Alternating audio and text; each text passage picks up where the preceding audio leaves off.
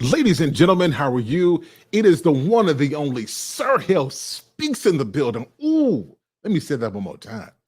I said, it's the one and the only Sir Hale Speaks in the building. I appreciate y'all tuning in tonight. Listen, we're in for a fantastic show. We've got a great panel tonight that we're going to talk about some really important things in our community. So listen, I want you guys to sit back, buckle your seatbelts. It is on tonight. We've got some fantastic guests. So I'm gonna give you a few minutes. I want you to do. Do me a favor real quick. I want you to share this on Facebook, hit it on Instagram. If you want Twitter, put this on Twitter. We're about to go there tonight. The gems and the heat that's getting ready to be dropped. Listen, I don't even know if this is appropriate for national TV, but we're gonna go there tonight. So we're gonna go to a commercial really quickly. I'll be right back, and then I'm gonna introduce the guest. All right, you guys got a few minutes to share this out. I'm gonna go to commercial, and then I'm gonna be right back. Let's get it.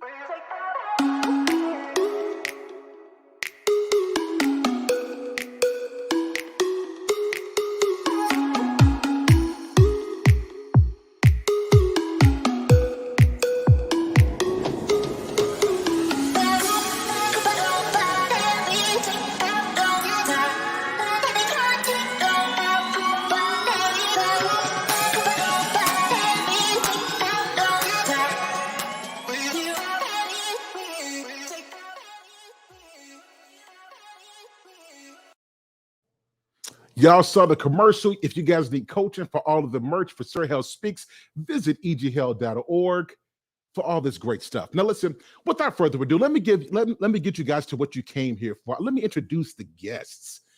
Ladies and gentlemen, hailing all the way from the great country of Texas, she is in the building tonight. You guys have seen her on just about every platform. She's just dope like that. Ladies and gentlemen, I want to introduce none other than the one and the only TJ Randolph is in the building. Let's get it. Hello. Everybody, listen, y'all see her. She's blowing up these YouTube streams. She's doing her thing. You know, every time she's in the building, it's a packed out show. She's awesome at what she does. Y'all know who this is. I don't even have to give a big introduction. Ladies and gentlemen, it's the one and the only. I am Courtney Michelle is in the building. Let's get it. Hi. Yeah. All right, listen, guys, hold on. Listen. This is time, security moment. I want you guys to brace yourself because the businesswoman, the rich auntie, is in the building tonight. She is in the back chat ready to give her perspective on this night's conversation. Ladies and gentlemen, put your virtual hands together for the one and the only security boss Unsolicited is in the building. Hello. Yeah. Rich auntie. All right. Let's get it. Ladies and gentlemen, check this out. I've got a couple of other guests hailing all the way from the great Chi-Town is in the building. I want to bring up somebody whose perspective is awesome. She's 10 toes down on what she believes. I'm bringing up to the stage none other than the Book of Genesis is in the building, y'all. Let's go. Listen, Hey, last but not least, we've got, she's the princess, she's the queen, she's holding it on down. If you need your teeth whitened, she's got you covered. Ladies and gentlemen, I want to bring up none other than Renisha's in the building, ladies and gentlemen. Let's get it. So listen, we've got a great panel on here tonight. So what we're going to do is I'm going to play the introduction because y'all know y'all got to hear the introduction. And then we're going to get into tonight's topic. It is on. Ladies and gentlemen, it's the one and the only Sir Hale Speaks. Ladies and gentlemen, it is the one and the only Sir Hale Speaks in the building.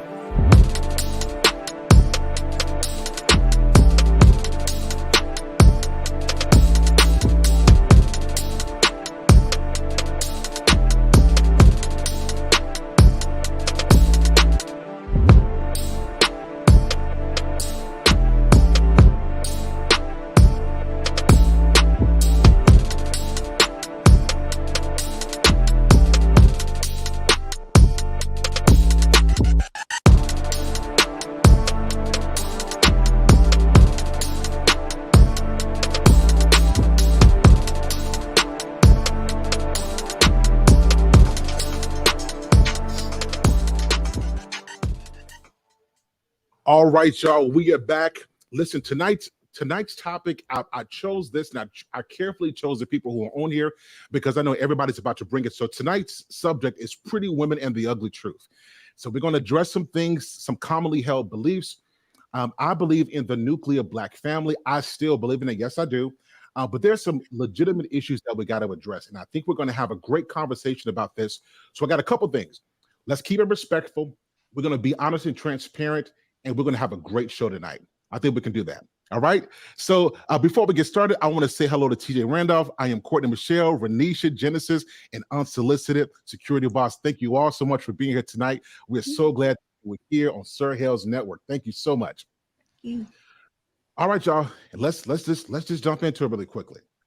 So there's a couple concepts that men have about women. We're about to go there tonight, y'all. Buckle your seatbelts. All right. Let's start with the A word, the infamous cuss word, the A word. Listen, viewer discretion is advised. Accountability in the Black community. Accountability in the Black community. I want to speak to this because a lot of men are saying, particularly our Black men, that I don't want to deal with sisters because my sisters will not be accountable for their actions. And so let me give you a couple of them. It's the appetite for bad relationships. Let's start there.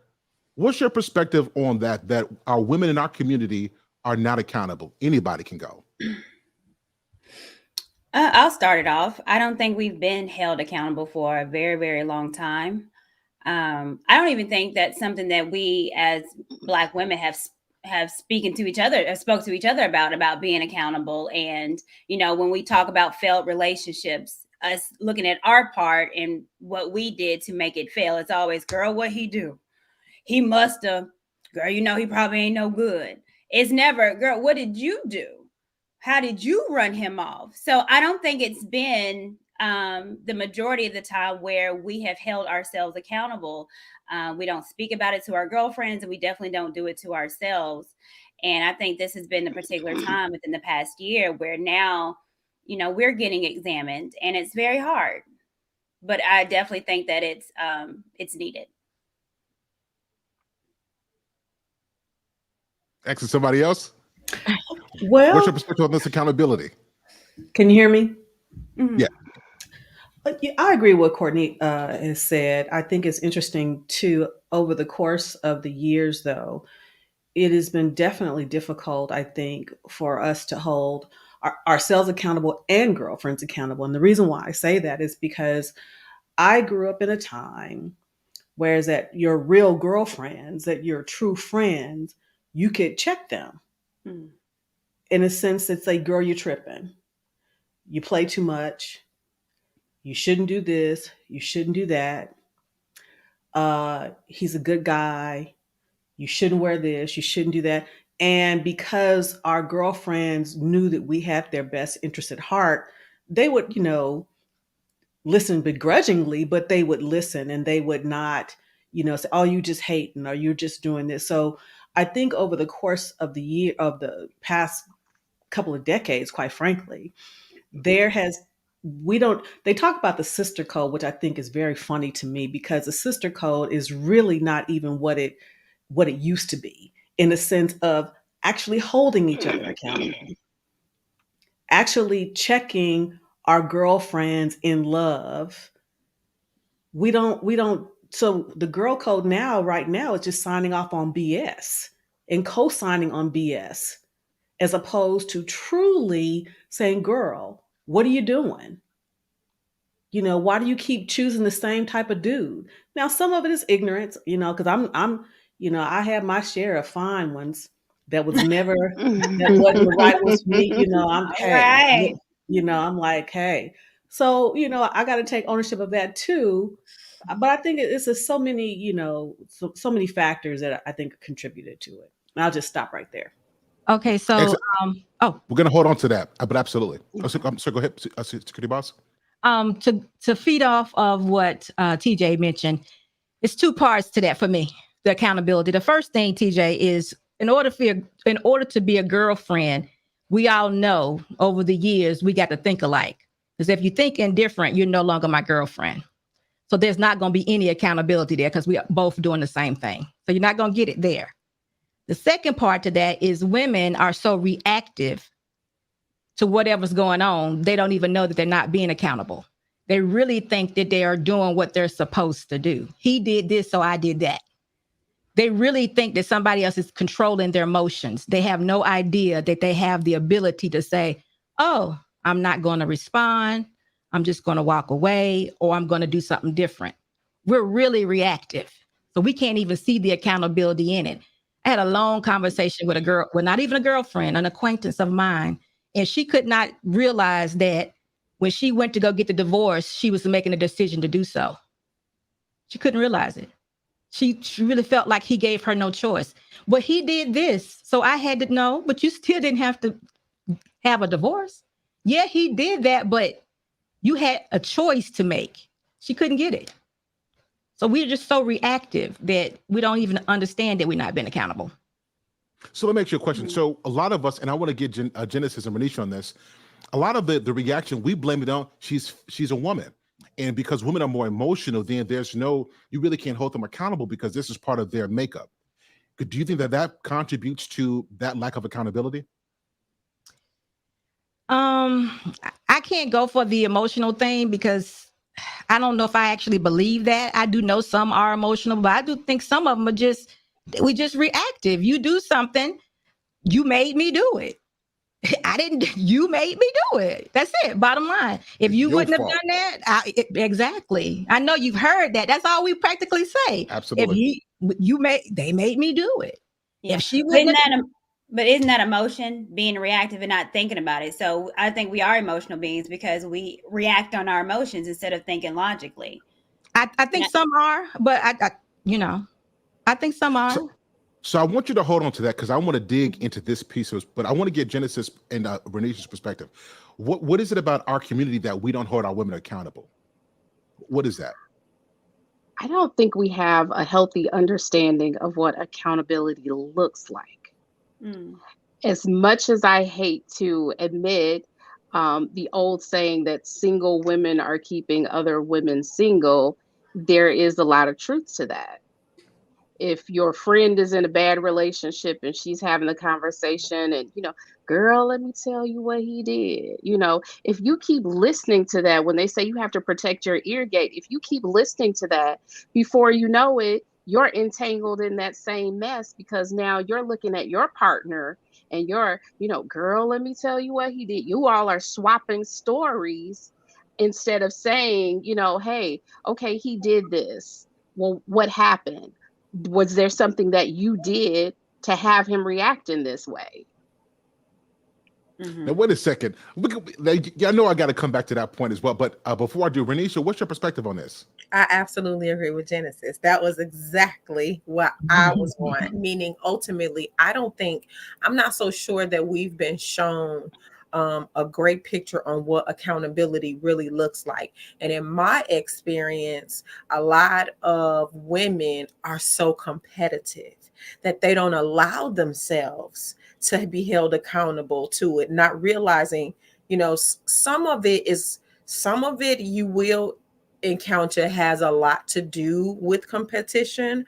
But as my parents and my grandparents used to teach me, you need to eat the meat and spit out the bones. Let's pay attention to what it is that they're really trying to say. Most of us don't look past the why of a thing. And I think TJ actually started to say a thing, which to me, we need to dig deeper into. And that is when your sister, make sure she is your sister, is saying something to you in love. When someone is talking to you from a place of love. And I think that far too many times it's a competitive, and to Genesis' point again, we swap in stories. So it's hard to hold each other accountable when everybody's throwing a pity party instead of saying, sis, so yeah, he was bogus for that, but tell the truth what you do. Or tell the truth, how did it get to this point? Or whatever, not really putting the mirror up to your friend's face because we don't like what we see. And then we judge the other person instead of really reflecting on what we see and just get all emotional, all lost, comes into competition again. Okay. Auntie TJ, you got something on that part? Well, it's funny. I I keep going back to the whole thing about, you know, the friends that I've had, and you make Renisha made a very good point. I can remember over the course of my life, many of my girlfriends would say, you know, and one in particular, she said, "I know you're going to be mad at me, but you need to hear this," and I would be mad, but I'd be talking again, you know, but I'll be talking again. And that's the kind of, I've been very fortunate to have those kinds of relationships and to know when they got, and then they can say, okay, TJ, you can have this pity party. You can go ahead and do this, but tomorrow we're going to deal with what you did. Mm-hmm. You know, you can go ahead and you got 24 hours to get it out. And then we're gonna dissect this thing. But now it's so hard to communicate without, you know, to Renisha's point, without someone thinking, okay, that you're competing with them or you're trying to bash them as opposed to trying to help them. And but again, you know, we didn't get here overnight, so I'm not going to act like, you know, that I'm all knowing, because I've made my share of mistakes as well. And there were those friends who did try to check me and I didn't listen. So we can't negate that either. we can't Mm-hmm. negate that either. So Mm-hmm. Let me throw this at y'all. So I think that we give married women too much credit too soon. And let me tell you why I say that. We often say that single women keep women single, and I think we got to dig into that. I think the issue is not necessarily singleness. I think it is single-mindedness. There are some women who are single who have the marriage mindset, who can offer up a perspective that's healthy for marriage. Conversely, there are women who are married who you shouldn't take no advice from. So, how do we filter out women who may not yet be married, but who have the right mindset, that they can give you stuff that's based off of principles, and filter out the women who, just because they got a ring on their finger, they don't have the character to match the thing that's on their hand? What's your thought on that? That's a tough one for me. And I say that because in most of my girlfriend circles, previously, not currently, I was the only one married and they were all single. And I had an experience where those single friends wanted to schedule an intervention to talk to me about something that was occurring in the marriage that they felt was wrong. And granted, they may have had a legitimate reason for concern. However, the principle for me was that single folks don't get involved in married folks' business. And then I flipped and turned the tables and said, okay, well, I'm willing to go to this intervention and talk. But when we're talking about my things and holding me accountable, let's bring everybody to the carpet and hold everybody accountable so we can make each other better. Well, obviously that didn't go too well because nobody was willing to meet after that. Then there was no intervention. Yeah. Somebody's got perspective on this? Well, I'll say this, being a woman on the panel that's not married. I've had married women tell me you should thank your lucky stars that you're not married. And if I had to do it over again or something happened, I wouldn't get married again. So it's women out there that has told me, look, okay, this marriage thing ain't all what it's cracked up to be. So, you know, and I look at marriages, but for me as a non-married woman, I'm looking for healthy, happy relationships. I get hit all the time. Well, you ain't married. Well, you ain't married. And I'm like, well, a lot of people that I'm seeing married, I don't want that. I see depression sometimes when I see married women and married men, and men talking about they have to sit in the car for 30 minutes before they go in the house. I don't want that type of marriage. So if I'm going to get married, I want to do it right. But I think we do need examples of not just hearing people married. I want to see married couples happy and loving and kissing and passion. Like, where is that at? And as, you know, like I said, a non-married woman, we want to see that. But there should be that. Point. There should be that, but we have to be realistic about marriage too. Marriage is not all flowers and roses and happy times. You know, I always say that If you have a spouse and you all haven't figured out how, you haven't thought about how to kill each other and get away with it, then you haven't been married long enough. But that Ladies and doesn't gentlemen, mean that if this it is you, doesn't mean there's help for you.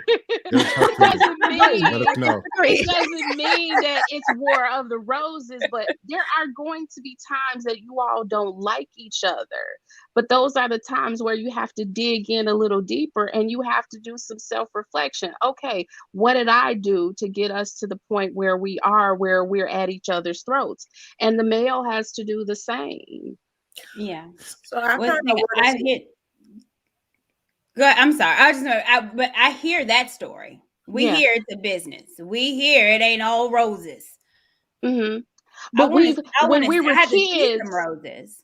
when we were children, every little girl has been read fairy tales all our life. The knight in shining armor is going to come and whisk us off our feet, and we're going to get married, and we're going to live happily ever after. And in those fairy tales, did we see what happened after marriage? We didn't. I And think we're consumed with the wedding rather than the marriage. But if we're being honest and looking at what, at least in my perspective of what Sir Hale is saying about single women and married women intermingling, a part of that has to do with the fact that the difference is, in my perspective, being married in in those kinds of situations, it's a challenge. Not because she's single and I'm married or any of that, but more so because the principle is different. I mean, granted, right? When you say you're married, is for better or for worse, for richer, for poor, for sickness and health, to death do us part, right? But at the end of the day, if a person wants to leave, I mean, even biblically, the Bible says if an unbeliever wants to leave, let them go, right? But when we talk about single and married, single at some point, single has a choice to say yay or nay. When you are married, once you take that covenant, it's a little bit different than just saying, I'm out because this ain't working. That's not how that works. And so when we talk about intermingling single and intermingling married, I think that if we don't have that discussion, if that's not brought to the forefront of it, then this in case is why I'm not saying that married and single women should not intermingle, because again, you can't be an eagle flying with pigeons. So it is important for all of us, because I mean, again, I've seen it where the married woman might need to take a couple of little lessons from the single. She need to know how Kiki from the block get down, so she can get down like that for her husband. Look at Kiki from the block, right? But then we also need to flip the script the other way, so that the married woman can show her that even though biblically it's the Bible says that we have to become one, that the becoming might not necessarily be as easy, but it's worth it. And that's what they want to see beyond the fairy tale marriage, beyond that. And so you probably will hear a lot more of the harder times, because building is not always pretty. It's not always pretty, but there is sunshine at the end of the storm. It is, right? Listen, I love that clap when you said that. That made me feel good on the inside about that. Awesome, absolutely. Security boss has something to say to that as well, and I want to get this in before I say my piece. Well, I just wanted to mention that to your question, I don't know. I guess I would, if it's a single woman that I know is a woman of God, and she said to me she had some sort of a message that she wanted to share, I think I would listen to it. But if we were talking about a couple, a married woman hanging or engaging much with a single woman, I would never do that. I would only consult my husband as to his satisfaction or anything that I need to do to be a better wife. I wouldn't consult a single person in order to figure that out. So let me widen this a little bit. And the reason why I say this is because if we all have some level of faith, right? We all come from that level of faith. We know that the scripture says, he who finds a wife finds a good thing. In other words, I think that the mindset has to be there before the wedding. And I think that there were a lot of people who said I do They don't have the character. They don't have the principles. They don't have the discipline. They don't have the structure. They don't have the long suffering. And I see too many, again, we give so many people who are married so much credit. And that's why I wanted to widen this discussion, because we've been talking about the singles for so long, and we forgot about the married people who living like they single. And it's a demographic of people who they can't tell you that they feel this way. They can't tell you how they feel, because when you're in a marriage, you're taught to keep it closed, to shut your mouth and pretend like things are well. And it's a whole lot of people out there who said I do to somebody who make them feel like they wish they didn't. So I wanted to bring this up because there are a demographic of women who are single-minded. And I mean, who are single-minded, but there's also a demographic of women who are marriage-minded, who if they is when the position is right, when the time is right, and they find somebody, they're going to be chosen and going to be the best wife. And the reason why I'm bringing this up, because my perspective changed as well as a married man. I thought that I couldn't listen to somebody as well, but guess who changed my mind? Iyanla Vanzant. Iyanla Vanzant showed me that you can be single and full of structure and principles and have a respect for marriage, and that the state of your relationship does not determine whether or not you have something that you can share. So with me saying that, does that change your perspective as to whether or not you can receive something from somebody who may not be married, but who is marriage minded? No, I absolutely agree with that. If somebody, godly principles, that's who she is. And I agree with that. That single person, that would be the only type of person I would listen to as a single person, man or female. If there was somebody that fit that bill, I would definitely listen to him. Absolutely. Radisha said something that messed me up as well. All right, it's about to go there. She said something real quick that sometimes, listen, y'all, I told you I was about to get crazy. So ladies and gentlemen, if your kids in the room, send them to sleep. So a lot of times, a lot of our women get married and then get lazy. It was a freak in a sheet at first, freak in a sheet, and then you get married, and then all of a sudden, then the freak ain't no longer there. So do you think that in this case that it's good to keep some women who are still single, who can keep it spicy in your life, or should that just be reserved to only married people? What's your thoughts on that one? I personally believe that when it comes to bedroom worship,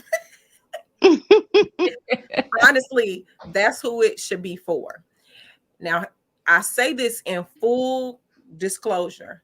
Even though I ended up marrying my children's father, we was not married when we was bumping uglies. Right? Forgive me, Jesus. So I'm just saying, right?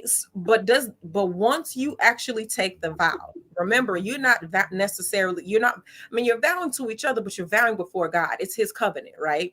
Mm-hmm. And so he declares that the marriage bedroom is undefiled. So no, I don't think that we should be having these types of conversations with anybody outside your spouse, period, or whatever. Now, am I saying that married couples should not have the conversation about, man, because, fellas, if y'all have those types of relationships, man, Joe, they told me, I've heard my husband before say, man, Joe, I'm scared. They told me when you get married, she don't swing from the chandelier no more.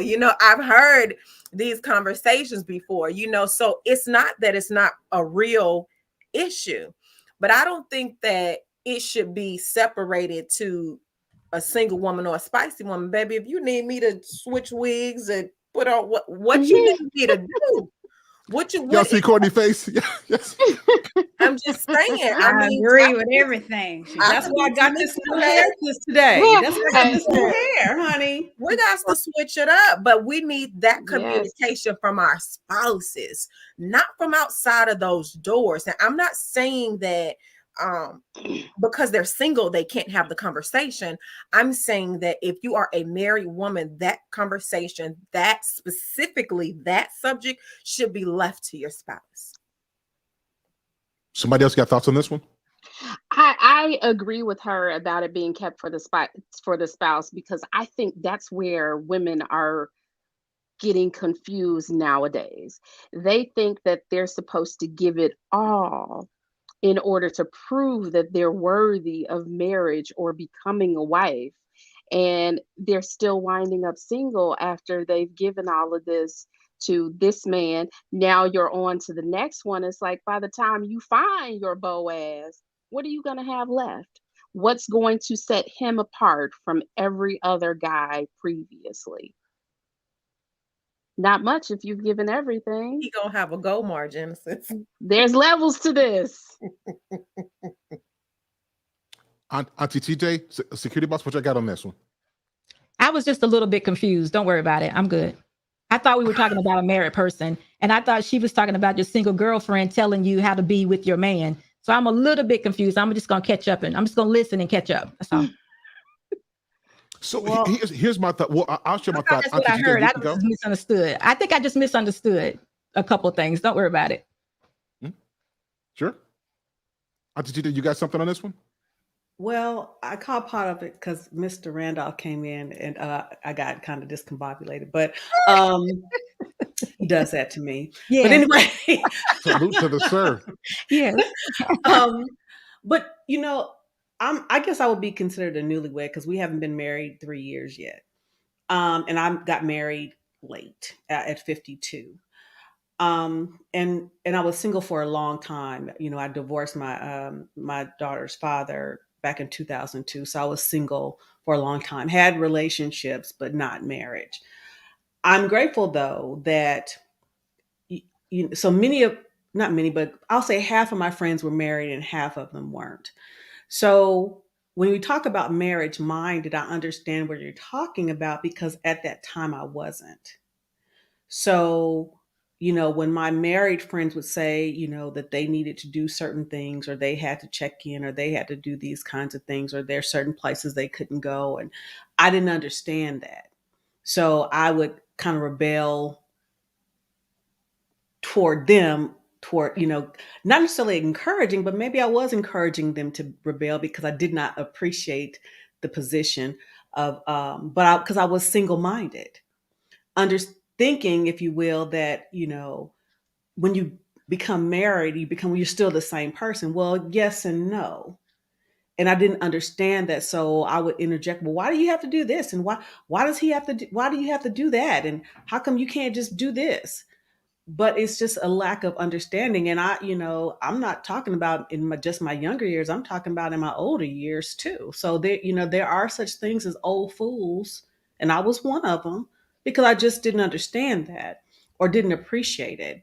And now, and I think I've shared maybe on your show, Security Boss, that, I would interject with, a relative or a friend of mine and say, talk against certain things as it related to her relationship that I was completely out of order. But again, I thought I was helping because I loved her, but it was not my place. So there is certain, sometimes your single friends, they don't intend to do harm because I didn't, but just because you're single-minded and you don't have anybody to correct you or to course correct you, you think what you're doing is right, and it's not. But so TJ, I got a question. I'm sorry, just this quick one. TJ, did you all remain friends after that? Yes, we're related, so she had to be my friend. I'm asking because initially when I started out, I said to you, if you have a group of women or two or more that don't think alike, we can be friends. But if we don't think alike, we can't be friends. And I was just wondering how she really responded to you speaking against her checking in with her husband or making sure everything was okay with her husband. She checked me.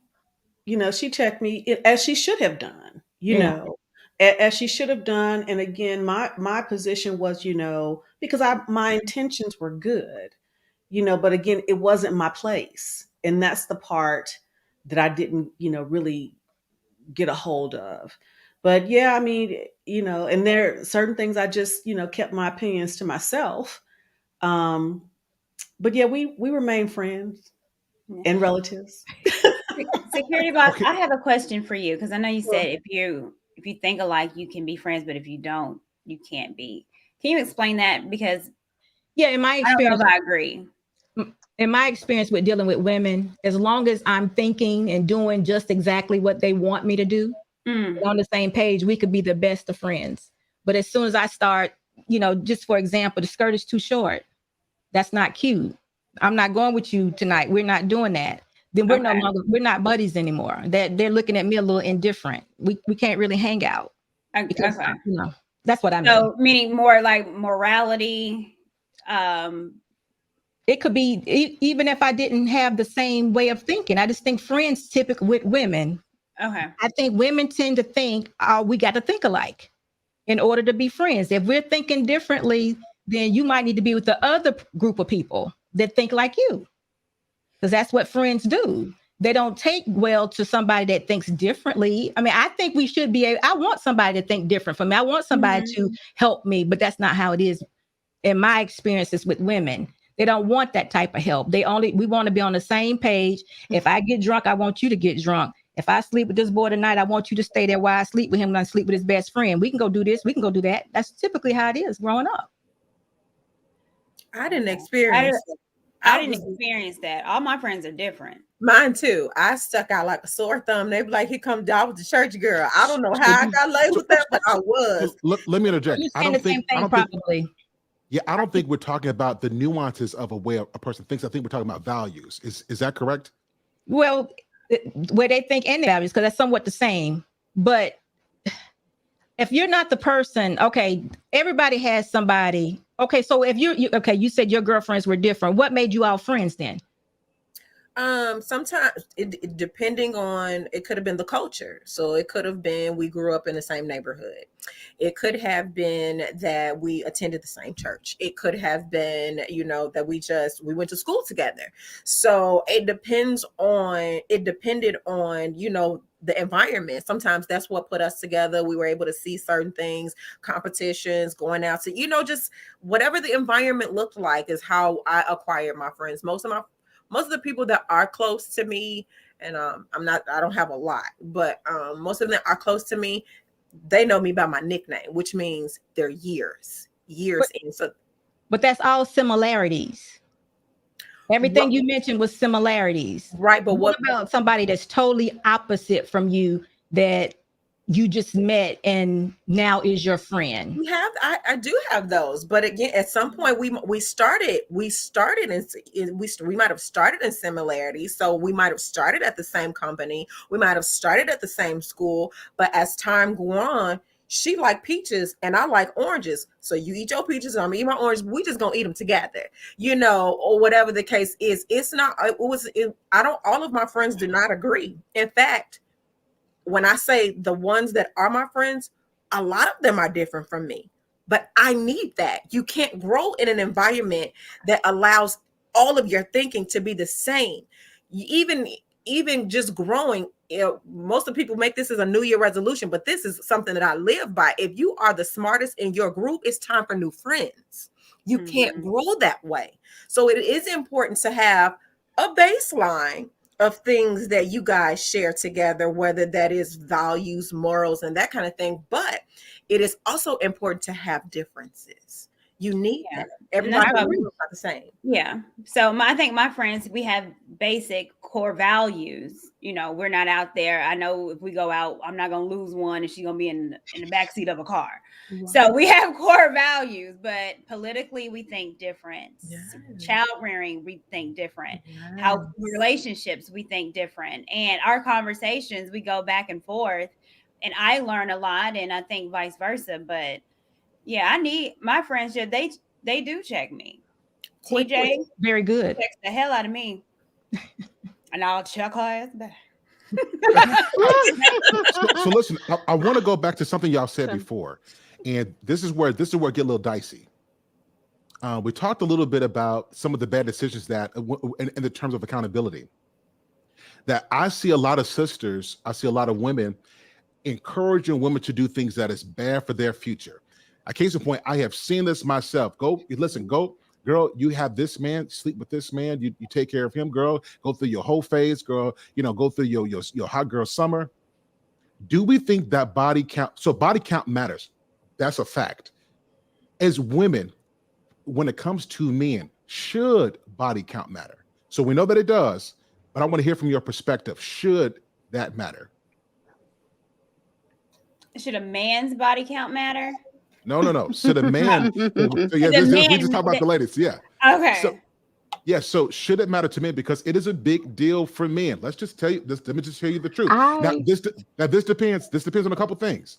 Now, this depends on Mhm. age. If you're over 35, 40 years old, then of course things change a little bit, right? Because you don't live a little bit of life. But I want to hear your perspective on this particular thing. Should it matter to men?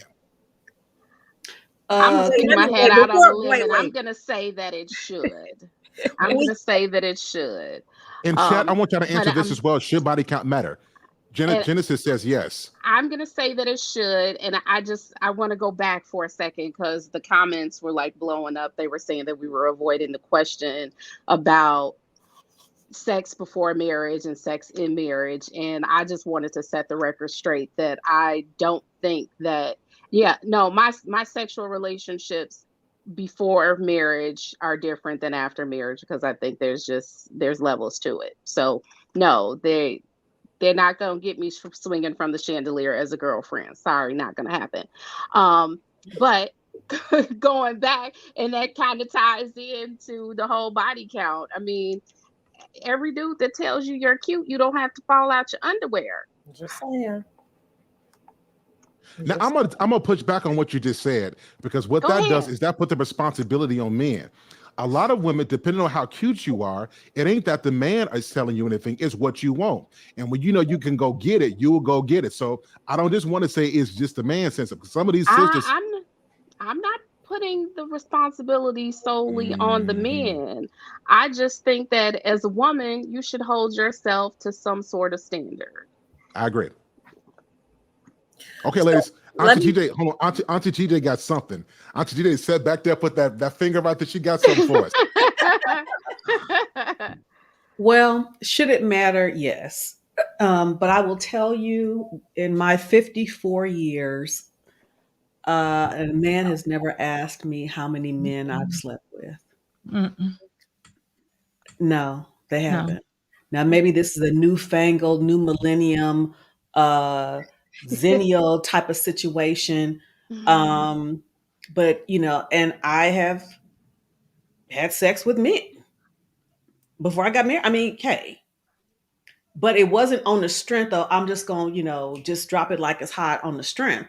I had in the confines of a relationship. Ideally, is that the way it should have happened? No, I should have waited till marriage, but I didn't. I don't care if you judge me. I don't know you. Straight up. I don't know you. I'm keeping it one thou wow up in here. Shout out to Chicago Rilla. Rilla. But but no, but I think a woman, and I could be wrong, a woman who has had multiple partners, it may not be the multiple partners that's the issue, and it can be an issue. I think it's also how a woman carries herself. Because again, I've slept with men, I had relationships, but I wasn't a hoe. I didn't, I think that's who we were talking about. well, no, but I'm just saying in That was general, the as far as listen, body count. Auntie J, before you say that, that was the most respectful way I've heard "ho" ever in my life. It comforted me when you said that. It really comforted me. I tried to enunciate properly, but I think because again, part of it is not in totality, but it's part of it is how you carry yourself. When you walk into a room, if somebody said, "Oh, I had her," I mean, part of it is that. But I've never in my life had a man ask me how many men I've slept with. Mhm. And I think a lot of times the men that would question that would question it based on how the woman carries herself, in my opinion. Yeah. Okay. I think it does. Okay, Security Boss. I think it does matter to men. I think it most of the time comes up when a man is real serious about a woman, probably thinking about marriage, and they're just coming clean. Now asking someone a question and them giving you the true answer is totally different.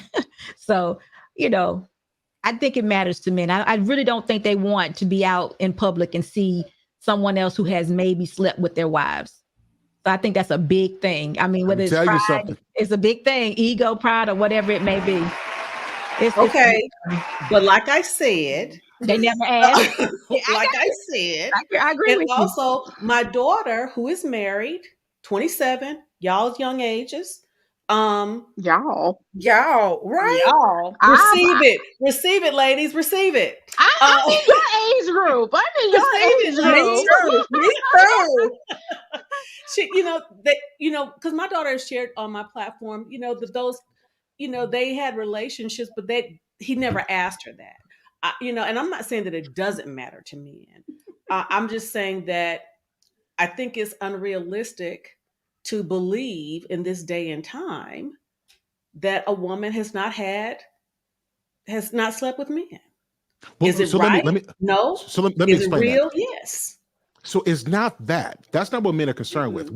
Part of that is, but there's two things. One is the practical stuff. I don't want to be at the barber shop and I'm getting my hair cut and like, hey, bro, give me a fresh fade. Now, listen, I ain't got no hair, y'all. I wish y'all would say something in the chat. We're gonna have a real problem. But let's say I had some hair and I'm like, let me get this fade going on here. And the guy cut my hair and smashed my girl, and I had no clue. That's the practical thing because this happens. What? The second thing is pair bonding.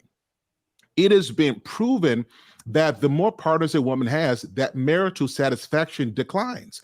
And so there is a legitimate thing where men are concerned that if you've been out with so many different people, then that's going to affect us later down the line. Now, listen, I know a lot of men haven't asked you, but all men think it, or most men think it, right? We just don't have a lot of us have been shamed into asking these type of questions because, a real man ain't going to ask this. A real man wouldn't care. Who would care about your past? We hear all of that, and it prevents us from saying so. This is why we're devastated when we find out something about you in the first place, because we did care all along. We just didn't have the voice to bring that up. What's your thought on that? So, Sir Hale, let me ask you a question. I'm just saying something though. What if that one that she slept with just happened to be a new barber in the barber shop that you're now going to? Devastation. Be that one, but she didn't sleep with one though. That's all it takes. Listen, when a man really love you, when a man really love you, it just take one. A man will dang near crush him. That's where all the blues come from. Women breaking these men's heart, right? And remember, this is only if he loves you. Now, a man who don't see no future with you, that it really don't matter. But because a man wants to know that if I got this woman, she is all mine.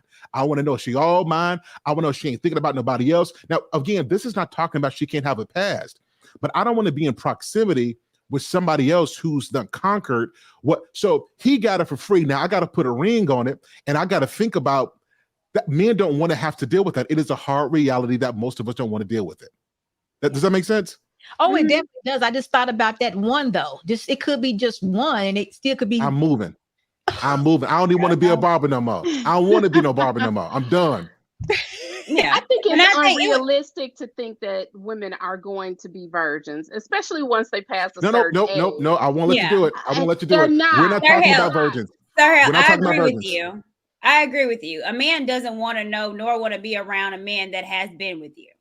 No. So you don't have to, and I don't think body count matters, but it's and I don't think a man would necessarily, or usually men don't ask how many people you've been with, but they can tell by how your actions. They can tell when they go out and how men looking at you, or you over there talking about, oh, that's just my play brother. Play brother, my ass. You know what I'm saying? So a man doesn't want to know. He wants to look at you, even if you're 30 and maybe, not a virgin, but doesn't want to think of someone else being with you. And I can say this, if I had a hairstylist and she was with my man, I would be like, I gotta find somebody else, because I don't want to think about that. Every time I get my hair done, I'm thinking about them being together. So is that true? Can men tell when a woman has been with another man in public? We suspect, and then it's confirmed. This is generally how it happens. We suspect something, we feel it, we sense it, we don't know for sure. But I'm gonna give y'all a real story. So it happened where there was this man who was married to somebody, and through just basic conversation at the gym, just having conversations about stuff, it came out in the gym, right? Because a lot of people think that men don't know. Men are stupid. Men are dumb. Men are only dumb when it comes to a woman that they don't really care about. If a man is really interested in you, he's going to do his research and figure this thing out. The reason why I wanted to have this discussion is because there's a lot of misconceptions about men that I wanted to bring up in the group of women. Men care if he loves you and he wants to be with you. He cares. Now, if you're just going to be a plaything, have fun, do whatever you're going to do. But a man who wants to put a ring on the finger wants to know that you ain't been for everybody. And I'll give you another example. I met somebody who was 30. When she was 30 years old, she told me she had slept with 40 people. 30 years old, 40 different people. Now, let's just say we're in a relationship. 40 different people at 30 years old. The thought that goes through a man's mind is, first of all, is when did you start getting down? When did you start doing the bump and grind? Bump and grind? Like, when did that start? The second thing is, how long is your relationships? Because if we got that many at that age, then you've been doubling up, sis. You had one of them years, and that to us goes into, okay, once she's exposed to this, can she be faithful? Can she be committed to me? And here's a big one: am I going to be enough for her? Does that make sense? Is that realistic though? Is that realistic? I mean, just do the numbers. Even if, and not saying that I'm condoning it, so let me put that out there, but if she was 30 and she had 40 partners, if she started at 20, if every 3 months she dated someone different, that's 4 partners a year. 4 times 10 would be 40. Now, realistically, are these 20-year-olds virgins? I'm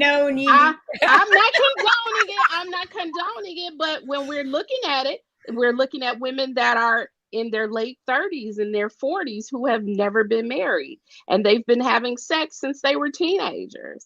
So let me speak to that. Oh, go ahead, Courtney, and I'll go after you. Let me say that, being that I'm not married in my 30s, so you haven't had no relationship. Like, so for me, I've been in a long relationship for 5 years. So, it's not that you have to have so many. Well, I got 3 penises per year. I'm 30, it's relationship. I get that. So those are the red flags. Not only is there a lot of penis, but it's per year, multiple, no relationships. There's penises something per going year. on. Hold on a second. Let me go off camera and laugh. Give me a second, y'all. Give me a second. You know what I'm saying? So you can be 40 with, let's say, 10 penises if you was in a long relationship. But you're a pretty lady. Now let's take. Very nice of you. See, this is what I said earlier. This is what I said earlier. So it's easier for you to get into a relationship because guys are chomping at the bit for you. Now, for a young woman who is not as easy on the eyes, who's struggling with dating or finding a relationship for whatever reason, she still has sexual desires just like the other women. Okay, I want to get y'all, because they're hanging out in I see unsolicited security boss's face over there. They're hanging out in bars and little alcohol. Everybody cute, Well, she should have a very low body count if she can't get a man. No, because when they get low alcohol, hold on, y'all. Hold on. I want to give Courtney the camp. Say what you said again, Courtney. Say it, just. Well, I said if she can't get a man, then the penis count per year should be low. No. Well, maybe that's how she tries to get a man. Ugly girls are putting in work. Ugly girls are putting in work. Ladies and gentlemen, I've heard it all guys tonight. is cashing in, and guys are cashing in. They will. Okay, so what are the sisters saying to her? My mom said P don't have a face. And it don't, especially Okay, so is she hanging out on their head? Wait a minute, listen to this. So is she hanging out with all her good girlfriends and they're telling her it's okay? They ain't good girlfriends. Her good girlfriends is going too. See, they ain't good girlfriends. But that's that value thing. They going too. That was the example. They keep each other. It's like birds of a feather flock together. So you saying they all ugly? They all ugly. I ain't saying they all ugly. They ain't all ugly. But they tend. Come on now, let's keep it 100. They not trying to be the ugly girl. Hold on, everybody. The ugly girl. Hold on 1 second, Genesis. Let me just say this really quick. Let me say this really quickly. Oh, no. To everybody over here who may be struggling with the way that you look, we're saying we love you. We don't want you to take this personally. It's your public service announcement. Let's get back, y'all. With Genesis, I was just using your word because I don't believe that the woman's probably unattractive, because I just think there's somebody for everybody. I was just using your word. Listen, well, I done been out in them. I done been out in them streets. And I done seen it in that. See, let me tell you what I hear as a man when I hear that. Yes. Is that takes responsibility off. It's an extreme way to take responsibility off. And the truth is, Unattractive. Let me take that back. Let me take that back, y'all. Y'all ain't gonna get me banned from YouTube. I'm trying to come up. Less attractive. Someone who's not attractive. Yeah. Yes, somebody. So somebody who may be assumed to be less attractive, allegedly, still a woman who may be that way has a better shot at landing a relationship to a man who is unattractive. This is just facts.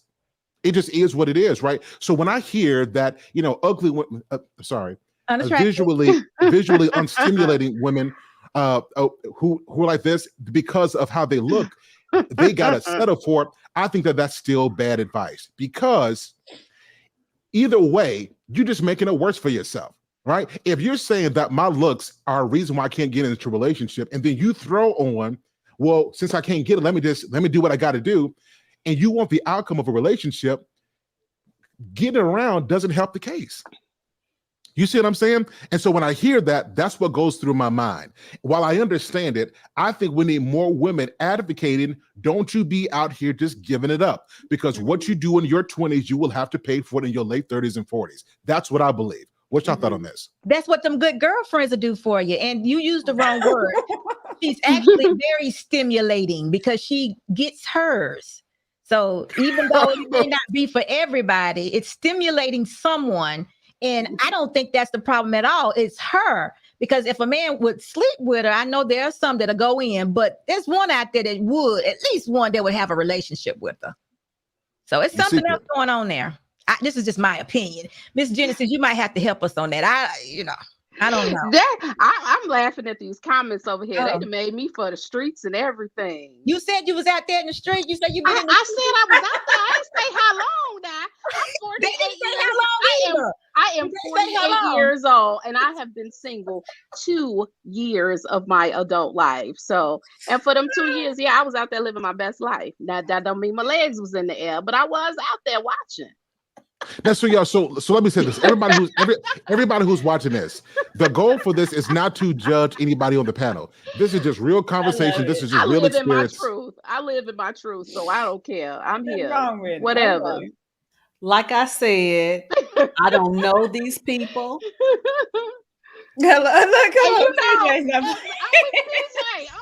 Auntie. We here. You understand me? Oh, I got Mr. Randolph in here. I don't know these people. I'm just trying to grow y'all with some real talk. But do we understand the thought, though, why men think that body count matters? Right?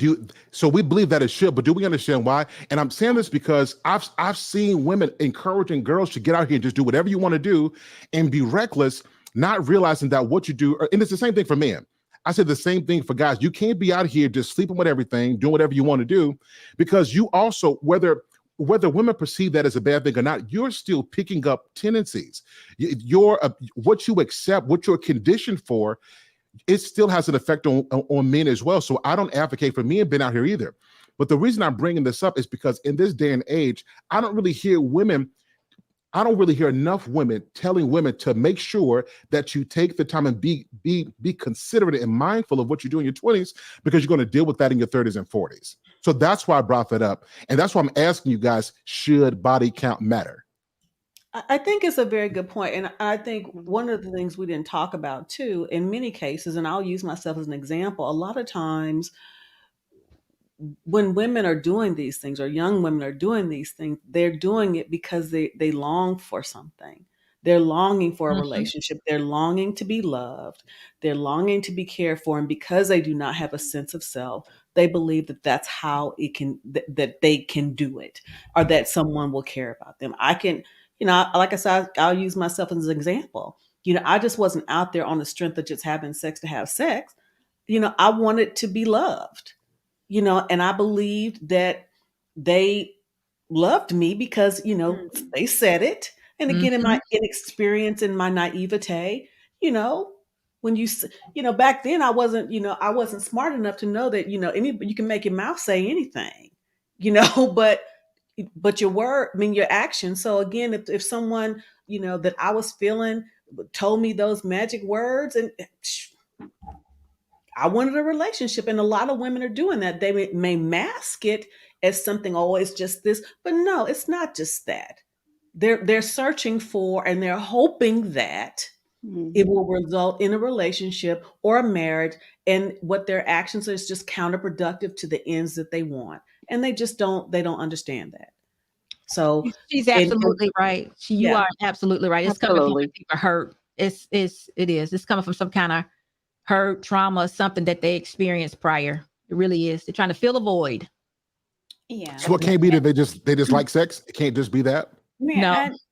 And I think men know that too. I think when men see someone sleeping around or know that they have sleeping around or have the reputation, they're looking at them like something's wrong with her. Something might be happening. They look at her, oh, she must have some daddy issues. I think, like you said, Sir Hale, I don't think we give men the credit for how smart that they really are. And I didn't think of it that way, what you said. No, we're smart when it comes to the women that we care about. But yeah, I think men know. And when they look at someone like that or see a woman that's had, the PPY, that's, high, they're like, something is going on. Something is going on. Is that the per year? The penis per year. Yeah, that ratio. So when that ratio is high, I think they're looking at women like, something is going on with her mentally as well, except physically, STDs, health-wise, we get it, but there's something else going on with her. And then that's when the daddy issues, you looking for a daddy, you don't know how to get them. So that's when those conversations starts happening. So I think men know. But why do we always, I got to ask this. We always assume that when a woman is out there, it's a trauma. She got daddy issues, she hurting. It can't just be that she like it. It can't be that. What's your thought on that? She tells herself she does. I agree with TJ. Me too. Because let's keep it 1,000 shall we? She's looking for love. Let's keep 1,000 because chances are, hey, when you're in your 20s, unless you really know what you're doing, seriously, females, you don't even know how to. You don't even know what it takes to please your damn self. And more often than not, you so busy trying to please them, you're not concerned about what you're feeling because you want them. Let's just be honest, can we? Yes. No, I wasn't ready for that. Let me remove myself. I wasn't ready for that. Come on. So you can't. So you can tell yourself you like it, but let's talk about the research. Most women don't even know what an orgasm. They don't even have orgasms in their 20s. Come on now. Well, most. There were stats. Well, that's why you had the Sleepless in Seattle, women faking it. That movie, she was faking it. Come on. Well. So they like it. TJ, that might have been our 20s, mine, Genesis, and yours. I think that the 20s now today, I think they're feeling a whole different type thing. I think they're making movies, writing books, and all of that. I think they're doing it. I don't know if I agree with that. I don't know if I agree with that because they got all these men convinced that they can all squirt when they really peeing on them. So hold on, guys. Everybody, hold on a second. Hold on a second. Yeah, let's slow down. This conversation just took a turn, everybody. Oh God! You said keep it 100, right? Wait a minute. I didn't mean 1,000. This is literally 1,000. Listen. Genesis. Wait a minute, Genesis. I agree. Let's see how we're going to approach this and keep it. This is how I feel right now. Okay. Wait a minute. Okay, so listen. This to mess me up tonight. This is do my train of thought up tonight. I'm trying to say it so it won't be okay. So tell me, the 20-year-olds are urinating, but they have convinced someone that they're squirting. Now, who are they convincing? The men. Are you saying that they? Wait a minute. Are they urinating on the men? hold on. Golden showers. Golden showers. Hold Wait a on. second. Hold on a second. Hold on. Now, Hey, babe, call my therapist. Babe, call my therapist. Are you saying Now- the men don't know the difference? A lot of men don't. Wait a minute. Hold A on. man don't know the difference between a golden shower and a squirt? Right. But so you, They just I think, nasty. so- Men Wait, so couldn't this tell is when different. women were actually having Nasty. orgasms. Come on now. Women, yeah. So this is so. Listen, let's get some context to this. Can we pray? Uh-huh. So absolutely. So those are two different things.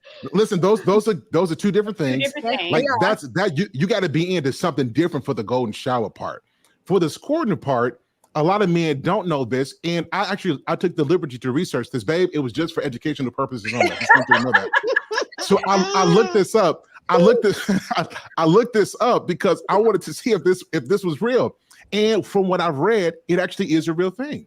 It is Right? a real It's called thing. it's It called is a female real ejaculation. Yes, Right? It's called female real ejaculation. thing. Yes, It is a it's a real real thing, thing. but all of them are not doing the real thing. Right. I think you got to Okay. be grown to experience that. I don't think that's what young folks do. That's a grown-up thing. That's why they don't know what they're whoa, doing. They don't know what they're doing. A lot of these younger 20-year-olds, they talk about this a whole lot now. It's actually a thing. Matter of fact, I hear a lot of people bragging on that they can do that now. So it just depends. That they Right, can so do it remember- okay. See, I'm with TJ over there. Come on now. So Yeah, talk to me. What do you mean, Genesis? We said that we were gonna. You said nothing's off limits, didn't we? Say that? Okay. Yep. You did. Okay. Listen, I take it back. I take it all back. Now listen. So We out here now. We out here so now. Genesis, you said you agree with TJ Randolph. Like, what do you agree with? Girls don't know what they doing. They don't know what they're doing, and they convincing the agree. guys that they do, and the guys can are agree with going that. for it. The guys Okay. are Let me going ask one for more it. question, and I'm out. Just one more. When you Now say they throw guys, but go ahead. when you say they don't know what they're doing, now are you saying to me that the women are in control of this? Is that what the theory is? Women are in control of this? Is that the theory? In control of the action. Yeah, they're in control of the action. Oh, okay.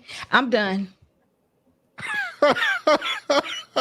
So listen, there's a couple of different things. Number one, if you're married, I'm promoting marriage here, just ladies and gentlemen, that you should be using the bathroom before you doing anything in the first place. Let's just get that out there. Let's get that out the way. And right, the second thing is, guys, there is a certain smell that comes with that, so you will know the difference, guys. These are things that you got to know. These are certain things. But to that point, a lot of guys, well, that's a whole different segment, guys. We'll do a different segment. I'm gonna drop this. I'm gonna drop this, y'all. Yeah, I'm gonna drop this really quickly. But I do want to say that squirting and the whole golden shower, those are completely two different things. And if this is happening, if she doing a golden shower, you need to find somebody else. That is not the one for you. Let's put that out there really quickly. Unless he's into it. If you're into it, guys, I'm gonna put up a link. Somebody, the moderators, do me a favor, put up the link to BetterHelp.com. They're taking patients right now. So, but listen, so let's move on. So we all agree that body count should matter. So here's what I want to ask y'all. Let's say that there was somebody in their 20s that were reckless in their 20s, and they're like, you know what? I had bad examples. I had bad girlfriends. I had a bad family, but I want to change it now. I want to overcome this. Can a woman who has had that reckless lifestyle change after she's had all this experience? I want to hear y'all real thought on this. In chat, I want y'all perspective as well. I think so.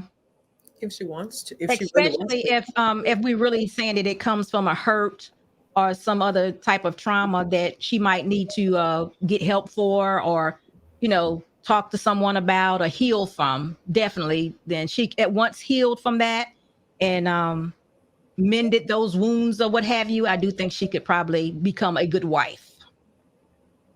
If indeed if she just has a need for sex, then no. But if it's a real thing, as far as like TJ said, it's coming from something in her life, looking for something, trying to fill a void. Yeah, I think it can change. Okay. Yeah, I agree. I'm a big proponent of redemption. So I think majority of everyone can be redeemed. But I think a lot of times we don't talk about, even though you can overcome the trauma, the over sexualized situations that you've been in. It's still consequences. Yeah. So even though you might have had sex with the whole Titans football team in your 20s, now you 30, you've simmered down now. It's still repercussions. It's still consequences of having so many sexual partners, so many people that has been inside of you, so many, spiritual connections that you've had with multiple men. It's still that. So, and that still can come out in relationships. So that needs to be talked about as well. You can be redeemed, but it's still consequences of getting ran through. Okay. Genesis, what you got on this? I agree. Okay. I caused enough trouble already.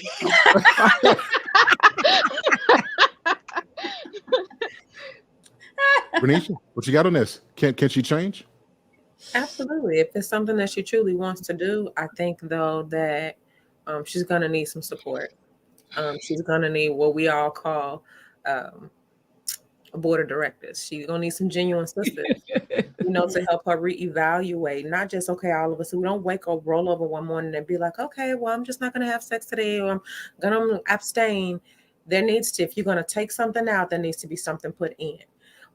So my thing is, if you are going to remove something that you feel like might be a hindrance to you for whatever reason, you need to be making sure that you're instituting something positive in retrospect of that. So yes, she can if she truly wants to. Security boss, what's your thought on this? Oh no, I agree. She can change. I was the first one Mm-hmm. to answer. Yeah, definitely. I think healing. Like all of them have agreed. I agree with that too. She can change.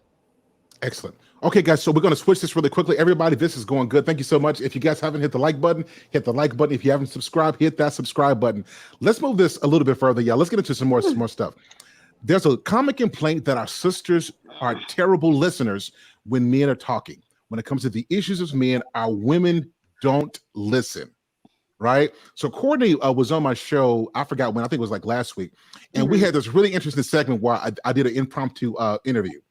And we were talking about how there's when a woman is like pinned up in a corner and she feels wrong, that there's sometimes this inability to admit fault and to admit wrong. And we kind of dug into that about why women have a hard time admitting fault, and why a lot of our sisters don't generally hear the issues of men without trying to re-narrate that. I want to get to our perspective on that. Why is it so hard for men who are saying, like, I don't like the way you talk to me, you were too harsh, or you were inconsiderate? Why don't our women hear men when they say this? What's your thoughts on that? Okay, you're saying, why do men say that we are harsh speaking to them? Why they ask that question, or why are we harsh speaking to them? Which way? Why are we? I think I've said this before. I think women, when we are wrong and we have to take account for it, it's more so that we don't want to be wrong because we don't want to be rejected. Like to be wrong or somebody not to accept your opinion or your view on something, it's another form of rejection. And we, women, we want to be in there. We want everybody to love us. We want everybody to agree with us. We want to be okay. And typically they do. So if someone says no and they get loud with it, it feels, it hurts. There's a form of pain that comes with it. You just rejected me. Now you don't like me anymore. Something like that. Wait, so we get this. So a woman feels this if a man says, babe, I don't like the way you said that to me. These are the feelings that are evoked from hearing that? Well, maybe not with that right there. Right there, we're not going to even hear you say that. It would have to be elevated a little bit. Now, if you just said it like that, I'm probably still trying to talk to you and tell you my opinion or why I'm right. But then it has to be elevated a little bit to the point where now I'm upset with you. So right when I'm about to be upset is when now I'm feeling the rejection thing, because I'm trying hard to get you to understand, and you're not seeing me. You're not seeing me. You're not accepting me. You're continuously telling me I'm doing something to you. So, you're not loving me at the moment. You're rejecting me. I'm not being accepted. Okay. Ladies? Well, when you asked me that one, I had to think on that one. Especially with the idea of women don't want to be wrong, and it's very hard for us to admit when we're wrong, even when it's our spouse or partner telling us, I don't like how you talk to me, or, I need an apology. And we will fight tooth and nail before we will admit that we did something wrong. And again, I think it's with us being emotional, we're reactive. Mhm. And so you telling us is wrong, it hits us in an emotional way. So for us to be accountable, for us to realize what we're saying and we can be wrong, we have to think logically. And for a lot of us, that's not our first thing that we do. Our first thing is to react with emotions. Maybe I don't like what you said. Why not? What I wasn't mean, or we act with intentions. So if my intentions were good, there's no reason for me to apologize. So you should know that these are my intentions. But again, these are all feelings. And when a woman thinks logically and, have to sit down and think, maybe you're right. I did not realize that I was treating you this way instead of, well, I don't feel like I did. It's out of our comfort zone sometimes with a lot of us. Okay. We're going to dig into that. Ladies? I think generally,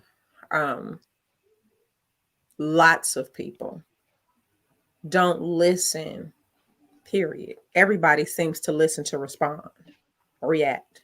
A lot of people not really don't listen to understand. There's a difference.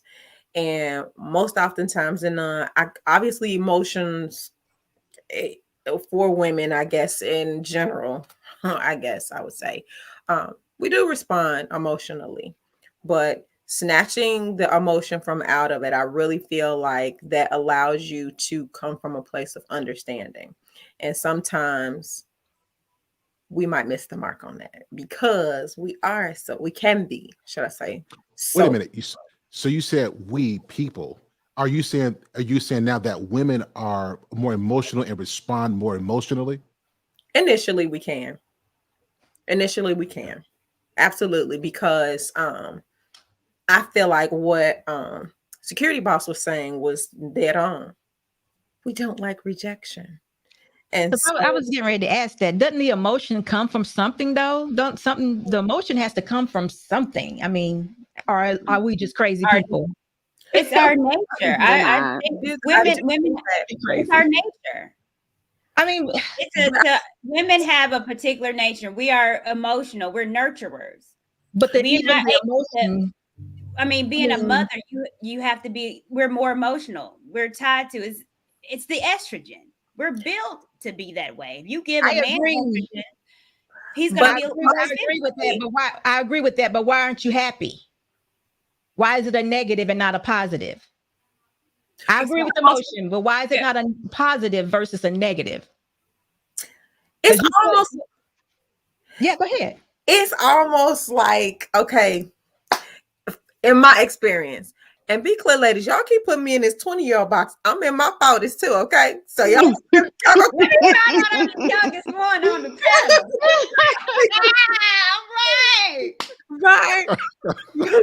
But yes, it's almost like stereotypically, let me put that out there.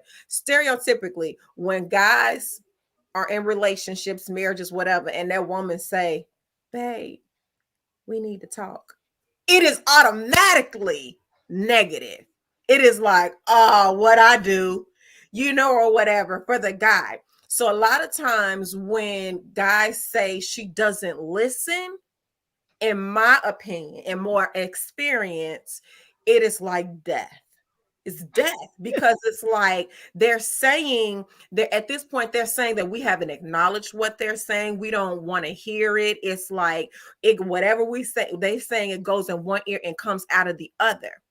So I just ultimately, when I think about that and I pull back the layers of emotion and why they're saying that, I have seen it more oftentimes than none that it's because they're listening to respond. And because women are solvers, we're trying to solve too. So we go right into trying to solve a thing, which can lead into emotions of a thing, rather than just snatch out what he just said and truly understand what he's trying to say. I've been guilty of that before and early on, but I did have to And he'll tell you, Renisha, you march in circles before you answer the question. But it be because I be trying not to, put my arm in love. Now you said you had said, because I need to, was you talking about me or what? I need to understand. So I will repeat what he said to what I understood. Because if I don't, then he's gonna say, you're not listening. Mm-hmm. So a lot of times it is important to really understand what he's saying and not just emotionalize it. Now, on the flip side of that, when I got a little too good at that, his response was, "Oh, you don't care. Mm. Oh, you don't care." So it is a true balance. Wait a minute. Explain what you mean by that. So if he say, babe, you cooked an amazing dinner today, but the macaroni was just too salty. And I say, oh, okay, well, I just flip the script next time. I'll take the less salt out of it. And go on to the next thing. He'll be like, oh, you really don't care. He's looking for, really, babe? I did that. You know what? He wants me to. I can't go with you on that one. Oh, I can't yeah. go. That's cap. I understand what she's saying, because that happens to me where I'm not as emotional as maybe someone would think that I should be as a woman, because I try to think a little bit more than I have been. And then it's like, do you actually really care? Like, so men are expecting also for women to have this kind of emotional. Yeah, they are. They are. Absolutely. Let me tell you this, and you might not want to admit it, Sir Hale. This is the first part of the segment where I got to call cap on Courtney. I'm calling on Renisha. No cap. Now listen, I want to hear. This is cap. I want to hear what Auntie TJ saying, because I think maybe she's gonna redeem all of us right now. So Auntie TJ, what you got on this particular? Because Courtney and Renisha is giving a straight up cap right now. Straight up cap. Renisha, it's been told to her. It's been told to me. The house cap, and it's been told to me. Yeah. Okay, I'm gonna address it, but I want to get the other ladies in here as well. Well, my answer is I don't know. Brianna just said it. Brianna said in the comments. Brianna's like, "Oh, well, I'm sorry about that. I can do less salt next time." So that is what I said. But to him, that was like I didn't care. It was like I went when I answer his question, and I'm just saying I'm using this, but when I go straight for, if he comes to me with the issue and I heard what he said, instead of doing all of whatever Renisha's used to doing, emotionalizing and giving him what did he call it one time, a soliloquy, I've decided to just straight go for what he said, meaning, okay, so the baby, I enjoyed the dinner. Okay, he complimented me first. This is compliments of Renisha. Don't just tell me my macaroni was nasty. I'm not letting you do it. Yeah, but let me tell you what it is. If a man says this and he flips the script, it is not because of what you said, it is how you said it. If a man comes back and say, babe, you don't care, it ain't because you said, hey, babe, you know what, I put a little bit too much in here. Let me try to remake it again, or I'll do it next time. It's sometimes there's a slight dismissiveness that we have in the way that you said. That's when you get that response from men. Men don't generally just say that though. So let me ask a question again, because I need to understand this. We're saying emotional. So you all are just, emotional is negative. Is that what I'm understanding? Is that just how it goes? Emotional is negative? Not necessarily. Okay, so emotional is not negative. Then what is the emotion rooted in? Why are you being negatively emotional? If just because somebody is disagreeing with you. I think that's how the question started, right? Absolutely. And I got the answer, but I want to hear the ladies. Yep. Okay. So in my experience, like I've said before, I don't have when I say I took the emotion out of it, meaning I took the soliloquy out. I strictly went for what it was that he was addressing. So I said, and I didn't say it in okay, well, I'll just do better next time. I didn't do it that way. Obviously, I want to make sure that if I'm cooking anything by the hands of, for my family, that is coming from that place. But I'm saying that when I go straight for what it is that he's asking me about, and I address it, and I'm not can't really be too snazzy with husbands, because y'all be tripping. But when you respond, when you say a thing, babe, You put too much Downy, babe. I can't bend my pants. You put too much starch in my pants. You know, whatever that looks like. If my response, there has been times where when my response is, you know what? All right, cool. I'll go ahead and just make sure I use less starch this time. He'd be like, you don't care. Because it's what you said before. So listen, you should not be taking the emotion out of anything. Keep that. It's how you use that emotion. When you respond to him from a place of, all right, babe, I'm sorry I put this in there. Let me go rewatch this clothes real quick. You may go get you some mac and cheese from somewhere else. It's when you position that in a different way. That's what men are looking for.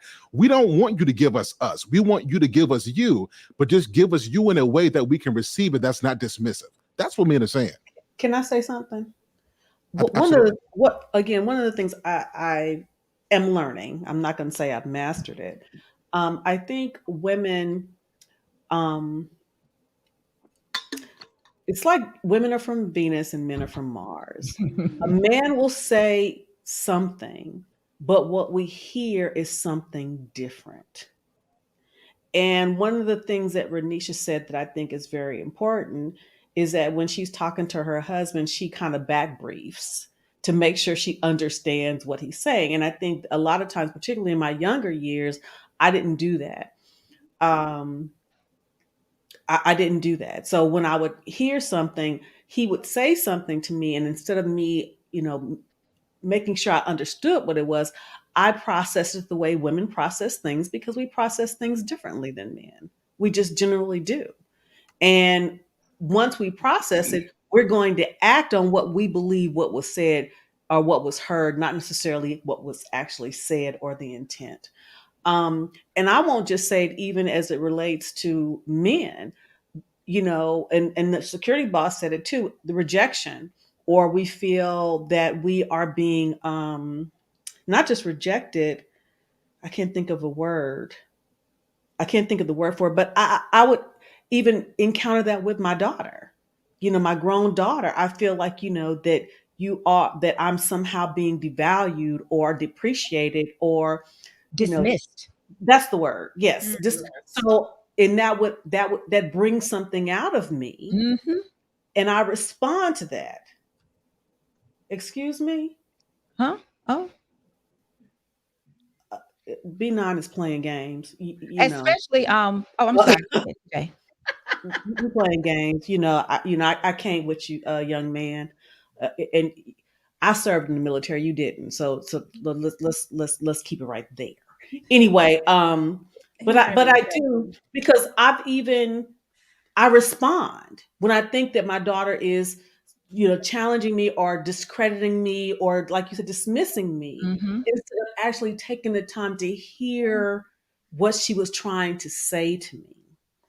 And one of my best friends said, Terry, you have to stop reacting. You have to, and a lot of times women, we react first. Yeah. We react first, largely because, like we are emotional, we're defensive, we're nurturers. And if we feel that is being dismissed, criticized, we react to that. So let me jump in here really quick, because security boss asked, the way she asked it was perfect. So if we're saying we're nurturing, part of nurturing is listening. Where's the disconnect at? We want to be right.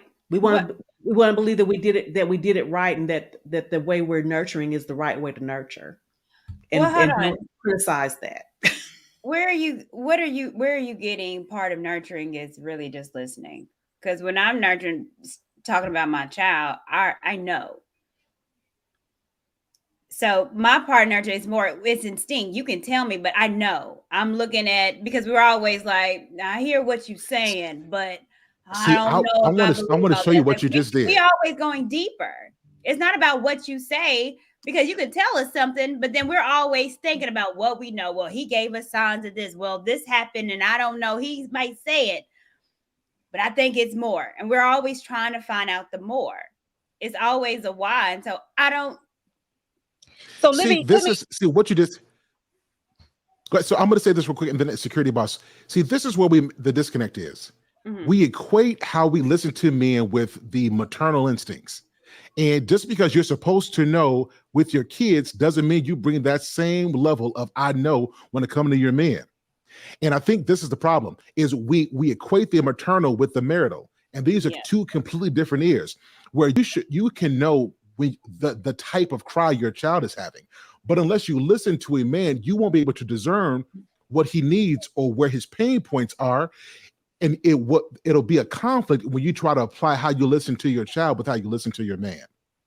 But see, well, that's I, I think that's the problem, and that's where we fail as communication, especially with within the Black community, because we're not taught. We're not taught how to communicate with men. We're not taught how to have healthy relationships. But how we communicate is on like we treat our children, because that's not taught. That's innate. So when I'm with you and I'm communicating with you, I'm innately communicating with you. I'm not taught how I'm supposed to communicate. So I am talking to you like I would my child, because I wasn't taught anything else. And I think that's really the core issue that we have, is that our communication sucks because we have to be taught how to communicate with men. So And we should learn that from our fathers. So I want to add one thing to that. For today's modern woman too, it's really just disrespect. The women are taking it as disrespect. That's why their comeback is so strong. And it could go to the fact that they don't know how to communicate or haven't had that leadership example in the home is why they would come back so strong. But it's nothing but disrespect. You're disrespecting the person because your emotions are coming from a place of rejection, and now you're feeling disrespected. So that's why you're lashing out and you're going off and you can't hear anything from that point on. So it's just a form they're feeling, or we're feeling disrespected. So, what we have for disrespect is our fighting words, our mouth. We can't beat them up. So I love what you just said, but let's drill down deeper to this. okay. Where does this come from? Like, me, see, this is where me and Courtney, we talked about this, is where does this come from? She Like, just where told you. does this perceived, no, I heard emotions, I heard, we didn't get, but if this is the case, then why don't men do the same thing? Well, some Men men do. When a woman, Some men do, but what she's saying is, well, what the women are saying is, you're not better than me. I know just as much as you do. What makes you the author on this particular subject? That's where the disrespect comes from, because they're equal. They're feeling equal at whatever's going on. They're feeling equal. So you can't tell me this. I'm gonna tell you. No, I want to do it this way. That's it. They're feeling equal to men, or even smarter, maybe in some cases. And that's just a lack of respect. And I think I'm going to say too also that this also shows, to be honest with you, in my opinion, again, that's not a relationship. That's a competition. That doesn't sound like relationship to me. It doesn't sound like, if somebody's feeling, if you feel like you have to make yourself equal to a thing, or someone is not allowing you to be equal, and you can't communicate that, then it looks like competition. You guys are going to continually bump heads. And this is the issue. That is the root. To me, that is the real root of the issue, because now you're not looking at each other as a team. It's I'm on this side and you on this side, and I say one thing and you say one thing. Where's the medium? How do you help? Why would there be a disrespect in the relationship? Why would there be a disconnect in the relationship? Why would there be a lack of respect? Something is wrong with the relationship. That it's not a team at this point. So this is to me, that would be the root of the issue. Not just you making me feel like something is missing. So the root of the issue is not you making me feel like. The root of the issue has to do with now, not just with rejection, but why are we looking at each other this way? Where's the team? Now, when you say equal, hold on, I'm sorry, because I want to respond to something, because this goes back to women don't listen. And we are just so quick to respond. Because what I said before, and this lady love, Courtney, sit back and listen, hun, if you think a man is a child. I never said that. What I said is that we treat men like they are because innately that's how we communicate. And we have to be taught how to communicate with men. And that's why fathers are important. And again, I just singled that comment out because, again, we're not listening. We're so quick to respond. If we hear something, we don't hear it in its context. We hear something and so quick. We have to sit back and think before we respond, because then we say something outlandish that makes no sense. And I will say this too, Sir Hale, because you spoke about, men don't do this. And I will push back and say they do. I had a conversation with one of my friends yesterday, and same kind of conversation. And I asked him, I said, well, how can you tell a man that has just been raised by his mother and did not have a father figure? He said, yeah, I can tell that real quick. How they respond to conflict. That's the number one way I know when a man has been raised by his mother, how he deals with conflict. And he always deals with it, always on an emotional level, like a woman, because he's so quick to respond emotionally instead of thinking logically before he reacts. We innately do that. And we teach men to do that when the dad is not there. That's why fathers are so important.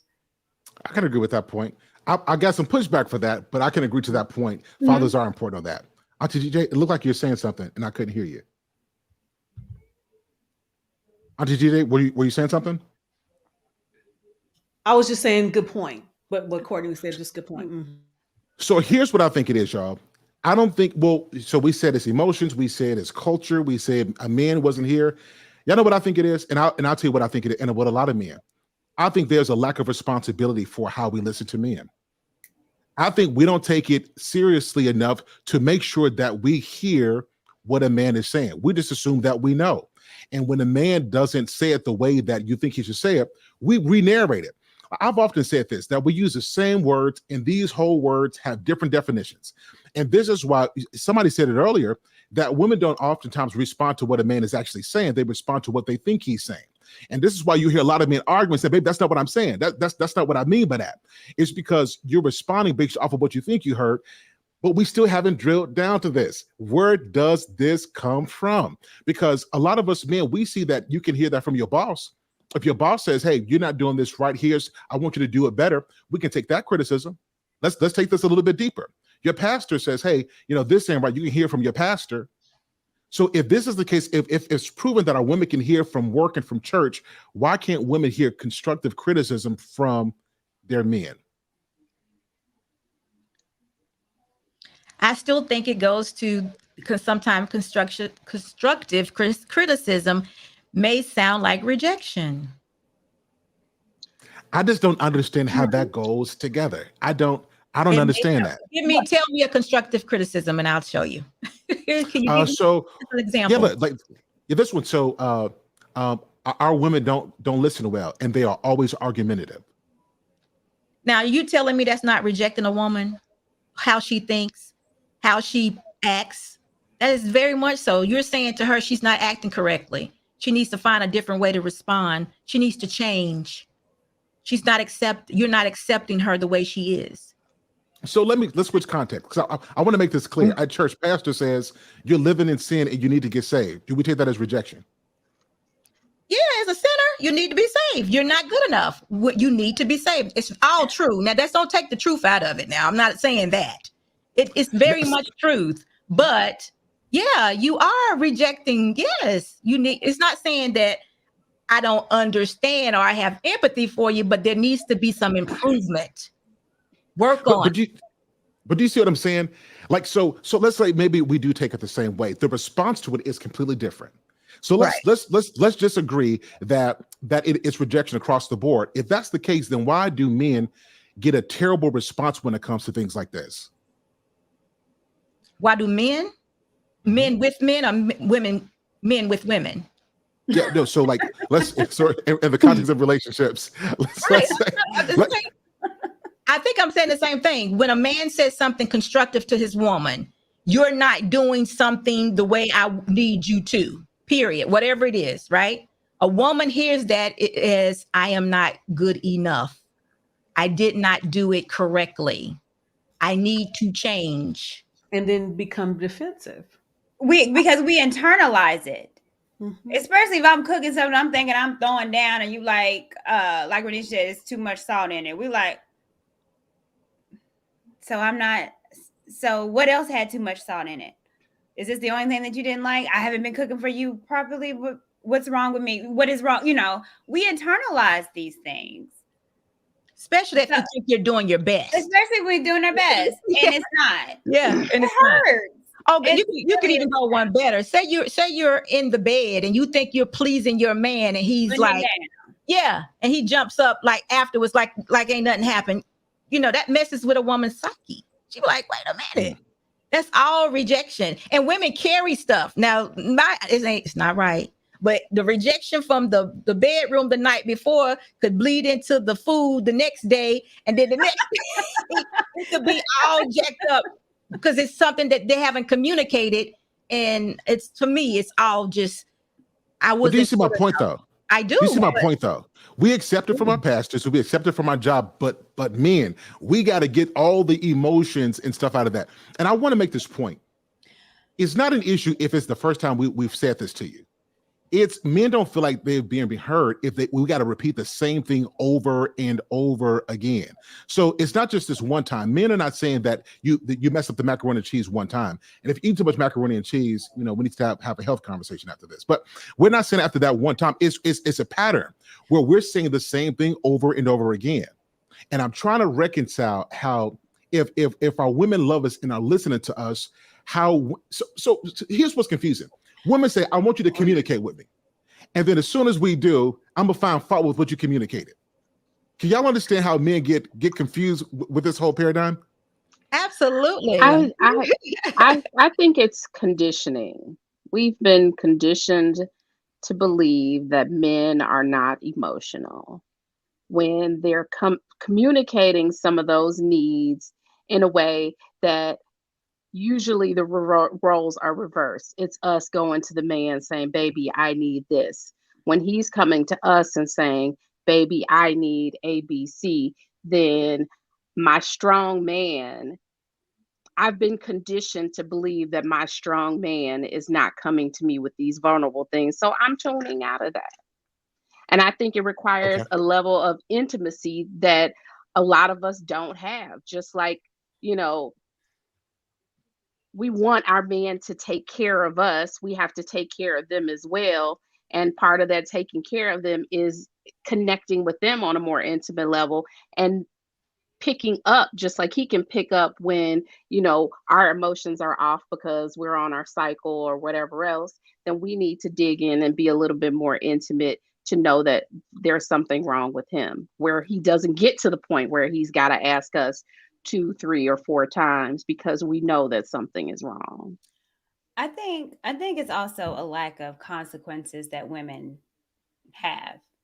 I think we understand that we can be pissed off at our boss, but we can't snap at them because we will lose our job. That would be the consequence. So, however, we still feel that, but we'll bring it home and then we'll tell you, Keisha and Becky and them, they did this and da-da-da-da-da for hours. And the man's like, if you don't shut up, I'm tired of hearing about it. But we have to get it off because we're emotionally still feeling it, but we understand the consequence of doing that at work. When we come home or when we're talking to our man, there's no consequence. So I sometimes don't have to be, you know, how I am at my job. I can let it all out on you, even though that's wrong. But what's the consequence of it? Well, I'll tell you. It's an argument. Because here's the thing. Here's the thing. Because there's consequences for you. If you make me bad, then you going on the couch.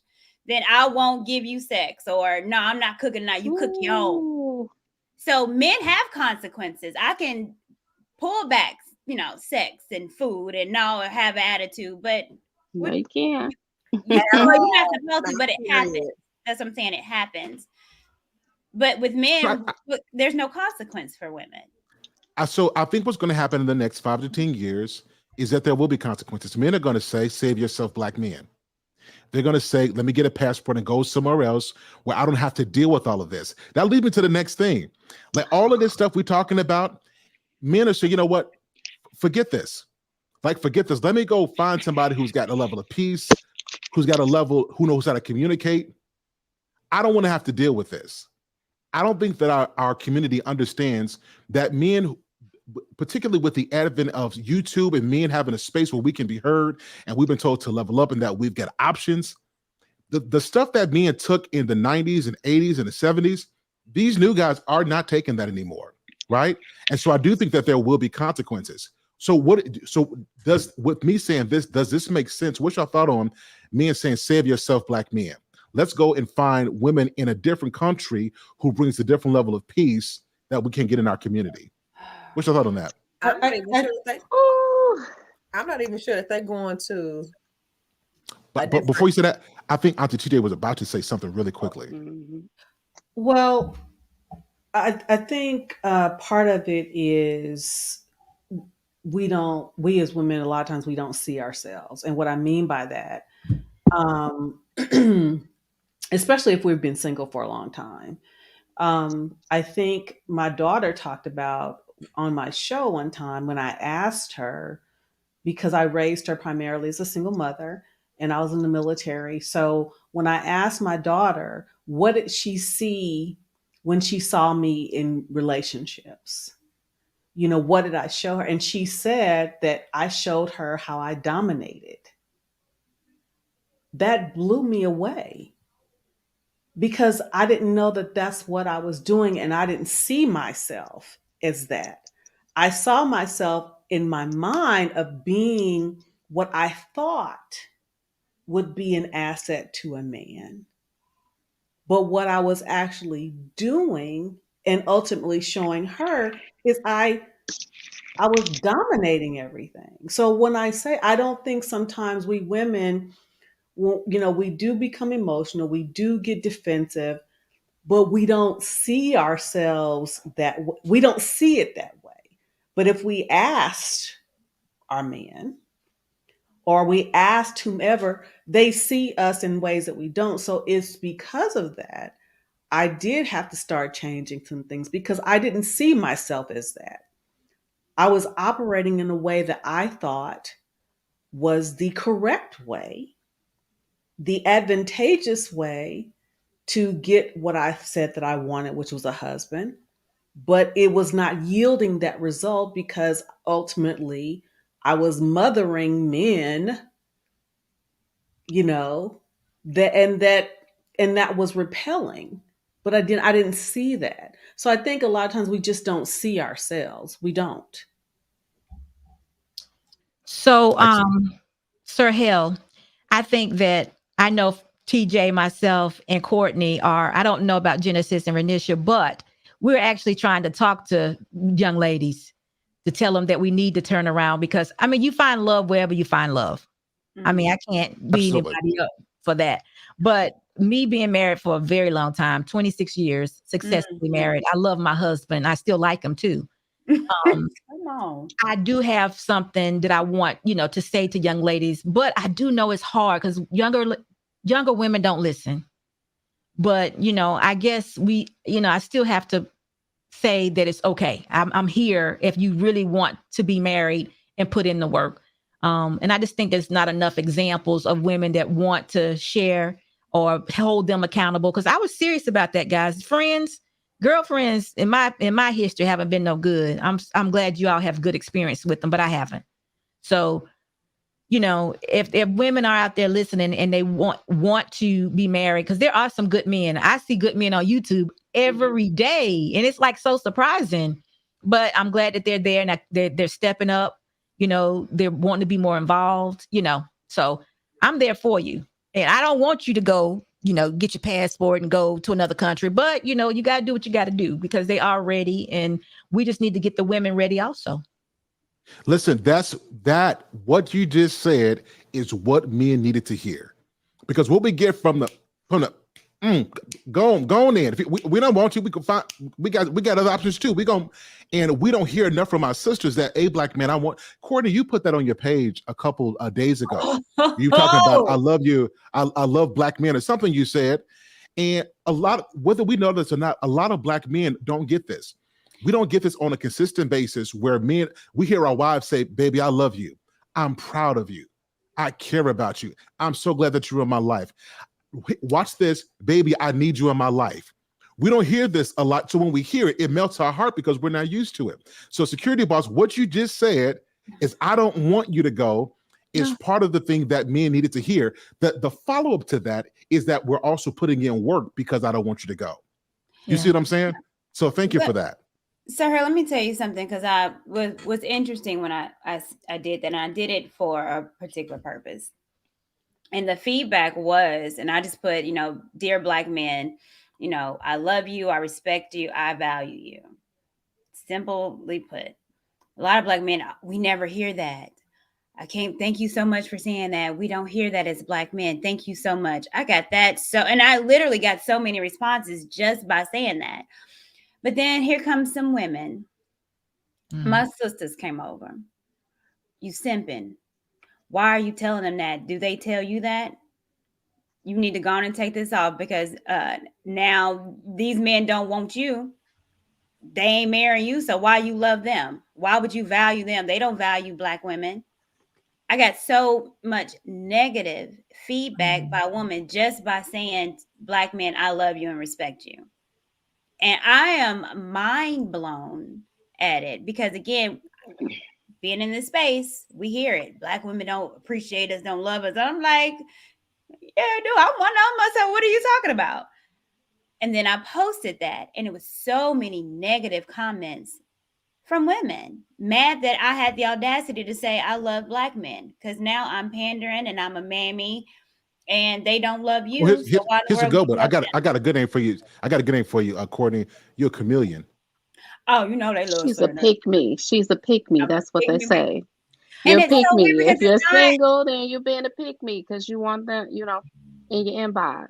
Oh, do you have to be single to be a pick me? I wondered about No, that. I don't think so. No. I think if you say anything in support of If the you say men, then you're a anything pick me. supportive of a Black man, or You're a pick me. Okay, but you can be a woman and be a simp? Now that I don't know.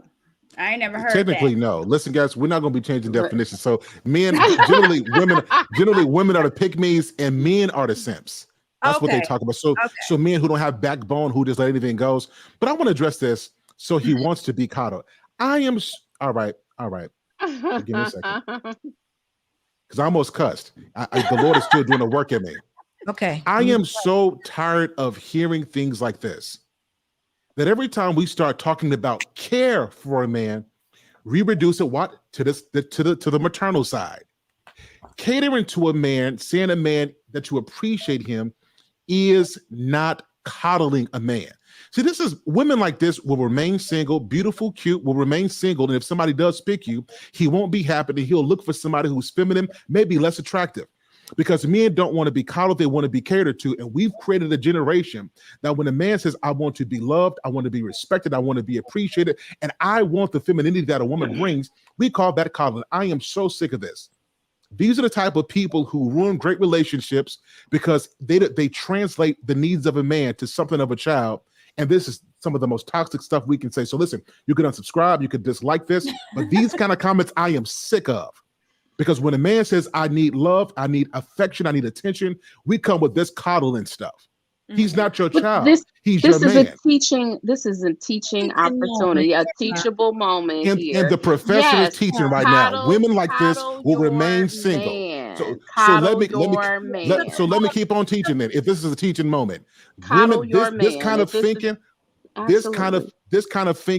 is why men say our women don't listen to us. Because when we say something, we're reduced to and made to feel like kids when the needs that we have are instinctual, something that God gave us. Us needing love, us needed to be heard, us needed to be that affection is not something because we're kids, it's because we're human. Can we all agree on that? This proves my point. This exactly proves my point, what I said at the beginning. Black women, we treat our relationships like our men are our child, and we treat them, the nurturing, like our children. Give me a second, Joe. I'm pissed off. Give me a second. Okay.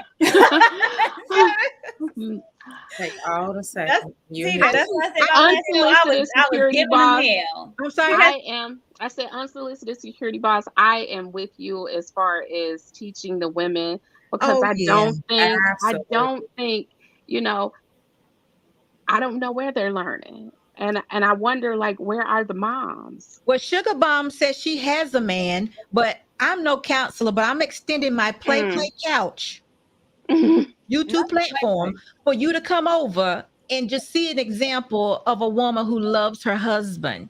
And I don't know what you're missing. It's good over here. It's good. I'm telling you, it's good over here. I have everything I need. It's good. It's good. I can tell you about it. We could talk about it. So I haven't been married, but we've been married for a little over 2 years, together over 3, and I'm an old married one. Well, I got married late, and I'm like, good gracious, I have been missing out. But here's the thing, ladies, Ella. you need to be growed real, because had I met him a few years back, I would have messed it up for the exact reasons we're talking about right now. Get your mind right. Get your mind right. Yeah. And keep your mouth shut. So, right. And that's exactly what I said. And I think that's with communication and learning. We need to be taught how to cater to a man. We understand how to take care of our children. Again, that's innate with us, but how to cater to a man, how to talk to him, how to make a man feel good. That's all important, but we're not taught that. We have to go back and get it straight, because I don't want another woman to miss a good man. Yeah. Because they just refuse to. TJ, she got it. That's excellent that she was able to find a man that loved her and that she can still like and love and, probably feel like a 20-year-old again, running around. I be embarrassing my daughter all the time. She's like, y'all act like y'all teenagers. That's right. Y'all can run around the house naked, ain't got no little kids, all that. It's all good. But we gotta definitely, and Genesis, I appreciate that. Yeah, we need to speak to ladies some kind of way. And I guess through these platforms. But let me say this. When a woman is speaking to her man, right, that man will die for you. He will live for you. He'll work 3-4 jobs for you. He will take care of you. I think we discount. See, here's what it is. I don't think women realize the power of their words. There are two things that will make a man do whatever you want. It is your femininity and it is the power of your words. And because we've not taught women that men are the leaders. Women are the influence. I'll say that. Let me preach to the church real second. Men are the leaders, women are the influence. You can influence that man to do whatever you want him to do by giving him the femininity and the power of your words. And what we do is, because being feminine and watching your words require responsibility, we just pin that back on the man. I'll give him what I want to. He got to still be the leader. And we've got to teach our women that you got to be responsible with your words, responsible with your femininity, because those are the two things, the two non-negotiable things that a man of substance is going to require, particularly if he's successful and he wants to be something in life. And too many of our women are just reckless with their words, conditional femininity, and don't realize that if the more you give a man, the more a man will do for you. Let me tell y'all this. The reason my wife doesn't have to work, she ain't got to work. If she chooses to work, then it's fine. She ain't never paid a mortgage. I don't know the last time she paid a car note. I don't know the last time she paid insurance. She ain't got to, because she gives me a degree of femininity that empowers me to go out and do more for her. And I don't think women understand this. I want to be independent. I'm a PhD. I want to be and what you're doing is you're creating chaos in your home. And then when you don't have a home, you want to blame the men, when really it was your lack of femininity in your mouth that ruined your home. All right, I'm done. Ladies, what's your thought on that? I agree with that. Me too. I agree with that. We have to teach the young ladies that emasculating men, whether in public or in private, is not okay. It's not. Understand if he can't call you the B word or some other derogatory term, then you shouldn't be addressing him in any other kind of way that's disrespectful either. Yeah. You took the words right out of my mouth, because that was my thing. You'll wonder why this is why we have these type of angry men running around here. All of these, they mad, they don't want to show emotion, or they just upset, or they're disconnected from Black women, I'll say, because it seems like it runs rampant in our community. And then we mad because he done went over to the other side, and we be like, baby, it was you the whole time. Like, what did you do? You was your mouth, or whatever. What's wrong with you? And why do we look at encouraging them as coddling? I'm gonna tell y'all something. I almost put myself on silent when I saw that comment. I was so upset. Like, what does coddling mean? She probably the biggest coddler, y'all. I'm gonna tell y'all, them be the ones that be behind closed doors. Is the tea too hot? Let me blow it for you. She probably one of those ones, and she mad that she doing it. Okay, because she ain't getting no reciprocity, because she probably fooling around with a little boy, not a man. You understand what I'm saying? That's how I feel. So he done took advantage of whatever it is that she been doing. And now because it ain't working for her, she called it coddling. I don't like stuff like that. She had me heated to the 5th degree. You thought if I could have had Twitter fingers, I would have had them. I'm telling you, I was so upset at that comment, because those kinds of comments create angry men. They create angry sons. They create angry husbands. Those types of Angry women. Yeah. She's angry. You can tell she's angry. How do you coddle an adult? That's insane. That doesn't even sound right. So I just thought to myself, you know what? She probably dealing with a little Junebug. Not Junebug. She got a But little. if she find out that Kiki is over there coddling him, then she gonna be mad at that. Right. Ain't gonna Let me give y'all this as well. It's not sometimes, okay, let's take this a little bit deeper, y'all. Y'all got a little bit more time? A little bit more time? All right, so check this out. It's not just, I'm getting ready to preach to the church. It's not just a woman's words that mess a man up. Sometimes it's ill-advised silence.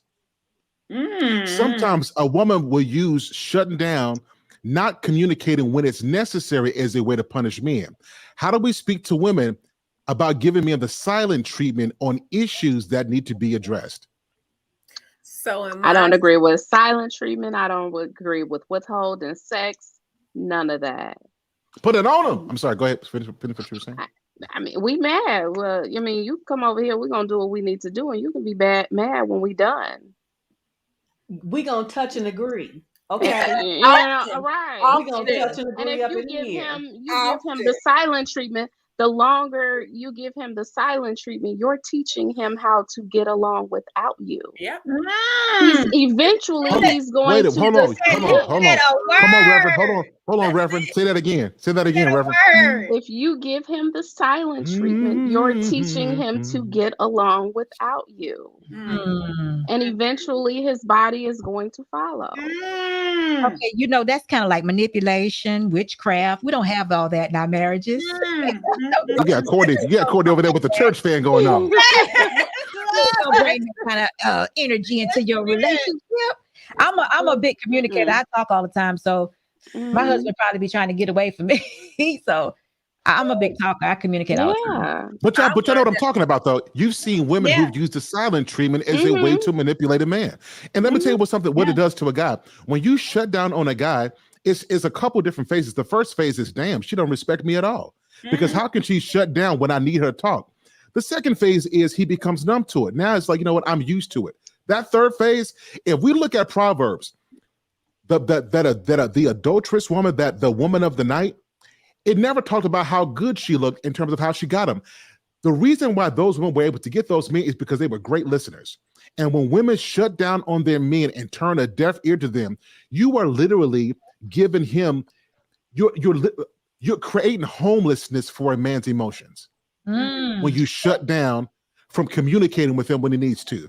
And I want to ask a lot of the women on here, how many of you you're living in a house, but the man you're with is homeless because you shut down when the conversation requires you to speak to him, but because you get upset, you get in your attitude, he's living with you in the house, but he's a homeless man.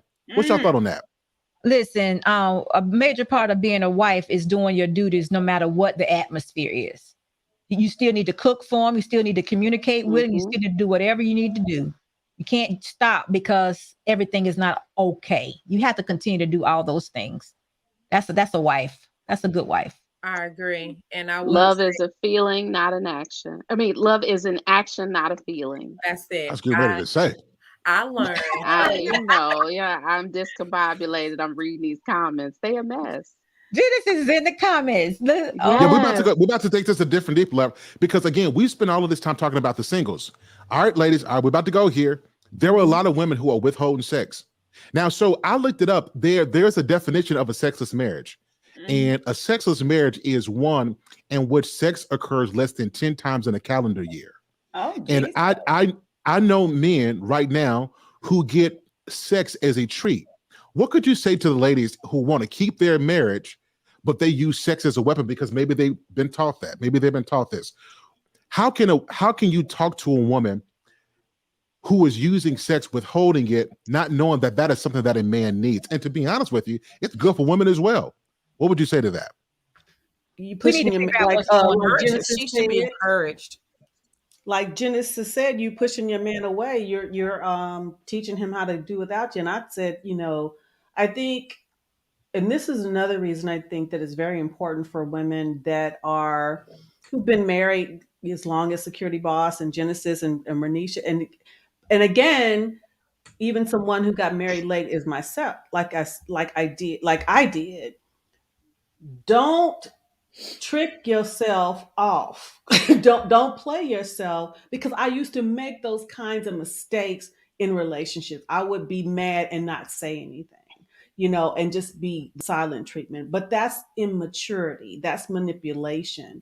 And that goes to the point, had I not learned and got myself together, I would have missed my husband, or I would have ran him off doing the same things that did not get me what I wanted. So listen to the women who got it right, but as well as the ones who didn't get it right at first. So you don't end up wasting as much time as I did, because everybody's not going to be as fortunate to find to get married, especially as late as I did. So don't play yourself, because I tell you what, my goal is to, as soon as he leaves to go to work, my goal is to make sure that he can't wait to get back to me. You heard? Hey, I'm just going. Hold on, Auntie, listen, you get a solo cam for that. Can you say that one more time? That has blessed my soul.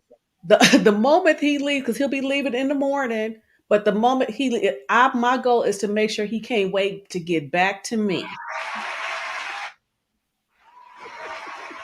You got to put the "you heard" on the end of it. It's just You heard? You do that again. So Hale, can you give it a Absolutely. This is worthy of it. Absolutely. And my goal is to make sure when he leaves that he can't wait to get back to me. You heard? And, because he's from New Orleans. So I got to do it for my baby. There you go. Do it for my baby. I love what you just said. So y'all, first of all, a couple things real quick before we keep on going, guys. In the chat, we're at 98 likes. We got 119 people in here. Y'all hit that like button for me. Hit that subscribe button, guys, for this great content. If you guys are enjoying this, we got more. So listen. So now we've talked about the sex. Okay, we're about to get deep. Oh, my God, we're about to mess up bad. Appearance. I think in a lot of our relationships, a lot of people get real comfortable. And Security Boss talked about this on a show a couple days ago, that we become lax in terms of our appearance when we get into relationships.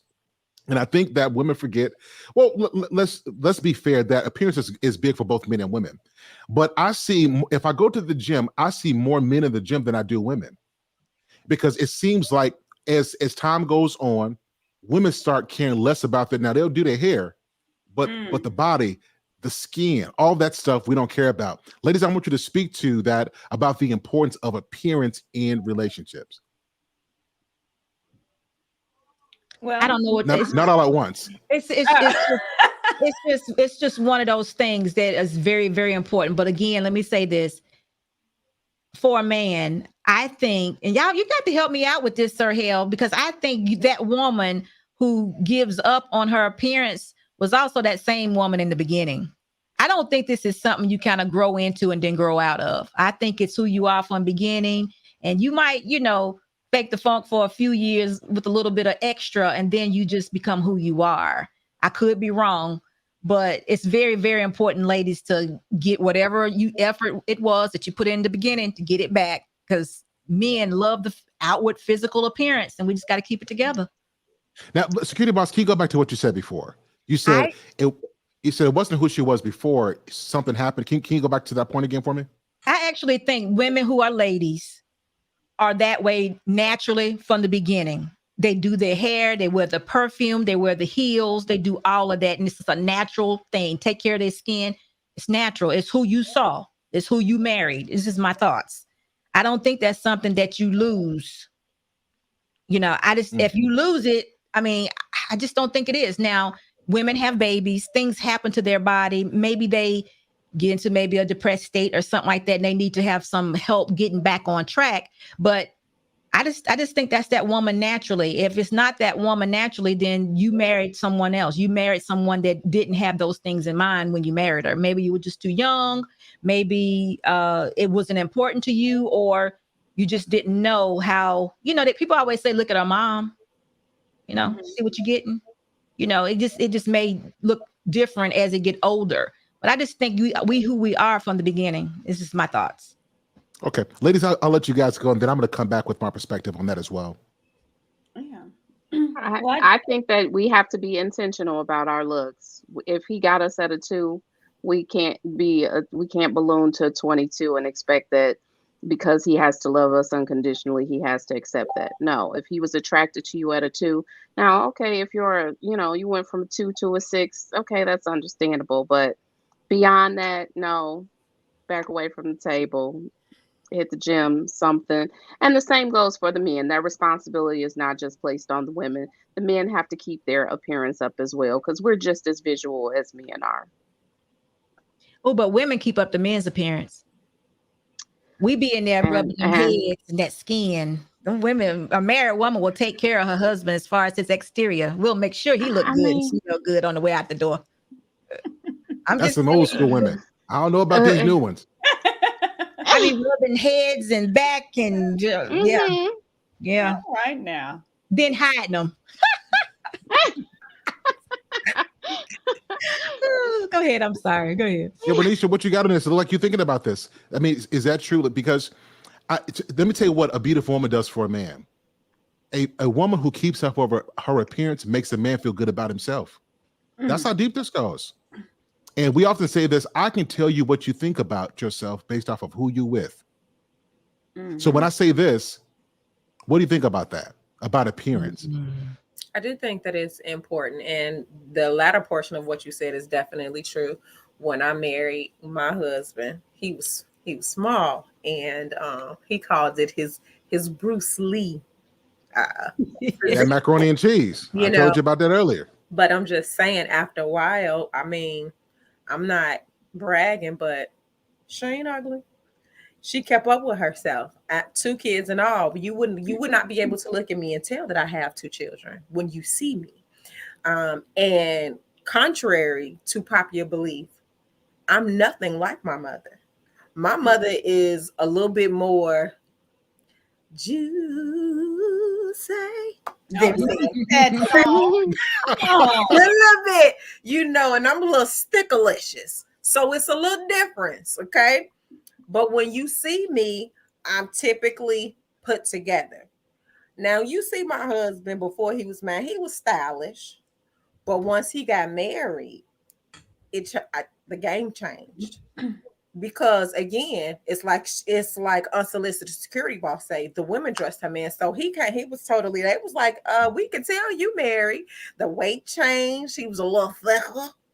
The clothes changed. It wasn't just the t-shirts and the tennis shoes. Okay, I'm gonna let you keep your little boots and your jeans, but we're gonna put you this type on. Try this on for size. Let's do this. So he became, a little, razzle dazzle, as we would say, whatever. It definitely changed. Weight changed, skin got clear, glowing, and people would see that and say, "We could tell you married."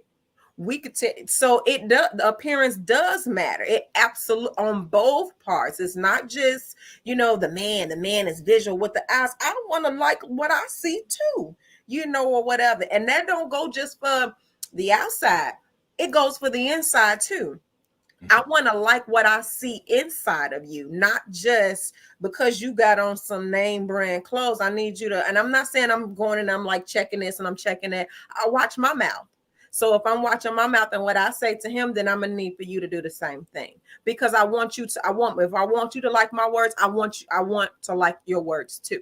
You know, if I treat a person this way, you know, I don't expect it to be global humanitarian and you out there like, nigga, get away from my car. I'm not giving you my dollar. You got the same 8 hours a day as I do. No, we're not gonna do that. If you don't have nothing nice to say, just don't say nothing. But if he hungry, you feed him, give him it. You know what I'm saying? So we are a reflection of each other. I want to like what I see and you want to like what you see, inside and out. All right. Auntie TJ, what you got on this? Yes and amen. You know, it's fun. But here's the thing, you know, I will disagree with Security Boss to a degree. What I've learned, and here, ladies, it's real. Youngins, y'all hear me? I always thought, you know, my younger years that, you know, I was fine. I was going to be fine. And I was, you know, if I gained a little weight, I just miss a few meals here, maybe run down the street and I'll be snatched back. Something happened when I turned 40. I had to work harder. And it didn't really dawn on me because, again, I was in the military. So that made it even more easier. So what I learned as I got older, it took a lot more effort to put myself together. Whereas when I was younger, it was easy to do. Maybe because I just had more energy. I don't know. So I've always been vain. I'm just going to keep it 1,000 wow. But it takes a lot more to package it as you get older. And if you know this, ladies, listen, hear my words, start practicing. Because after I turned 40 and then I had a knee surgery, I looked up and I gained 20 pounds.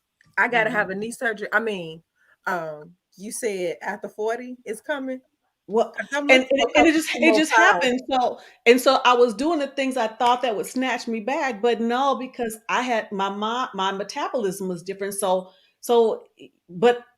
all that to say, I want to look good for my husband. So I've even lost weight since he met me. Because what did I tell y'all? My goal is when he leaves me, he want to come back. He wants to get back. You heard? So you heard. So I even, you know, sometimes he'll come home and I'm all dressed up. He said, "Where are you going?" I said, "I'm just right here waiting for you to come home, babe." And then I'll say, "There's that chest I like." So, TJ, what do you disagree with? Well, the fact that, you know, when you said that if someone starts to slack on their appearance, that's how they always were. No, you said it. You said it the opposite way. You said I've been vain my whole life. That's what I mean. Well, but you wanted to put together no matter what. It was just harder. It was harder. Oh, I agree. And I did slack because it took so much more effort to do it. So I did slack, but it was still who I was. I slacked because it was so much hard. It took so much work to do it. And sometimes I just didn't feel like it. But whereas when I was younger, it wouldn't take much to do it. So it was easy to do. So I think weren't frumpy and dumpy to begin with, I think is what she's saying. The security boss was saying that those are the women who somebody's echoing. Oh, it must be me. Okay, go ahead. Those are the women that were unkempt before. She may have cleaned up a little bit for him to get her, and then after she got married, then now she's back to frumpy and dumpy. Okay, let me ask you a question on that. That's what I wanted to get to. So attraction is a big thing. So is that a legitimate reason? Is it understood if a man steps out because that attractiveness is gone? Is that a legitimate reason for why a man steps out? No, I don't think so. No. Well, hold on. Are we asking? Are you asking? Is it legit? Meaning we understand because she is, yes. Or because let me tell you what men here, and I've heard this, and I never thought I would hear. I never thought that I would hear this, but I heard things like this: "Girl, if you big and you thick, girl, you can find somebody else. Somebody else gonna want you. Girl, if you don't want you, somebody else will." We hear a lot of that in our communities, right? And so, how many of us can say that we've heard our mothers to tell us, you know, keep your weight in check, right? Don't you be out here eating fast food all the time, right? How many of us can say that? Me hearing y'all say this, to be honest with you, I haven't heard much of this. I don't know many women who say, I want to, Auntie Tita, you said you lost some pounds since your husband. I don't know many who've said this like this, who even think like this. Right? So that's why I'm asking you. So because men are visual, if a man, if he steps out because the appearances are just gone and he wants to be there, but it's not there, is it understood why he might step out or want out? No, I mean, what's the circumstances? Has he given her an opportunity to correct, or has he just stepped out? Is he working with her as a team to help her? I'm going to push back on that. I'm going to push back on it. It goes back to that listening, because chances are he done made some suggestions. He done, because again, because we don't want to be rejected. So, and he's mindful of his woman's feelings and emotions and sensitivity. Chances are he's given subtle hints, suggestions, offers. Yeah. I'm just going to go out on the limb. You know what? Our youth hides a lot of things, right? Our youth, us being young women, 20s, it hides a lot. Some of us haven't come into who we're going to be. And then you add a child to it. Then you maybe add 2 children to it or what have you. A woman is going to change. I do know that men will do that. And that is an excuse that they give. I do not agree with it, because I think you should pour all your energy into helping that woman, your wife, correct that problem. But keep in mind who she was when you met her. Things change. And like I said, the youth, you might have to give her a different or another purpose in life as far as her physical appearance. She may not know how to be a lady because you were so young, or because we were so young. She might be an athlete. Now it's time for her to be a woman, a sexual being. When you're young, y'all know, you act like rabbits. It's all good. Somebody a thin woman, a thin athletic looking woman, just looks good. She got the muscle structure. She got everything she needs. May not be cute, but it works for that time. So when men grow and mature, and they look good, when the head gets bald, skin get clear, they coming into their grown man body, even if they got a little gut, women, we accept it because we like, damn, he like a man now. But for a woman, it's not attractive. I've never heard that before, but that's awesome. It's true. It makes him look like a man for me. My husband's a big guy, muscle bound, big guy, but I like him better with a little stomach. I like the muscles too, but still. So, but it's not acceptable for me because I was the athletic woman coming in, but I was the lady. So you got now men, you might have to say, listen, I want my woman to be this way. She's not going to be the woman she was at 21 or 22, but she can be a different woman that's in shape. And you just I ain't trying to recommend surgery to anybody or anything like that, but whatever you got to do to keep your marriage intact and be happy with the woman you chose, you got to do it. Yeah. You got to do it. And I'm going to push back a little bit too, because I think we can always say, help your woman out, help her, help her. It's so much a man can do. You got to help yourself. There's not a man in this world that has enough energy, magic, blessings to make you do something that you don't want to do. So it has to come from you. You have to have it in your heart, in your spirit, to want to always make sure you look good for your man. I don't know about that. When you become, I don't see no man. I can't that's like when you become one with a person. When you become one with a person, things change. They change. Well, yeah, things change. I mean, it changed for the best. Well, and if your body getting out of, because obviously it's a problem. No, I'm talking about the energy. I'm talking about the energy shift on what you will and will not do. I'm talking about the communication. I'm talking about how you feel about who's now your best friend, how it affects them, because we're now one. We're not 2 single people in a marriage anymore. We're one now. So what affects her or what affects him affects her. If he's not pleased mentally, she's feeling sick somewhere too. She's feeling this. She's not liking the role, or she's not appreciating whatever situation is. She feels him. because what we want to do is satisfy that union. You know, we want to be tight. We want to be fulfilled. And guess what? Shoot, if she comes down from a 20 to a 10, damn, she feel good too. So it's a plus, plus, Yeah. plus. But I guess what I'm saying, like, I understand what you're saying, but how does that really happen? Absolutely. Because the stories that you hear is that once you get married, then they let themselves go. You need to turn to some successful situations. Yes. See, don't concentrate on the ones who let go, because remember, my thoughts are that person who let go was not that person in the beginning, and probably that union of becoming one is probably not happening because of all that resistance that she brought into it. It's a thing. Let me push back on this. It's a rhythm. Ain't that right, Sir Hale? It's a rhythm. Absolutely. If y'all missed Friday's episode, go back and check it out. Security Boss's page. Listen, but here's the thing. I think we got to stop putting what we need to do personally on our spouses. Like I should be able to receive encouragement and motivation from my wife. Right. But if I do it because of my wife, as soon as she pisses me off and I deem whatever she does unworthy, I'm gonna stop because I'm doing it for her. I think when it comes to our weight and our health and our appearance, we got to first do it for ourselves. And I think a lot of women, if you do it for your man, this is why I tell women, you don't do it for your man. You don't do your hair for your man. Now you do it for him, but you do it because of you. You do it because you want to feel a certain way. Because when a woman feels a certain way, she gives up that same energy to a man. And men are gonna feel that. Yeah, but I think that's what Security Boss is saying. Yeah, but let me finish this real quick. Let me finish real quick. So if she does it just for him, she's going to have to keep going to him for reassurance. Baby, you like this hair? You like the way I did this? Baby, how do you feel? And now you look good. And now you put even more pressure on him. So I think he should get the benefit of the discipline you have for yourself, but it should not be entirely on him. No, not entirely. But remember, if that's the woman she is, it wouldn't be entirely on him. Right. If you got the wrong woman coming in, then that's totally. Remember, I said that's a totally different situation. Your expectation was off. Is off. So if a woman is not like this coming in, are we saying, but forget it? That's just who she is. Absolutely. That's what I think.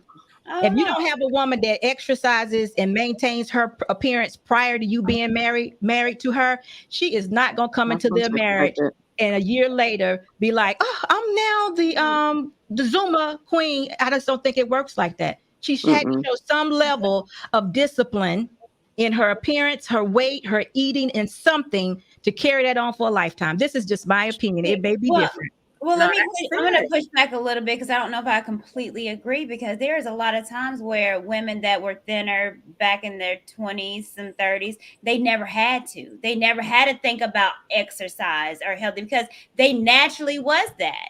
And then once you hit 35, 40, 50, your lifestyle that you always had that always kept you thin, now it can't. Your metabolism is slowed down. Body ain't doing the same thing. So there's a lot of women that never had to worry about it. I agree with you. You never have to worry about it, but you saw it happening. They don't just go to bed. They don't go to bed at 25 and wake up at 45. And then now they're 5 sizes larger, and 5 sizes is putting it mildly. It does happen like that. You just don't think about the pandemic.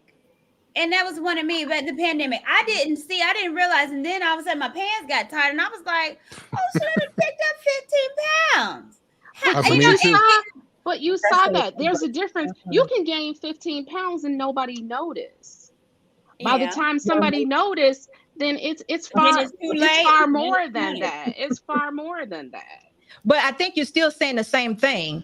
Whether you had to keep it in order, even a thin person should have some sort of discipline in their daily activity that would show an individual that this person gonna maintain this. Because guess what? When you get 40, your metabolism slows down. When you get 50, it slows down more. I don't do more. I just been doing the same thing I've been doing my whole life. I've always had one. I mean, I walk. I love to walk. I like to exercise, but that's been me my whole life. Yeah, if I didn't do it, can you imagine what happened? But I guess I understand, but all women are different, because, like I said, I have to walk. This is I've always had to deal with weight my entire life, but I have friends that never had to. They just always been naturally thin and can eat cheeseburgers, and it's fine. If I look at a French fry, I'm 5 pounds heavier. I can't even look at it. So, but they're getting older, and they're like, oh man, I do have to work out now. I'm 40 now. I have to do this and that, which they never had to. Let me are say they something, doing y'all. it? Oh, I'm sorry. I heard y'all say Well, earlier that a woman can that's change. another story. Let When me it came say to this. a woman, when a woman, y'all said earlier that a woman can change if she'd been out there for the streets. She could change. And when it comes to appearance, she is who she is. I'm See, that's why. Okay, so this is what I'm saying. Ultimately, right, when we talk about change, it was so much being said. I'm my thoughts are all over. But when I think about change, period, you have to look at who she or he was in the beginning. The very beginning. That I'm talking. Appearance is just one aspect, and I know that that's what we're talking about. Mm-hmm. So I get that. But if you're before you even marry somebody, you should have seen that this person has some type of accountability, some type of discipline, some type of something to show you if you huff and puff and blow the house down, does this person have what it takes to go out to get the brick, to get the cement, to build it up again, stronger, tougher, taller, wider, whatever that looks like.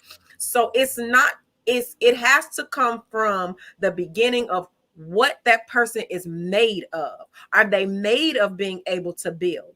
Are they made of being able to change? Do they fold when it's time for these kinds of decisions to be made? That's how I feel. I mean, all of us can go through different changes, pregnancies, hormones, accidents, age.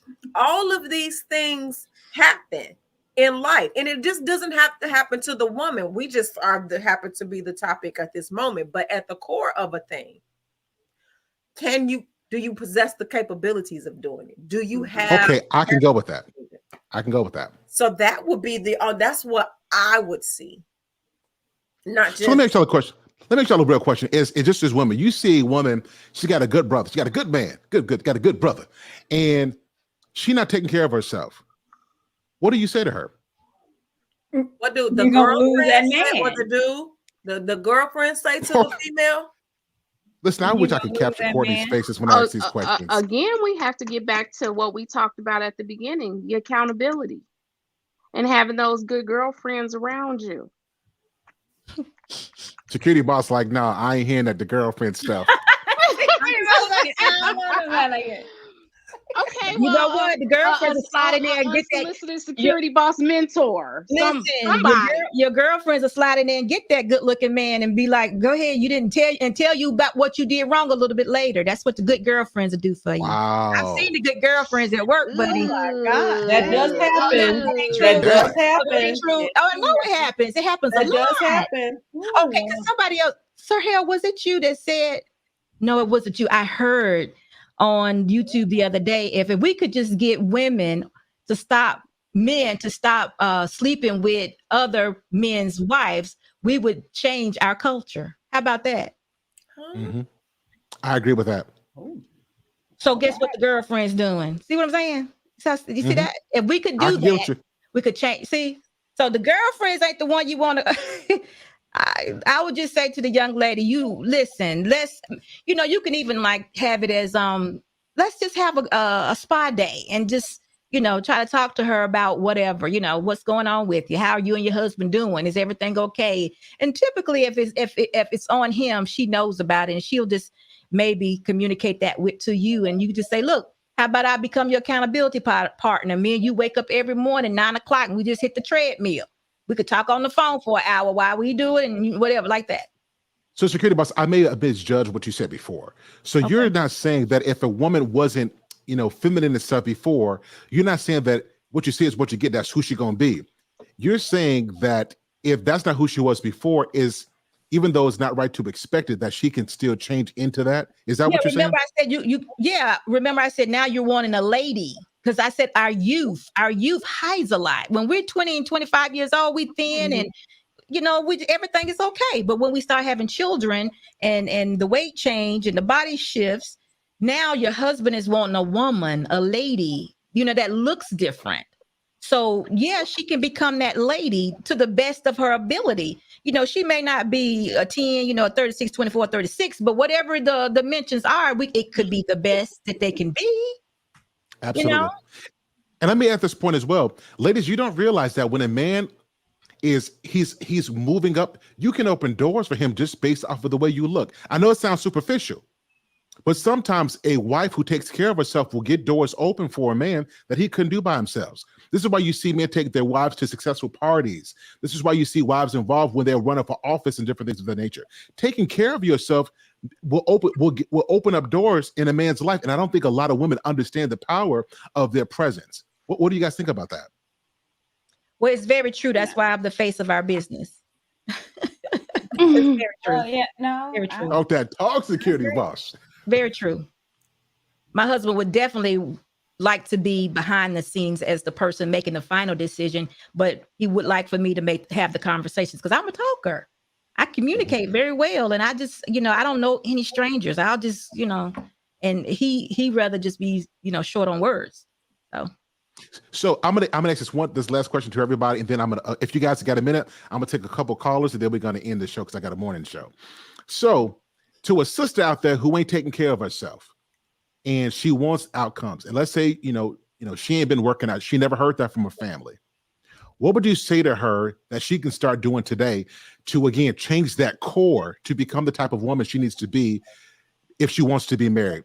I want to start with Auntie TJ. What would you say to a woman like that?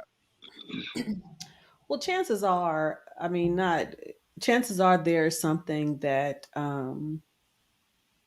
that internal that she's not happy with, because in my opinion, the outward appearance reflects what's going on inwardly. So I would tell her and encourage her to start with counseling and get down to the root of it. I mean, definitely I had to, and then learn to love herself again, because she can't expect anyone else to love her if she doesn't love herself. And a person can tell if she loves herself by how she treats herself, how she cares for herself. And you can't dress that up.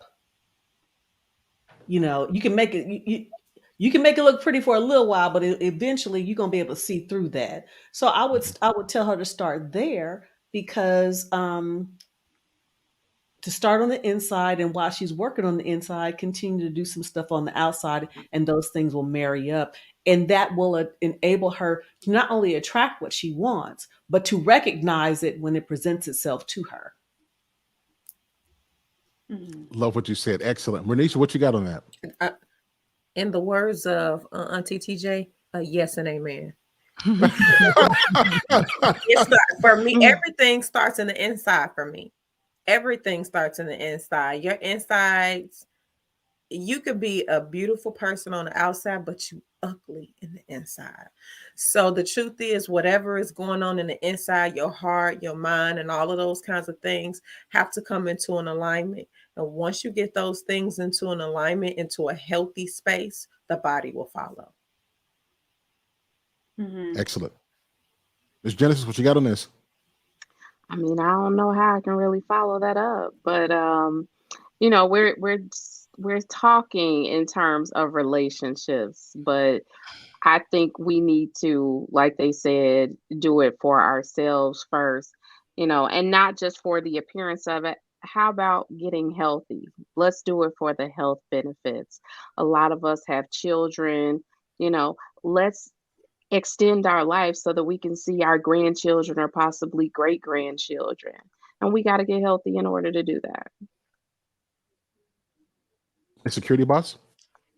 I agree with everything they say, but I just want to add one more thing to it. If your ass is lazy, it's lazy. Get up off the couch and start walking, because y'all know Black folks, Black women, colored girls do not like the extras because they don't want to mess up their hair. And y'all are just playing with it and ain't saying it. Y'all know What? Maybe the last 5 or 10 years, we just started exercising. Our asses are lazy.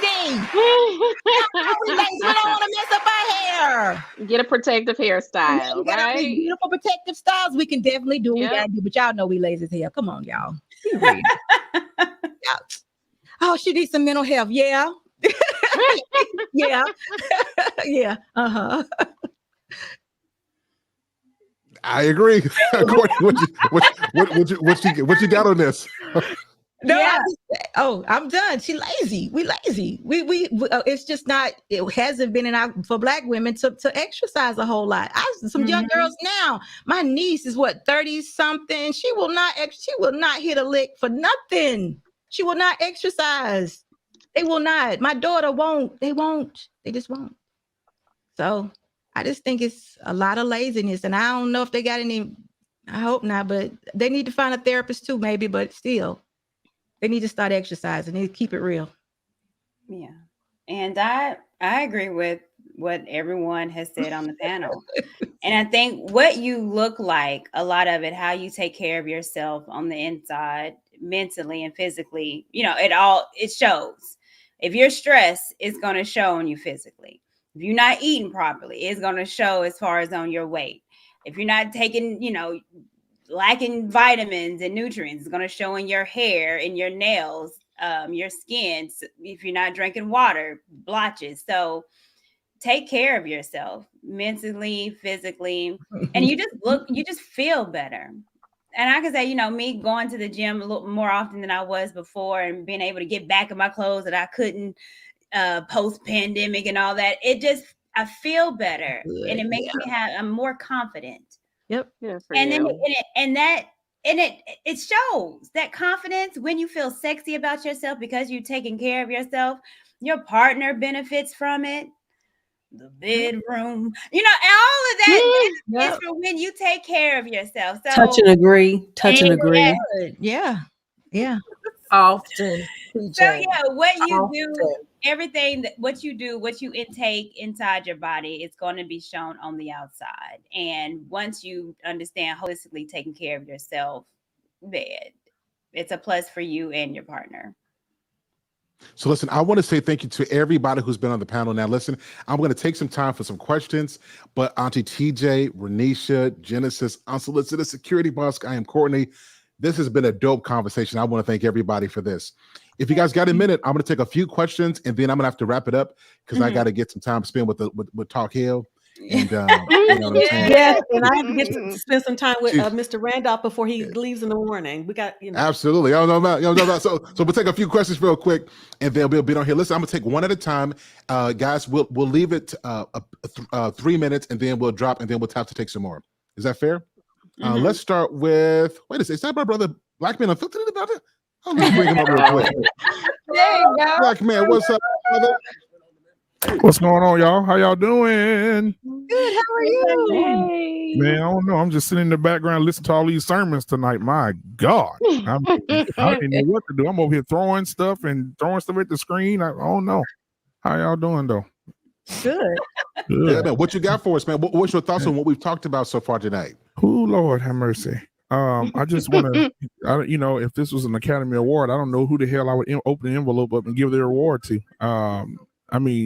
Unsolicited, everything was even until she said, "Get your lazy ass off the couch." And then I think everything went, that way. But no, I think the conversation has been real, man. I think that you had women up here from different perspectives that have said something to somebody, about somebody, to somebody.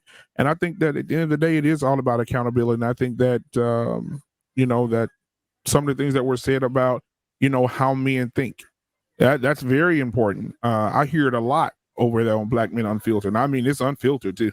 I hear it a lot. I hear a lot of men talking about, my woman don't talk to me right. I go out and work all the time. I'd rather just go find me somebody else. And then you have men saying the SYS MB, right? Yeah, save yourself. BM, save yourself, black man. Oh, just go over there, man. Don't get out of the community. We don't need to be in it. They don't want us. We're not welcome. And then you have the passport bros that absolutely go out and go to other countries to look for wives. And this is a real thing. This is not game. And so I'm glad you guys had the conversation. Hopefully somebody learned something from you guys tonight. It was amazing, man. Sir Hale, you held it down. You had your pissed off moment when you were at the highest level of festivity, when you had to turn it off. And I was over here. I was over here rooting for you, Doc. I said, "Oh man, he's so pissed off. He hot." But hopefully you'll come back on it. but the conversation was good, man. It was good. It was boiling hot, Doc. And so this is definitely a cut down and paste every day. I think that you should do it every day. Courtney, I did see all the hell that you was going through on that post the other day. Ain't that crazy? Oh, I looked at the comments. I said, these women are ridiculous. Crazy. Yeah, but you keep telling these black men you love them, because the ones in the comments, those are the ones that Unsolicited Security Boss is talking about. The ones that are built like Cleveland Browns linebackers, and they're not trying to do the work, and then they don't have a man and they're single. And so we're just gonna put it like that. TJ, you're so lovely. I know you got to go and take your hubby. Man, look at your face. You know, like Renisha said, you know, I'll get into character, her, and that's why this new hair came into play. So I'm like, Wanda, you ain't got to go nowhere. He ain't got to go nowhere. Yes. Wait a minute. Yeah, I want to just say this. Yes. I want to just say this real quick, y'all. When we talking about the community, how it needs to look, this is what we're talking about. Exactly. Auntie TJ, I love what you're saying. I love what you're saying. Yeah. What? Because you know, some women will say, "What I gotta do that for? Just come get on top and get what you're gonna get, so we can go to sleep." I don't have time for this. You know, you coming in. I guess you Wonder Woman tonight, TJ. I mean, I'm just gonna assume. I don't know who you. Yeah, that do look like Wonder Woman. It does look like Wonder Woman. Yeah. Yes. You know, I'm gonna do a spin, all right. Oh, whoa. She got a lasso. Yeah, the lasso of truth. Wrap it around. Full of me. Full of me. There you go. Yeah. You know, and then Unsolicited, she shocked me. I got on today. I said, "Yeah, Unsolicited." He said, "Yeah, introducing Unsolicited Security Boss." And they pulled a picture. I said, "Wait a minute, girl, what you done did? Come on here, drink. Look at her. Look, Angela Bassett's sister in the building tonight." My inner. Look at your husband with the camera black views. girl. Hey, Mr. Boss in the background, I love him. Go ahead and do the camera views one time. Shout out to Sir. Yeah, shout out to your husband. He does them camera views. He have his wife on point. So I love it. I love it. That's why she glowing. Look at her. Like a Christmas tree in July at the grocery store. Look at her. He's gonna be long, baby. Look. But Sir Hale, man, you know I love you, brother. I love you, man. I love your platform. Guys, listen, I'm gonna go ahead and say this. While we on this platform, I can't leave without saying this. You guys just got $1 million worth of jewels for free. And if you in here, I'm gonna go with Unsolicited Security Boss said. Get your lazy ass off, get your lazy ass up and hit that like button. And if you hitting the like button, it's right beside this a red button that says subscribe. This man has a goal. This man is working. He's putting in the work. And now all you have to do is go and hit the damn subscribe button. So hit it so this man can get where he needs to go tonight. Also hit TJ Randolph. I am Courtney, Unsolicited Security Boss. Genesis, the book. You got one too, right? Yes. I ain't never met you before, but listen, I would love to have a one-on-one with you, because me and you would go get it. But anyway, Renisha, everybody. And to Black Men Unfiltered. Black Men Unfiltered. Yeah, I appreciate you guys, man. So love you guys, Sir Hale. You can go ahead and move on. I know you got to go in there and put your baby all on your chest tonight. You know what I'm saying? No, you gonna walk through the door. Hey! Ladies and gentlemen, Sir Hale. Listen, Black man, before you go, listen, guys. Black Man and myself have a show tomorrow at 7:00. Absolutely. It's going to be I've just forgot. No, it's stepdad, in-laws, and baby mamas. Oh, wow. Hey, listen, Oh, wow. if you miss out on this show, you're missing out on something, because it's gonna be on tomorrow. Stepdad, in-laws, and baby mama. I don't have to write nothing down. I ain't gotta take no notes. I'm ready to go. You ready? Yeah, we'll be there. We'll be there. All right, thanks. Awesome. Yeah. Black man, if you can, stick around for me, Black man. Oh, absolutely. Okay, I'm gonna bring up, ladies and gentlemen. I'm gonna bring up. Wait a second. Let me bring up a lady. Let me see what Kaylin talking about. Kaylin, how you doing? Okay. I'm doing good. Hello. Hello, everybody. Hi. So I have a question, because I love the women's, input on this panel. I think you guys are some Oh no, I'm sorry. very I'm sorry. Before you fantastic said it, real quick. women. Before you say this, before you said it, Caleb, one thing, Mhm. y'all, we are at 495 subscribers. I need 5 more people to hit that button and give me that 500. 5 more subscribers. Just 5 of them. Just, ladies and Five gentlemen, can I get 5 of them? Just 5 of them. Can I get 5 of them? Just 5 of them. All right, go ahead, Kayla. Okay. Yeah, so because I've for whatever reason the advice that I'm single, but I've given some of my single friends advice that they don't really like. So I just wanted to see what you guys would say in this instance, as far as being a single woman who has been sexually active in the past, how to go about reframing from being in the street per se, having multiple sexual partners, controlling those urges, because it is definitely necessary that we keep our mental and our spirit whole. We don't want to just have bodies on us. Um, so, yeah, just curious to know what advice you guys would give to single women on that. So, Kaylin, do you want to be married? Oh, yeah, eventually, yes. Okay, so make your concentration on becoming a wife. Talk to women who are married successfully. They've been married some time, or an elder, because TJ, she's an elder and she would know also. And find out what our mindsets are about what we do on a daily basis, how we want to show up in the world, how we want people to perceive us, how we want to be accepted, how you want to make sure that everybody is respecting you and who you are. You have to definitely change the way you think, the things that you say. You can't be one of the guys. You can't, you just can't give yourself to all the things of the world. You have to definitely change your everyday mindset on how you show up in the world. Mm-hmm. That's all I can give you in this little short period of time, but it's Now, it's a mindset change. Mhm. now, Caitlin, are you asking with respect to sexual activity, or is that what we're talking about? Can you break it down a little bit more for me? Really more so just controlling those urges when, dealing with different people. It just curious to know what, you all advice would be to those women who are single, who do eventually want to be married, but because they haven't found that person yet, they're trying to control those urges. Because, ultimately, because there are women who want to be wives, a lot of times women fall short of some things, and it's hard to control those urges, not making excuses or anything like that, because it's a mind. I love what security boss, what you said on that. It's all mental.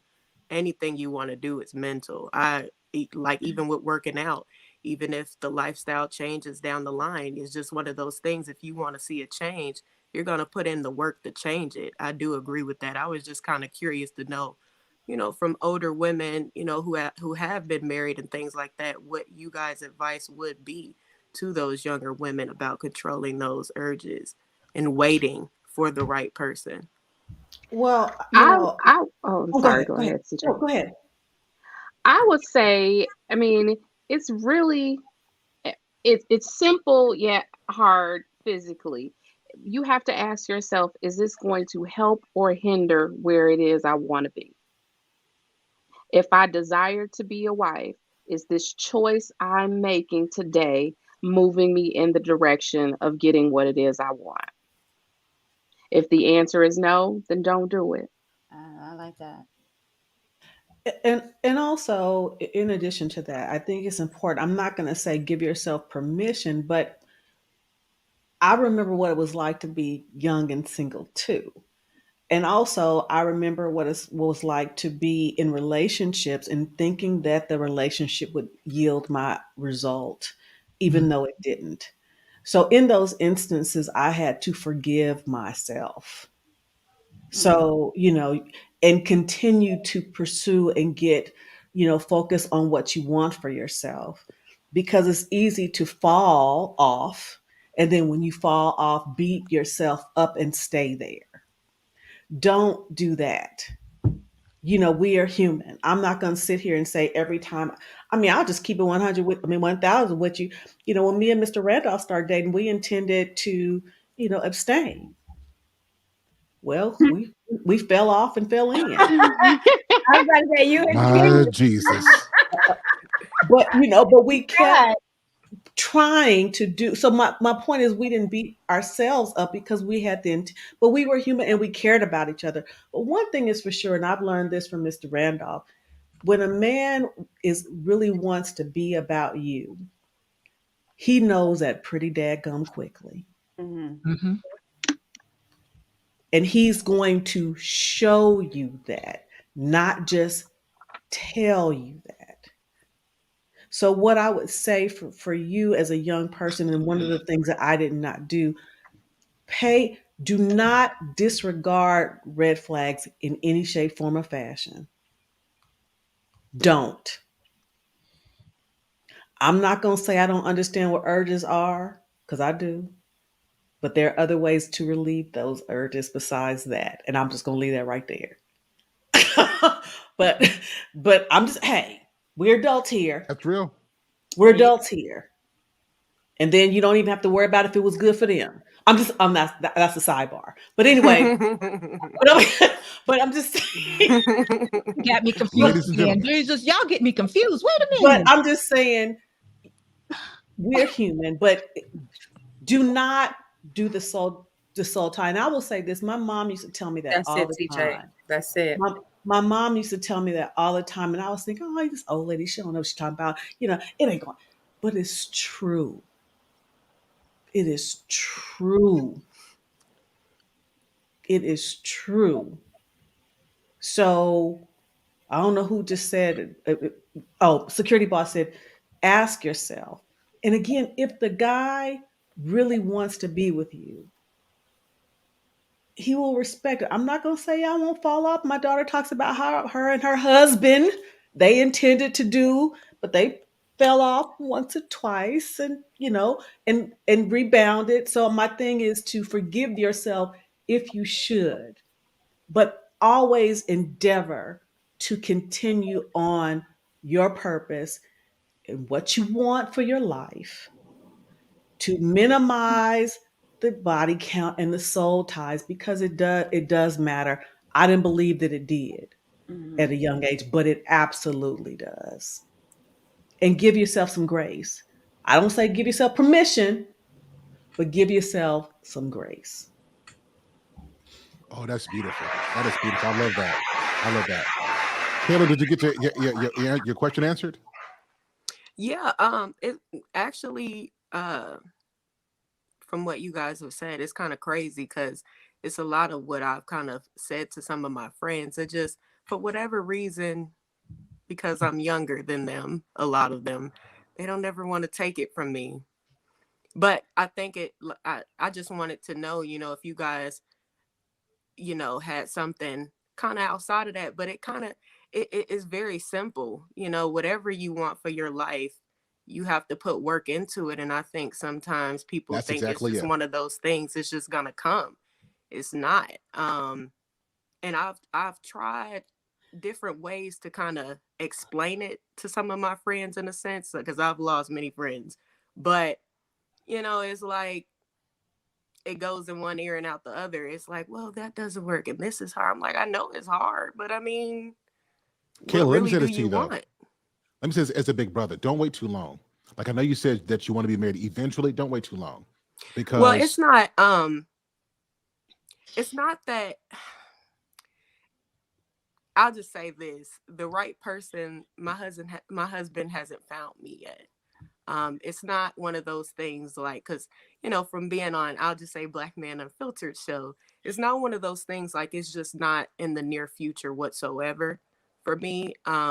It's just because as women too, if you've been in a situation, like for me, you have to take time to heal from those things and make yourself ready for the new situation. You can't just hop in a situation. You definitely have to take out, and I get on my friends about it all the time. Well, a lot of previous friends, some friends get it, some don't. Some in the past have not understood that. It's one of those things, you can't just hop out of a situation and then hop in a new one trying to put a band-aid over your issues. You have to heal. and therapy was necessary. I'm so for therapy. Therapy has helped me a lot. And a lot of times I've heard people say things like, well, my situation isn't that bad, so I don't think I really need therapy. But it's like, you never realize a lot of things until somebody else is pointing it out. And they're like, hey, look, you got to look in the mirror. You got to see that this is what you were doing. This is where you needed to correct things. So that's kind of what it's looking like for me in the single space right now. Is just taking out time and making sure. Oh, sorry, sir. I didn't know you were talking. Yeah, so this is why I say don't wait too long, because your mindset, you're already on the right frequency. So get around some single women, because if you wait till you're perfect, you're gonna miss it, because you mean have to married women. Yeah, get around married women, absolutely. So that, because they're going to help you to accelerate it, right? They're going to tell you what you need to work on, the things they're going to help you to see your blind spots. So get around some other married women and be intentional about that, and don't wait too long. Now, I got to drop you, but stick around a little bit. And now we got all these dope Black women on here. I'm telling you, just stick around, and they're gonna get you right. They're gonna get you right. Kaylin, all right? Kaylin, just to tell you one thing, me and my husband was married within 6 months. Oh wow! Just to tell you that's beautiful. 6 months. Beautiful. Absolutely. And still married after 26 years. Mm-hmm. So it ain't got to be. It's not. It doesn't have to be forever. Like TJ said, once he's found you, they know. They know. Oh yeah, for sure. I agree. He ain't came nowhere yet. It's been the wrong ones that ain't got nothing going on. Like, and I ain't talking about financially. I'm just talking about you can kind of tell when somebody has a bad motive and why they want to deal with you, in a sense. So just ain't But really. like Sir Hale said, though. Oh, I haven't given up. I'm just waiting, patiently waiting. I'm a patient person, so. But also, like Sir Hale said, if you hang around, I mean, my daughter is 27, and my son-in-law is about to be 30. If you and she said when she knew she wanted to be married, because her mother wasn't married at the time, she started hanging around married women. Mm-hmm. And so, and kind of like you, she was very wise for her age, and she would try to tell her single friends certain things, and they weren't listening to anything she said. But guess what? She's married now, and they're not. Absolutely. Do the work. For sure. Do the work. Do the work. I got to drop you, but stick around. I hope you take this advice and really do it. All right. Awesome. Thanks, Thank Kaylin. you. Thank you, Kaylin. I'm gonna bring up. Hold on a second. I'm gonna bring up. Wait a second. Let me bring up Jedi Mike. What's up, Jedi?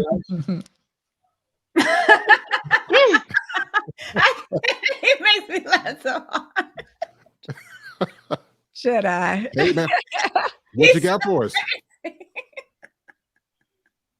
You're on my mic. Hey, y'all. How you doing? Hey, Jedi. Good, Jedi. How are you? I'm doing good. I got both my aunties up in here. I got my girlfriend, the pink in the back. Sorry, I apologize. Yeah, no. How you doing? I haven't met Genesis and I think I met you, Renisha, before, I believe, right? Look at it, the braids, the skin, the glow. Look at it. Look at it. Pay attention. So funny. Nah, I'm getting back up here. I am just lost for words, y'all. This is really honestly like, and Sir Hale, you said it perfectly. This is what's talking about what the Black community is supposed to be, with men and women, like, validating each other and all this stuff. And you're just seeing excellence on this panel here. But yeah, I want to kind of acknowledge something you said. There was an incident where Sir Hale, I gotta clip it honestly. What talking about us men being passionate and in situations like this, right? When we might get heated. But you're being passionate, and when we got the whole comment about being coddled and stuff, right? And then you see how the women in the panel, how they they conduct themselves and respond to the issue.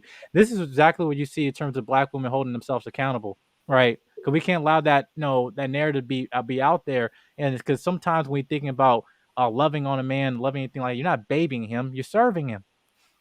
Mm-hmm. I'm not spoiling. Well, I am spoiling my girl sometimes, but like I said, what Sir Hale was talking about, like sometimes the test of man is having a girl where other men can say, "Oh, I got her." They can't say that. They don't have my girl right now. So it's like, they exhibit the traits you see the ladies up here, right? And but yeah, I just want to give my comments and affirmation to you guys, what you guys have been doing, especially with Courtney. No, with the post that you made, I was about to respond to that, but they beat me to it. Saying that, and you saying no, you love black men, but I just want to return the favor. I love you. But I just Oh, want to say Jedi, we love We you. do. We love you, Jedi. that.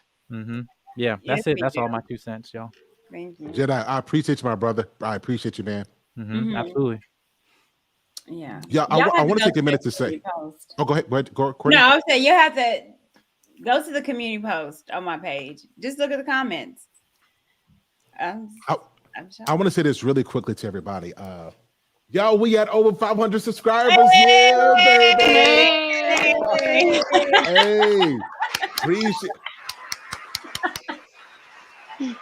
appreciate you. Appreciate y'all. I really appreciate that, y'all. Dope this. All right, so let's do this real quick. Let me bring up another. Listen, I'm gonna do 2, maybe 3 more because I really do gotta go. This has been a 3-hour show. So wait, I see I'm B9. gonna have to go after this because Mr. Randolph is about to turn in for the night, and I've got to spend some time with my boo before he goes night. Auntie, love you. Thank you so much. Good night. See y'all later. Let's bring up Mr. Eugene. I'm not sure if I know who Eugene is, but we're going to meet you tonight, sir. Hey, how Mr. you Eugene. doing? Hey. Hi, Eugene. Hey, how you doing? How you doing? Yeah, Hey. fine. First of all, I enjoyed the show tonight. Sir, you have surrounded with 5. You surrounded yourself with 5 women who cares about improving the Black nuclear family. And I really appreciate that. These 5, well, I don't know. I haven't seen you, Genesis or Renisha, but I know the other 3, I subscribe to them. I watch them hold other women accountable and try to help them, along with all the other Black women content creators that I watch as well. They all do that. They're all authentic. They're all transparent. That is what is so special. When I listen to them, they're talking to the women, but they're also giving an inadvertent message to us as men, and it makes me want to improve. And I was wondering, did you feel the same way, sir? So I only asked them all up here because I know them and I've talked with them. And I'll tell you, with me, I only surround myself with people who have a degree of integrity. And everybody, whether we agree or not on the same things, the moral compass is that. The security boss was the latest person that I've actually had a chance to talk to. The security boss is one of the women that I deeply respect because of the way she conducts herself and her stance on marriage. Like in YouTube sphere, it's so easy to talk about dating, and I didn't hear somebody who's married be happy about that marriage, number one, and then to have strong principles about not just being married but doing marriage right. So everybody I've talked to, Courtney has been on my show a lot, and I've gotten to know Courtney, and I respect her because I met her. I learned about her last year, and to see the amount of work she's put in to grow, and I'll take it back to the interview she did with her child's father. I'm like, she is a superstar in my book because we don't see that often. Right. And Genesis and Renisha, I know them through my brother. These are some dope women. And you're going to see a lot more of them very soon as well. So I only hang around a certain caliber of women, and you see that displayed tonight. So this was this was on purpose. Yeah. And again, I really appreciate you inviting these 5 ladies because they really gave some great insight. Thank you for having me on. Eugene, appreciate it, man. But I appreciate you for being here. So glad to see you. Thank you so much. Yeah. Bye, Eugene. Bye. Let me bring up What the Funk. What's up, sir? Germany. Not the. It's not gonna get spicy. It's all love. It's all good. It's all crazy. Let's take a what deep you got breath. For us, man? It's okay. My quick question is this, and I think that it kind of speaks into a lot to the point that a lot of the same men are usually the ones that are making who are making the babies. Is there something that we can actually do in our community that's actually a solution, where it's that the women actually give the average men a chance, which also means the men who are, let's say, not 8 inches, the men who are average, because let's keep it 100. Not the average Black man is not 8 inches and above, But the men who are actually the ones who are the provider types are actually the ones that aren't the pretty boys, the ones that don't who are not exactly 6 feet tall. Those are usually the men that are probably going to be the ones that will be willing and so happy to be the providers and the faithful men that a lot of women are asking for. The problem is that a lot of women make babies with the men who are the top 20 to 25%, 6 feet tall, 8 inches and up, putting it down like crazy. In this, you said 8 inches, Courtney. You said you wouldn't even deal with a man that wasn't 8 inches. So, hold on a second. Hold on a second. Yes. Wait a minute. Ladies and gentlemen, what you just heard is the conversation going off the rails. If your children are in the place, I want to apologize. I wasn't expecting this. What the fuck? You just gonna throw me on the bus? There was context to that. I'm saying that at our base nature, a lot of times our So sisters. what the fuck? Yes. This is on national television. There are children watching this and families who are watching this program. Now listen, what we're gonna do after this show, after we get everybody else off, I'm going to do an after show. Let's save this question for the after show. What the fuck? You can't do this to me, man. I'm just trying to get on. I just got 500. So what the fuck? You stick around. Like, what is the average? Because I didn't know that 8 inches was the average. No. That's not what he's saying. So he's saying that this is the stuff that women go for, that the average women are not selecting. I think that's what you're saying. What the fuck? Correct? Yeah. The average man is not 6 feet and up. And a lot of times women don't give those men a chance. If in our community, we actually would ignore the pretty boy types who are above 6 feet and the athlete ones and actually start procreating with the men who are actually average good men, that would actually absolutely, I think, change the trajectory of our community. The problem is that most of our women are making babies with the same 25% of men who are 6 feet up and appealing to their base nature. And even if they do get with a man that's a little bit average, but in turn, eventually end up kind of cheating on him and going back to the same type of man. Well, hold on. Well, let's get the response, because I'm curious to hear what the ladies have to say about this. You done made Renisha go off camera. You done made my guest go off the camera. What the fuck? I'm gonna get you back for this. She said, I can't take this. Let me go off camera for a little bit. Well, I don't think those stats are right. I hear that all 20%. I don't think it's right. I read a stat the other day that said that when black men hit the age of 40, usually about 80% of them have children. So I don't think women are procreating with a small amount. Well, what the fuck? You're gonna have to produce that stat, because I don't. 80% of black men of 40 have children? You think so? Yeah, 80%? Well, even before we get to that point, though, I do want to address the average person, though, because he did make a good point. And this is partly what KS talks about a lot, that women don't want average earning, average looking, average height men. How do you address that? And men do. Right. I mean, wait a minute. Wait a minute. We don't want average men. Let me address that. I think that is not true. I think women may go on to KS platform and just say a whole lot of stuff. I always say it, and I'm gonna stick behind it. I think women want the men that want them. If a man truly engages and genuinely wants a woman, I do believe that woman, even the ones that be on KS talking about 300,000, 100 plus, 6 figures and all that, I really think that they will go for that man who makes average money, 50, 60, or whatever we are calling average. That's what I think. And so below 6 feet. I don't believe in that. Black women hate short men. I don't believe that. That's not true. I don't believe that. What the fuck? I don't believe it. No. Okay. I mean, okay. What's the average height for a man? For an average black man, it's usually around about 5'10", 5'9". What's the average height for a man? For a black man, I want to say between 5'7", 5'9". Yeah. So where's the 6 foot coming from? I can't look down on no man. Black women love their heels too much to actually be with a man who's 5'9". What's the average height for a black woman? Genuinely. About 5'4" to 5'6" or 7. So are they looking down at the 5'9" man? So you're going to completely play naive. They're still looking most up. sisters do not want a man who's not 6 feet or up. Yes, so I do want to say this. He is bringing up a good point. It's a real point. Here's the thing. It's not sisters. It's women. Women tend to want taller men. Women want men that make money. Like, that's what we want. But do we get it? No, because we date the average man. Yes, we do. We're with the No, average man. Yeah, they do. No different than they want the exotic woman. Right, but no they different date if you average want a women. Beyonce. No, that's but not true. That's not true. That's not true. That's not true at all. Men want a woman that can be exotic. We don't want the exotic woman. There is a difference. Okay, what about the size? Okay, What we about can have the this size conversation 2 later. woman? So I ain't mean to make it off the What rails. about the size 2 woman or the size 6 woman?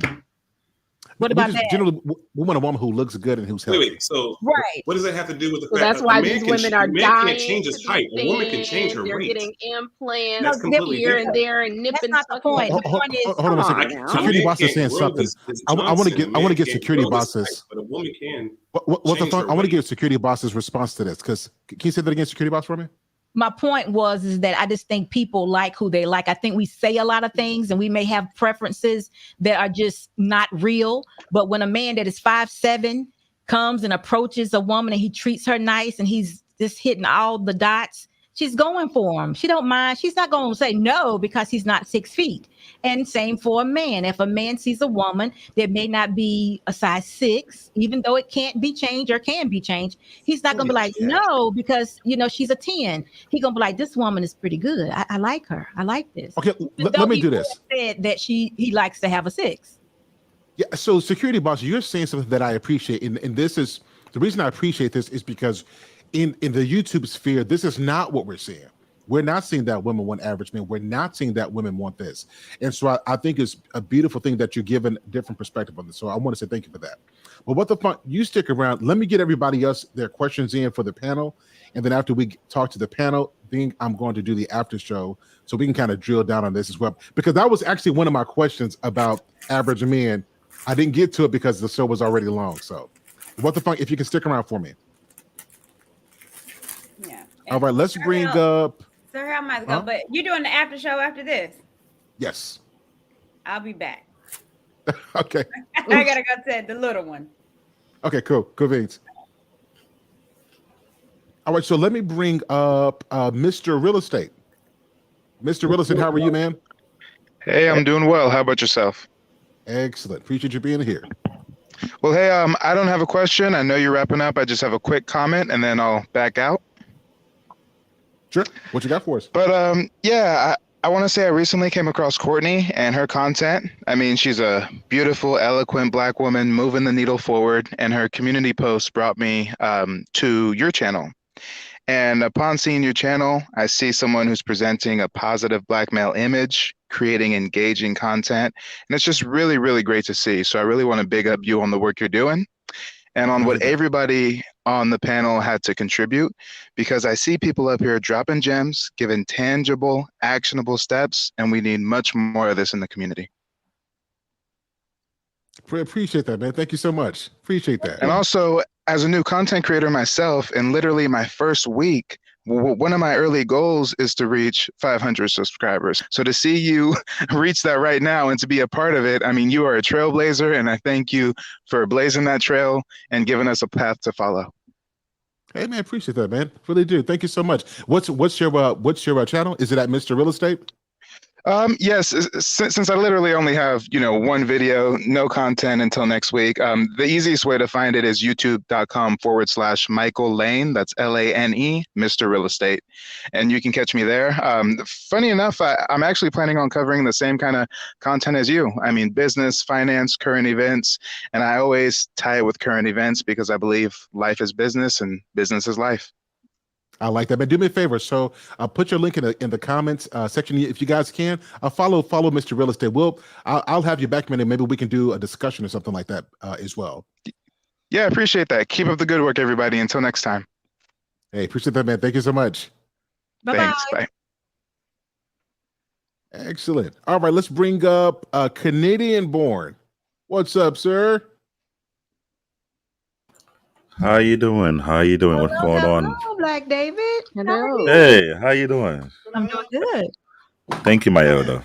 Well, I just gotta say that I know that a little bit late because I was doing a lot with my kid. They were doing laundry. But when I got in and listened to the conversation, I was like, why a lot of Black churches don't have that type of session in place for the couples and the single? Like, this is heavily needed. Because I be thinking about it for far too long. I've been saying we need people with experience on a panel, not people that barely got there and want to give advice, but don't even fully understand the concept behind it. And hearing this, I'm like, who can I share this one to? Because really, the lady hit the topic with no glove, dirty with the grease. Bare They're, knuckles, they're absolutely. straight bare knuckle because we talked about it for so many years from the man point of view. And we always wanted to hear from a woman point of view what it would be like, what their insight going to be. And I say that we don't have these type of elders in the church no more. We need more of these. Other than that, I don't got no question. Just like all I can do is just, yeah, keep it going, please. We need us more. Thank you, David. Thank you, my elder. And Genesis, I know this is my first time seeing you live. I've seen your discussion going back and forth. I was like, See a lot more of me. Ranisha, I'm taking my shenanigans to YouTube. much love to you. I'm glad you took the black out quick. I saw the look on your face. I was like, okay, she know what that means. She's gonna exit left. Thank you. It's all right. Courtney, I already know Courtney. She know me already. So that's my sit. I'm here to support her. But Black Soil, I respect you. You and Black Men Unfiltered, you know how I am about you guys. Absolutely, man. I I appreciate you, my don't brother. I don't mind being the black unicorn. You know what I mean by that. Absolutely, my man. But I had to be general. Other than that, you had a great show. I'm glad you used 500 before me because I still got so much. I'm trying to figure out how I'm going to stop mine because I don't want to steal your thunder, but I'm a nerdy. I'm a geek. I'm an IT geek. But I want to I find my niche. my profession is a cloud engineer. I'm into computers as well. See? You see what I'm Two saying? Well, it is what it is. Other than that, I enjoyed the show. I enjoyed every single Thank you, man. moment. Thank I you for your appreciate you. time. Appreciate you, man. Hey, stick around if you can.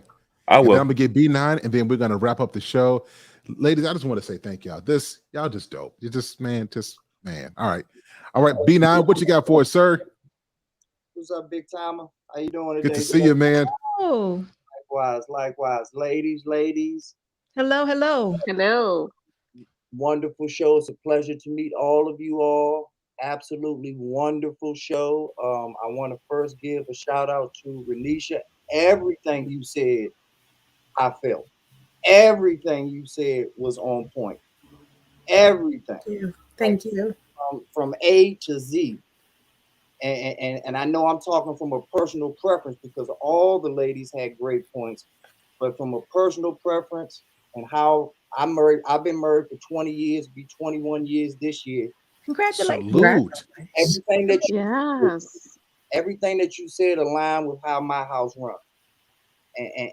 And that's why we have the years that we have, because we're not combating one another. There's no conflict with one another. You know, we definitely are humans and we make mistakes, but we communicate. We understand that we're here for each other. For me to disrespect my wife is to disrespect myself because she is me. Yes, sir. And I am her. So it works in tandem. And people have to understand that marriage is a totally different level. Marriage is chess.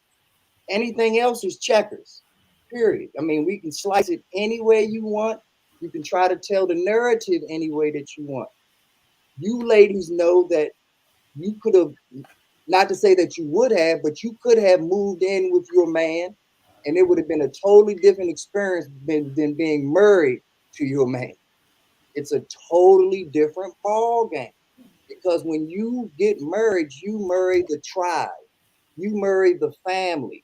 You get things, even if you have a great relationship, when you get married and children come into play, you're right back at ground zero because my mother and my stepmother are deciding how my child is going to be raised. It's not just me and my wife. There's a real, especially in the Black community, because that's our heritage, that's our nature, is to be community. So we don't shy away from community, especially when we've made that union and that commitment in front of God. So it's very unfortunate that Miss Courtney and Miss TJ aren't here, though, because those are the ones that I really came to speak with. I want to preface it, though, because I think I have a really, I think my reputation in these circles has gotten a little off cue, and I want to clear things up real quick, if you don't mind, Sir Hale. Wait a second. I don't know where you're going with this, B9. What you trying to clear up, sir? No one knows. But, hold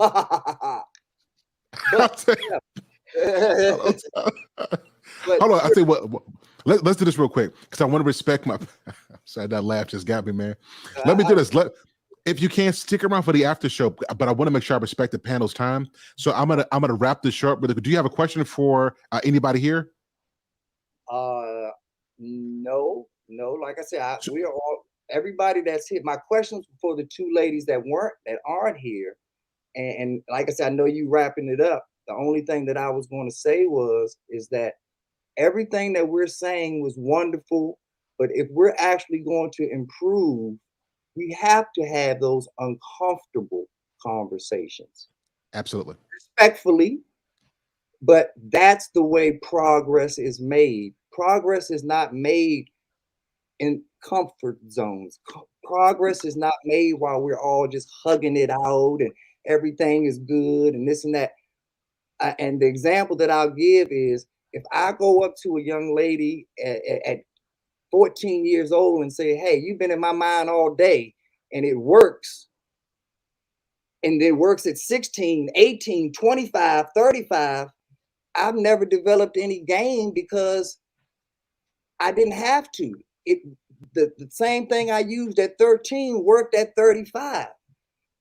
Luckily, some woman came along and let me know that game is weak. You got to step it up. You have to evolve. You have to get better at what it, and it was uncomfortable, but that was the uncomfortable thing that all of us men have to go through, becoming boy to man. And I find it a little unfortunate sometimes that as adults, and a lot of us married adults at that, can't seem to have the uncomfortable conversation in a mature, respectable manner and still love each other afterwards. I've never come to YouTube in any way, shape, or form to make any enemy. My time is too valuable for that. I only come to make networks and alliances. And hopefully there's the birthing of more shows like this so we can open up the dialogue and get men and women talking to each other and talking about having these difficult conversations. But you ladies are the exception to the rule. I can have these conversations with you all. The problem is, and you all experience, I know Unsolicited Boss experienced this, even though this is my first time speaking to her face to face, screen to screen, but I follow your content and I support your mission 110% because you are having those uncomfortable conversations, and you are, like myself, I consider myself a wordsmith as well. You are a wordsmith. So you can have those uncomfortable conversations and make the environment comfortable. I don't understand why that message, well, I do understand why that message isn't resonating. And that's the point that I'm trying to make, is that we got to mix it up a little bit and have these Martin Luther King, Malcolm X type vibes, because that's the only way we're going to get the change that we want. It's not going to come by hugging each other, holding hands, and buying each other a mocha latte. It's just not, that's not the way. Even though you all love it, even though it fosters the hugs and the nurturing and the this and the that, that's not going to create the change. That be not, so I will say this. So that's a dichotomy, but I'll leave it at that. Yeah, be nice. That's a good point. The reason why I'm doing this, like, to be honest with you, as a content creator, you like, how can I get my likes and subscribers up fast? And you can do that by being ratchet. Like you can. If you put out ratchet content, you'll get your stuff up. But these are that's not the stuff that's going to help our community. And I think that's why we're having these kind of conversations, because this really, my goal is to market this, because we didn't got years of this negative stuff, of chaos, of being argumentative, can't listen. And when I see Security Boss, I see somebody who I deeply respect. I see her husband. I know that if I ever needed advice, I could go to them because there's respect there.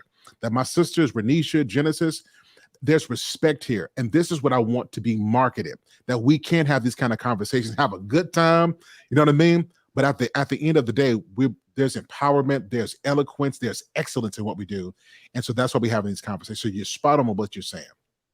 Yeah. Yep, and that's my point. I know that in other spaces, I am an advocate for men stepping up and men getting themselves together, and women do, in my opinion, have to let go of some things so that men can pick them up, because there's only one pie. And how we slice it is how we slice it. There's no extra slices that's going to be add the pot to a new pie bowl. It's just 100%. So if we're going to step up from 40% to 50%, you're going to have to give up 10%. So that we can actually meet in the middle. And although I advocate hard for men, as you said, I can come into these spaces. I'm a very educated man. So I can come into these spaces, and I'm a very respectful man. My parents raised me correctly. So I'm not going to disrespect anybody at all under any circumstance, especially on YouTube. Now, I do get fiery and I do get passionate because I'm an advocate. I am an advocate.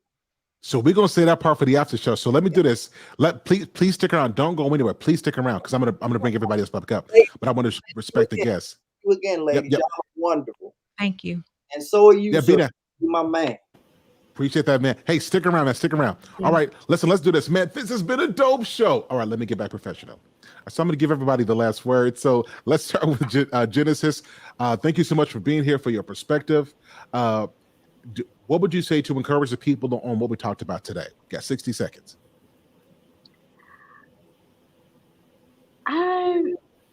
Common sense, people. You know, we have to be better. We have to do better so that we can have better. Love it. Love it. Miss Renisa, what you got for us? Do the work. Do the work. Get inside yourself. Figure out what you like, what you don't like. Know who you are. And stand in your true truth.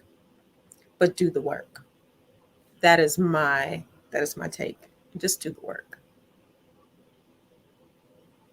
Security Boss, I want to say thank you for your time. Loved our show on Friday. It's been a pleasure meeting you. I watch you, and you're the kind of person that I can look to, and I deeply respect the way you conduct yourself. I respect your husband, even though I haven't met him. Thank you guys so much. So I want to give you the last word. Out of all we talked about, how could you encourage the listeners out of all the stuff we talked about tonight? For the listeners, I would say we're going to change the narrative. We're going to keep it positive. We're going to be kind and respectable. And who cares what drama brings, but we're going to do something different. We're going to spread the wisdom. We're going to ask for knowledge. We're going to pray about it. And we're going to have more shows like this. And that's all I want to say. Well, listen, everybody, this has been a fantastic show. So I want to take some time to thank everybody for tuning in tonight, for all the comments, all the love, to all the moderators. Salute to all of you for promoting the show, for getting the likes up, for helping me to overcome and to finally get 500 subscribers. Thank you so much. You didn't have to use your time, but you did. And I want to say thank you so much to our guests who were here. Security Boss, I am Courtney, to TJ Randolph, to Renisha, and to Genesis. Thank y'all so much. Y'all have been great. Well, listen, if you guys enjoyed this, we're going to have the after show.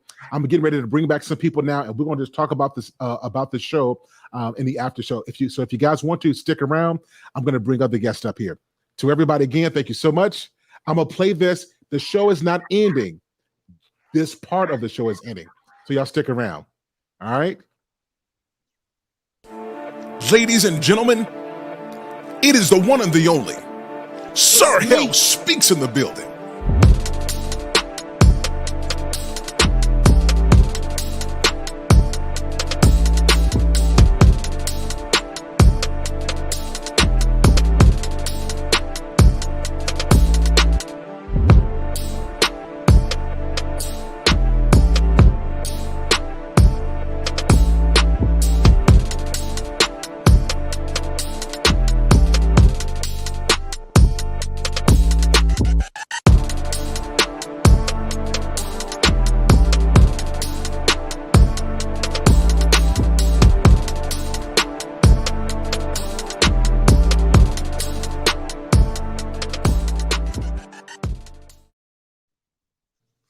All right, y'all. So I'm getting ready to bring up some of the people who came up here. We're going to bring them back, and we're going to talk about what we thought about the show, some of the things we disagree with, some of the highlights.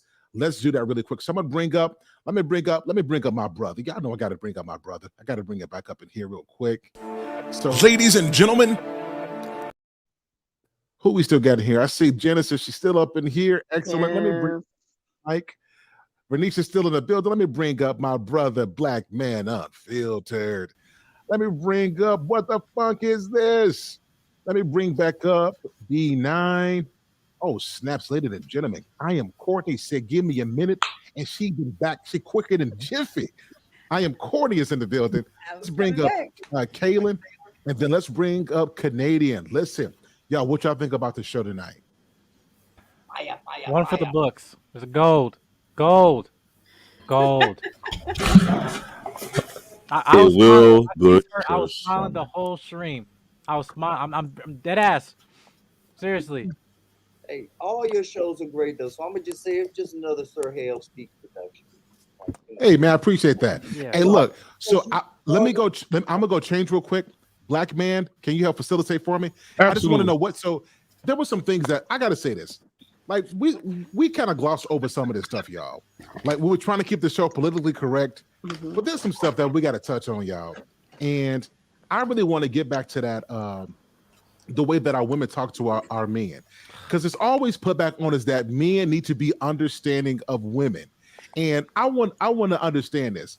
Why is it always on men to know more, do more, to understand more? Y'all help me with that real quick, please. Somebody help me. It's easy. The media promote that. That's the problem. It may be like a no, but let's be honest though. From the 80s to the 90s, all these talk shows, what had to be promoted in among the community for far too long. And I find it a joke after a while. It's always about you need to understand the woman, you need to understand how she feels, you need to understand how she wants to be done, but never about understanding the man. I'm not saying black women don't digest this thing, but who's at home watching it? I always talked about it. I'm a crazy, weird nerd. I look at the big picture. What being broadcast, what being put out there. The 90s, the ghetto gentleman. I found I was being called a weirdo for saying there's no such thing as the ghetto gentleman. But people think I'm weird. I'm like, okay, be that way. But if you promote it in the media for far too long and people digest it for far too long, they'll start speaking the same thing. The media don't like to promote strong black men. Let's be real. They don't promote strong black fathers. Let's be real about that one too. I had a discussion last night. I'm not sure what it was last on the other night about being a real man to really to apologize to your children if in case they have made a wrong judgment. I talk about going on my knees. They tell I'm belittling myself. No, I'm not belittling myself. I'm just let my kids know I'm meant to tell I was wrong. I don't have to be perfect. Oh no, nah, I'm not doing that. I'm a grown ass man, but I'm more like a grizzly bear. When it's time to be a grizzly bear, believe me, I'm very scared. My wife had to calm me down sometimes. I live in Brooklyn, New York, so I be having those moments when I want to choke slam a person. I'm a big dude, I'm not small. So when you're trying to attack my family, I don't mind letting loose. The only person who can stop me is my wife. So she's like my restraint at that time. That's real. But what being put out there have been said for far, and I get tired of it. So I had to be blunt to be honest about it. So how do we change the narrative? How do we change the narrative? It's going to take the help. It's going to take the help It's going to take the help. It's just like racism. In order to combat racism, you got to have some good white people to stand with you, right? So in order for this to happen in the Black community, and the relationship wars and the whatever's going on right now, it's going to have to take the Black woman to say, whoa, wait a minute, you can't talk to him that way. Whoa, wait, no, hold on, sister. Whoa, wait, I know that's not my husband, but girl, you can't talk to him that way. You got kids standing here, because women don't care. They'll verbally abuse you in front of the children, in front of your parents, in front of relatives. They don't care. And so you got to have those Black women to stand for those Black men when those Black men can't stand for themselves. Because we all know if a Black man reciprocates that behavior, it's possible that he's going to go to jail. If she hits him and he's come right back with one, he's going to jail. So what we have to do is have strong Black women to say, no, that's not going to happen. Like Courtney the other day, when she put that so eloquently and posted that, when those women tore her down the other day for saying, I love you, Black man. I'm here for you, Black man. You know, when she put those positive things there, and men are melting, looking at it like, oh my God. The men are in the comments like, man, I don't hear that.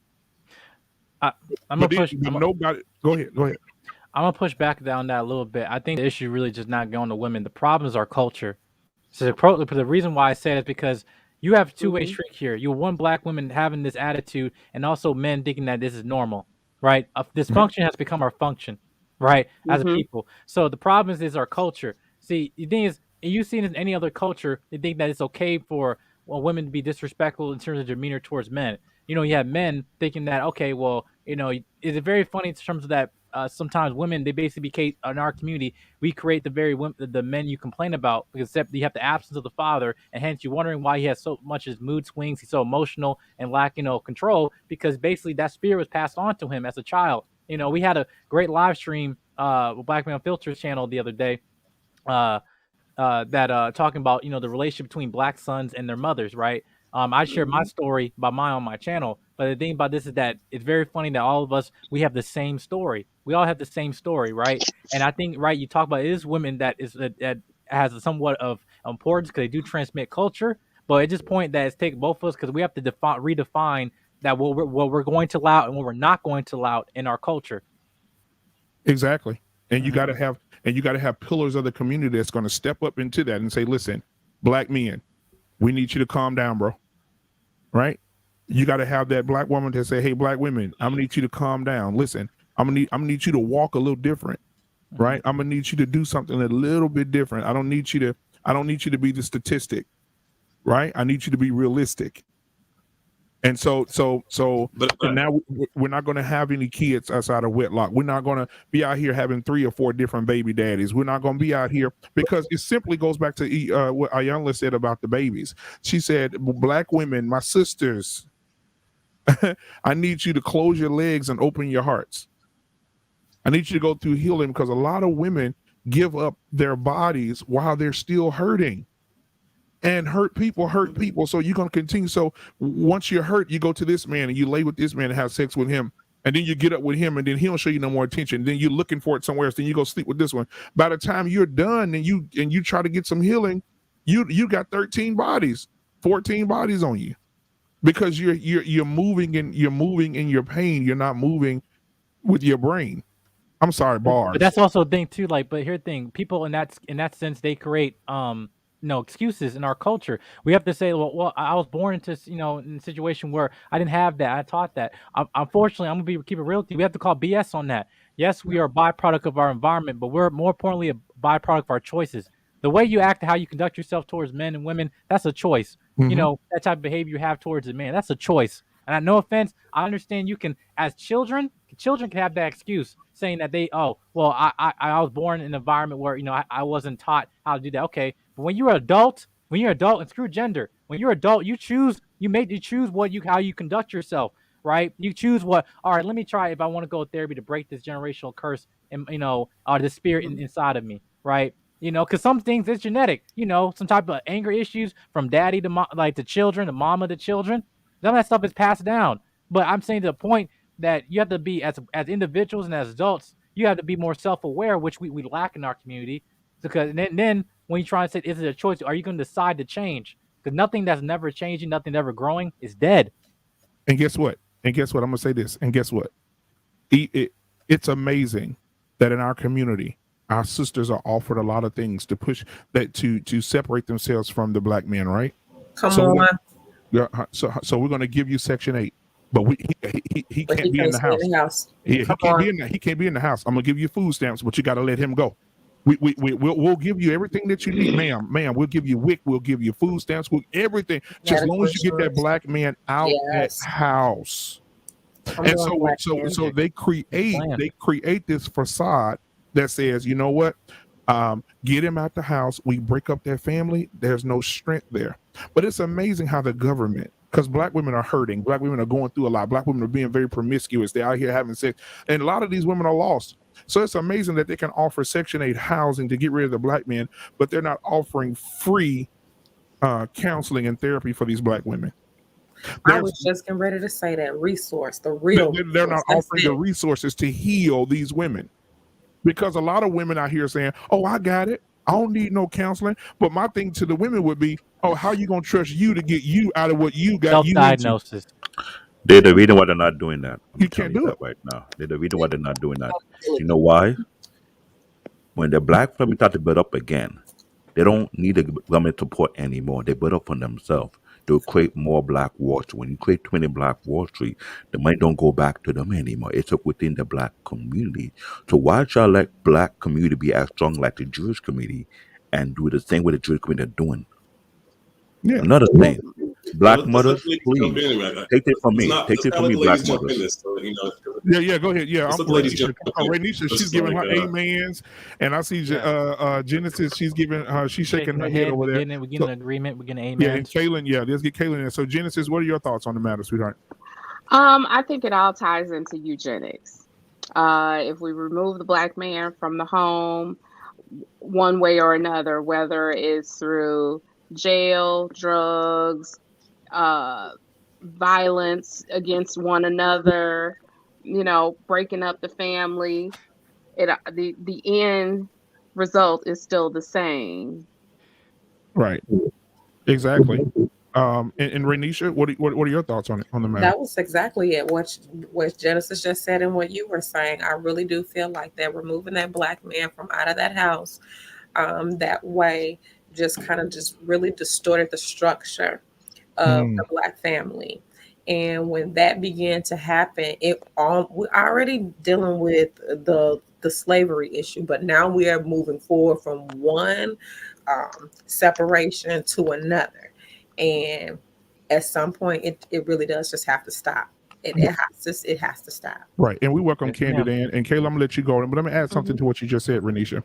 Back in the day, when you said the slave mentality thing, back in the day, Willie Lynch wrote a letter. In that letter, he said he came into the South and he taught the slave owners, listen, you're having problems with your slaves because you don't know how to manage them. So the slave owners paid him good money to come from Europe to manage the slaves, to teach them how to manage. And so one of the things that they did was they would take one of the slaves, dark as me, and they would take him and let everybody see him. And the slave master would come and get him in front of everybody and take him and say, come on with me, boy.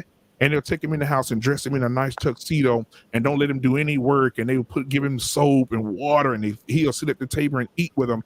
And they will allow the other slaves to work in the house to see it. And then they will put him as the overseer over his own people. And so that's where the crab in the bucket mentality comes from. What's up, B9? That's my guy. So that's where the crab in the bucket mentality comes from. When people are like that. But also one of the things that really stuck out in the Willie Lynch letter was this. He said, they asked him, he said, do we need to put up fences around? Willie Lynch said, no. By the time I'm done with them, you don't need any fences, because the fence that keeps them from leaving, we put it up here. In the brain. Yes. It's for cows. And so now that same fence, it's not that anymore about the slaves picking cotton anymore or doing the working for labor free. Now it's black woman. All mental. Our white counterparts have said, black woman, I'm gonna give you everything you need, but in return, the fence I'm gonna put in your mind is that you don't need him.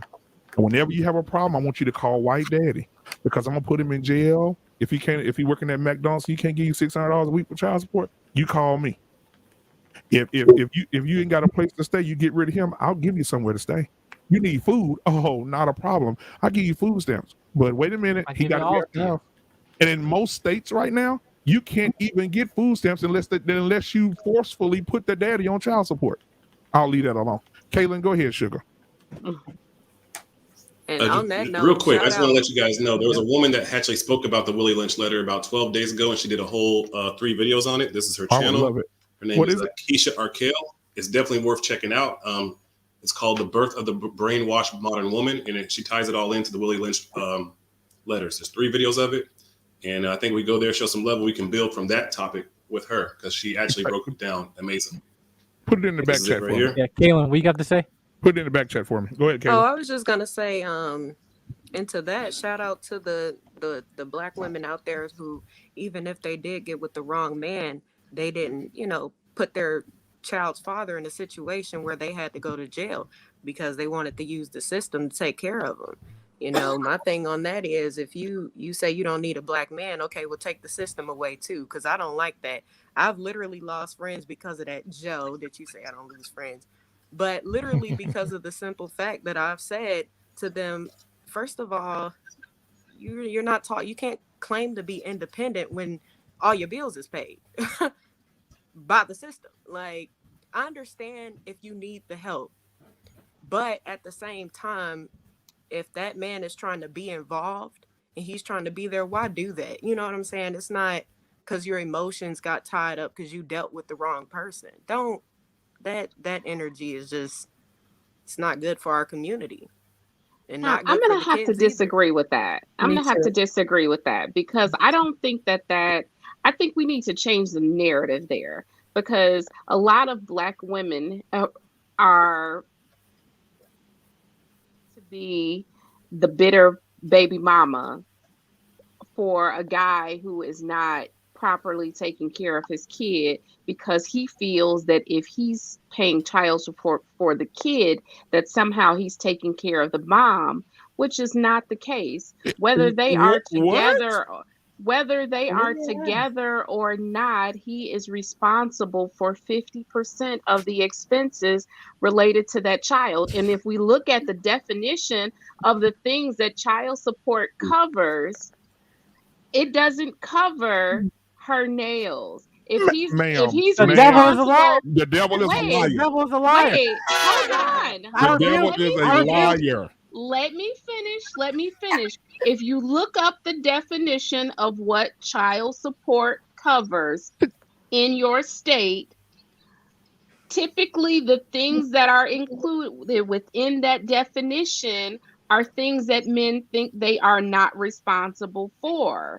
If he's responsible for 50% of the living expenses for that child, then that means paying 50% of whatever that rent is in that home that child is in. Well, ma'am, let me help you. Hold on, Kaylin. Please, how about let that man have 50% of the custody? Let Kaylin talk. Let Kaylin talk. And that is an option. That is an option if he is doing That's a logical option instead of Let a man Kaylin paying respond. 50% of his income to a household that he's not a part of anymore. I didn't say Especially if that woman 50% also of has his, another man. I didn't say 50% of his income, because if you look at the calculations, the amount of child support that is no, I said he's responsible for 50% of the expenses. However, what the mother collects is usually not 50% of that. The mother is not giving 50% of his income. Why? She's not getting 50% of his income because they're not ordering her to get 50% because the state is making billions of dollars off of child support. I mean, it does not matter, you all. Even if they're only giving money to the kid, you know that baby mama is going to keep that kid in a dirty diaper so that she can get her nails done. Come on. I mean, that's not the reality that I know. And I either.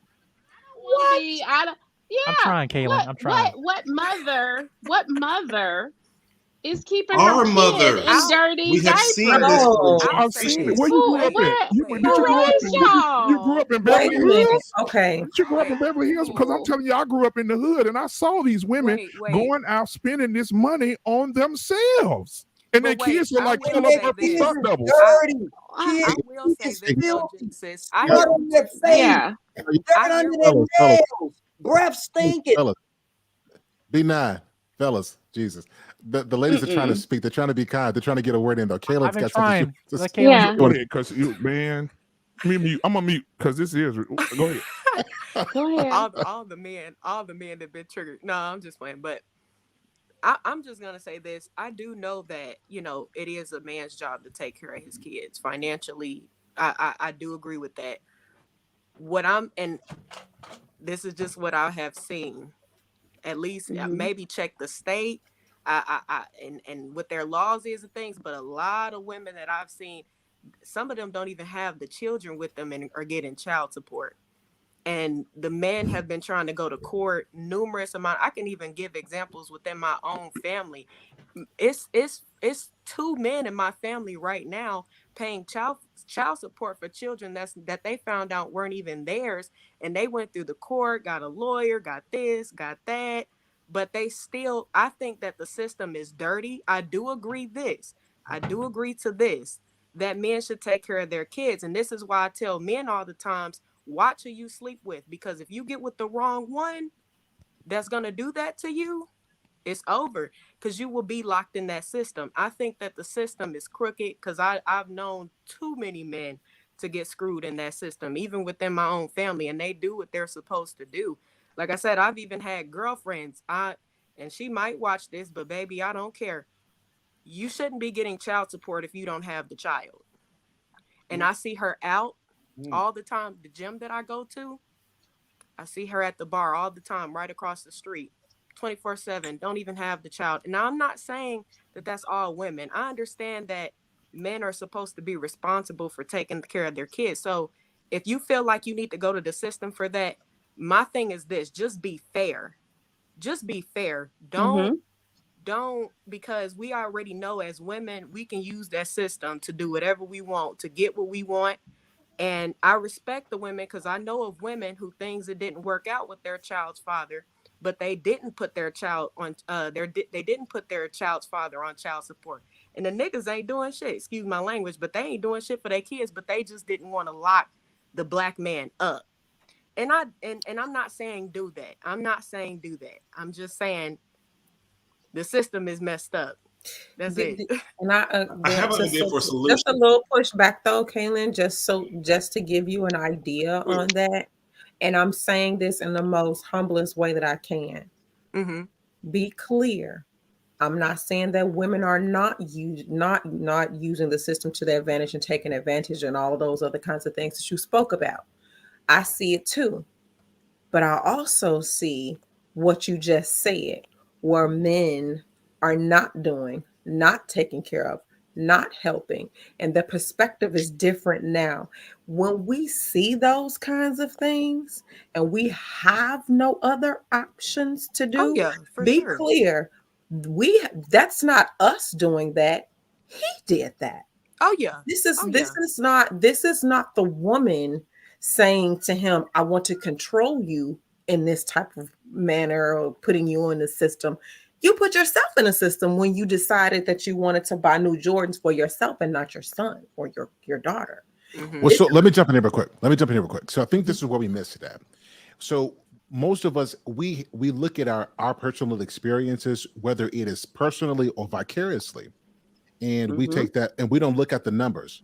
And the numbers just don't support that there are more men who are buying Jordans and as a means to not pay the child support. The system is broken, and a lot of it is just that we don't know where the money is going. That's just what it is. But why blame the woman? Because the I'm women not manip- with the blaming women. I'm just with the as a system. We tool for use the a system lot of women to use make that happen. the That's system why to we blame benefit. the woman. I'm sorry, Binan, what did you say? I said because the woman is being manipulated like a tool, like a carpenter does a hammer. That's why we blame the women, because they willingly go along, and like Kaylin said, they manipulate the system. Men might get over on the system, but we don't manipulate the system. And the problem with it is that a lot of women, because of the money that it generates for the government, a lot of women don't even realize the amount of rights that they have until they go and get a public defender and this and that. And then they realize, oh, I ain't even got to show up for these trials, but he do. He got to take off work and I can just do whatever I want. Cool. Oh, I get this money and I don't have to give him visitation at all. Okay, cool. Oh, I can put somebody on the birth certificate that I never even slept with and I still get the money. Oh, okay, cool. They manipulate the system. And in answer to your question, Renisha, I have to push back on you because you are correct when you say a man is wrong for buying Jordans instead of taking that money for his child. Yeah, I agree completely. Absolutely right. However, the woman puts the man in that situation because she knows she has the child support sisterhood system to fall back on. Now, let me give you some pushback, B9. Let me get some pushback on what you said, B9. Like a lot of us. So while I agree on this, Sir, before you push back. Okay, so say it again. I said, let me finish. I got one last point before you push back. There's no other countries that do the child support thing the way America does. Nobody. So women would have to naturally come up with a different solution. And that solution is working it out. That solution is humbling themselves. That solution is realizing that they got to be a team. But when you have a system that says, you don't need this man, you can do it by yourself. Matter of fact, you can do better by yourself than you can with this man. It gives you all options that you shouldn't even have. And my thing on that, honestly, when I say about being fair, because if you're getting everything from the government and child support and all of that, to me, that's unfair because where does the responsibility lie on the mother? If everything is, I understand that the father is not there, but at the same time, that doesn't mean, okay, let me just get taken care of. You know what? $50 a month? But I don't know what child support you all are looking at or what you might, and this is no knock to anybody because I don't know everybody's situation, but I'm saying to you all that most oftentimes in my experience, as well as what I've seen, what are y'all getting for child support? But then that's why I said check the system because I'm letting the you know system right is now. right. If I you mean, check get the state $100 because I'm letting you know right now. I know many women that's getting not many are getting everything. $50 But you a all month are in child saying it. support. I'm saying this in content of you're saying you're getting your bills paid. You're not doing you're this, you're that. You're getting your nails done. But my thing is what? If you have children, you're With both money from the responsible man. financially. It's not just the father and it's not just the mother either. So with that being said, if all your bills are taken care of and you go and get shopping money and you just blowing through your money, that's why they knew who to give it to. They knew if they did that, put the man as the household, give him the money, he probably gonna do what he need to do with it. Now I'm not saying this is not a shot at all women. I know women need child support when they fall on hard times and things like that. It's because men have to take care of their responsibilities too, and it's hard raising kids. I'm not denying that at all. What I'm speaking to specifically, because we have a large majority of women who use that system for their benefit. I see it day in and day out. I know women that's getting their bills paid left and right. I'm talking about why would you need to work if you getting food and housing? And your rent $12 a month. Let me just make this simple. Let me just just give me a. So that should so ultimately that negates the man's responsibility. You said you made the point that you say that men are responsible for bringing up the child when he's not there. Can we keep it honest and say that a lot of times our sisters they've built themselves into a system and with the housing and all the things with so many wants and not the things that they need. And now you want that man to provide for that. When in actuality, you can easily raise a child minimalistically. But women come to the table of, well, he needs to pay for this for school. He needs to pay for this for sports. He needs to pay for this for this. Women have too many bills in the first place for a man to have to truly provide for when he's not in that house. Now, if that man is in that house, then of course, maybe he then provides and he takes care of that. But once you have pushed a man outside the house, you cannot expect him to pay for all of those things that are mostly wants. And that's my thing. He can't pay for everything. I want to get Candid in here as well. I want to get Candid in. You said once the woman pushed him out of the house? Denisha, Now, what you Yeah. now So, Renisha, Say so that I hold on, do again. y'all. Hold on, agree. hold on, guys. Sometimes, Guys. they a little Hold on, guys. extreme. Hold on, guys. Y'all Sometimes listen. they are a Y'all take a little listen. extreme Listen. Yeah. with putting the Y'all blame listen. Listen. everything. But sorry. Yeah, let's take a listen. I want to get Candid Ann's response in here as well, because I want to hear everybody's points for the listeners, but I want to hear what Candid Ann's response to this is. Okay, good evening. Can you guys hear me well? Hey, Yes, Candy. ma'am. How you doing, Hey ma'am? guys. Hi. Hi. So I don't know if everyone here has children. I'm one of the few people that's married and I don't have children. So I'll speak to my opinion, right? This is not a personal thing. I haven't gone through the child support system. I never was in a child support system. So I'm just speaking about my opinion here. I think as it pertains, the reason why I actually logged on was really because of something that B9 said, but I'll get to that at the end. I think there's many reasons why our culture, in terms of Black women and Black men, why our relationships are failing right now. And it's for a multitude of reasonings. It's because of social reasons. It's because of the Willie Lynch syndrome. It's because of how we've been raised with media to think that we're the strong, independent Black woman. There's a multitude of reasons. Culture. It's not just, Culture. it's a lot of cultural reasons. There's political reasons. There's historical reasons why we all have this sort of impact on us. And some of us don't even realize why we are the way that we are. So when somebody asks on the panel, I don't remember who it was, why don't they pay for counseling? Well, it's because in a capitalist society that we live in, it's easy to throw money at a situation instead of really doing the hard work.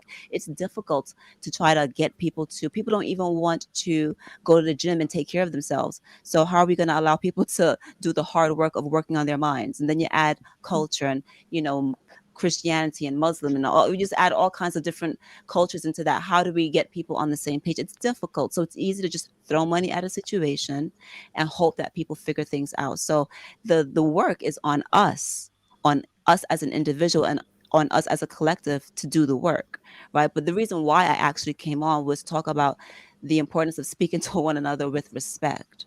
And that's something that B9 was talking about, because even though I don't have children, I am married and I've been married to a Black man for a long time. And it is important. It is so vitally important to speak to one another with respect. And that's where a lot of us go wrong. I think even we don't know how to speak to one another. What the hell are you laughing Thank at, Black you. man? No, It's Kaya. I'm reading the comments. I'm It's sorry. I'm Kaya. sorry. Kaya That's getting okay. on my That's okay. But no, Kaya but getting on Candy my Ann, you're nerves in the absolutely right. comments. She getting on my nerves, calling my name in these comments. She just crazy. No, Yeah. so I just want to talk about that a lot, because as we're talking about it seems to me that I'm a little bit nervous sometimes to get on these panels and to talk about relationships, because I'm no relationship guru. I only know this man inside here. So it behooves me sometimes that so many people get on YouTube and all of a sudden everyone's a damn relationship guru. All of a sudden everyone's a damn marriage guru. The I've gender been with this man for battles. 24 years and I would never get on here talking about, ladies, this is how to have a good man, because I don't know. I can tell you about what works for me. And I think some of us need to humble ourselves when we get on these panels and Facts. say, like, listen, this is where I messed up and these are the lessons that I've learned. Bingo. This might work for Bingo. you. This might not work for you. But two of us know, we know too damn much, and none of us, the amount of divorces that you have doesn't make you an expert in marriage or in relationships, right? That was So shade, I agree Trump. I with That just was that. want shade. I know. You Nobody right on has that, the for answers. real. I know, Nobody but has so the I think we need to answers. when it comes to talking about relationships, let's humble ourselves a little bit and say, like, you know what?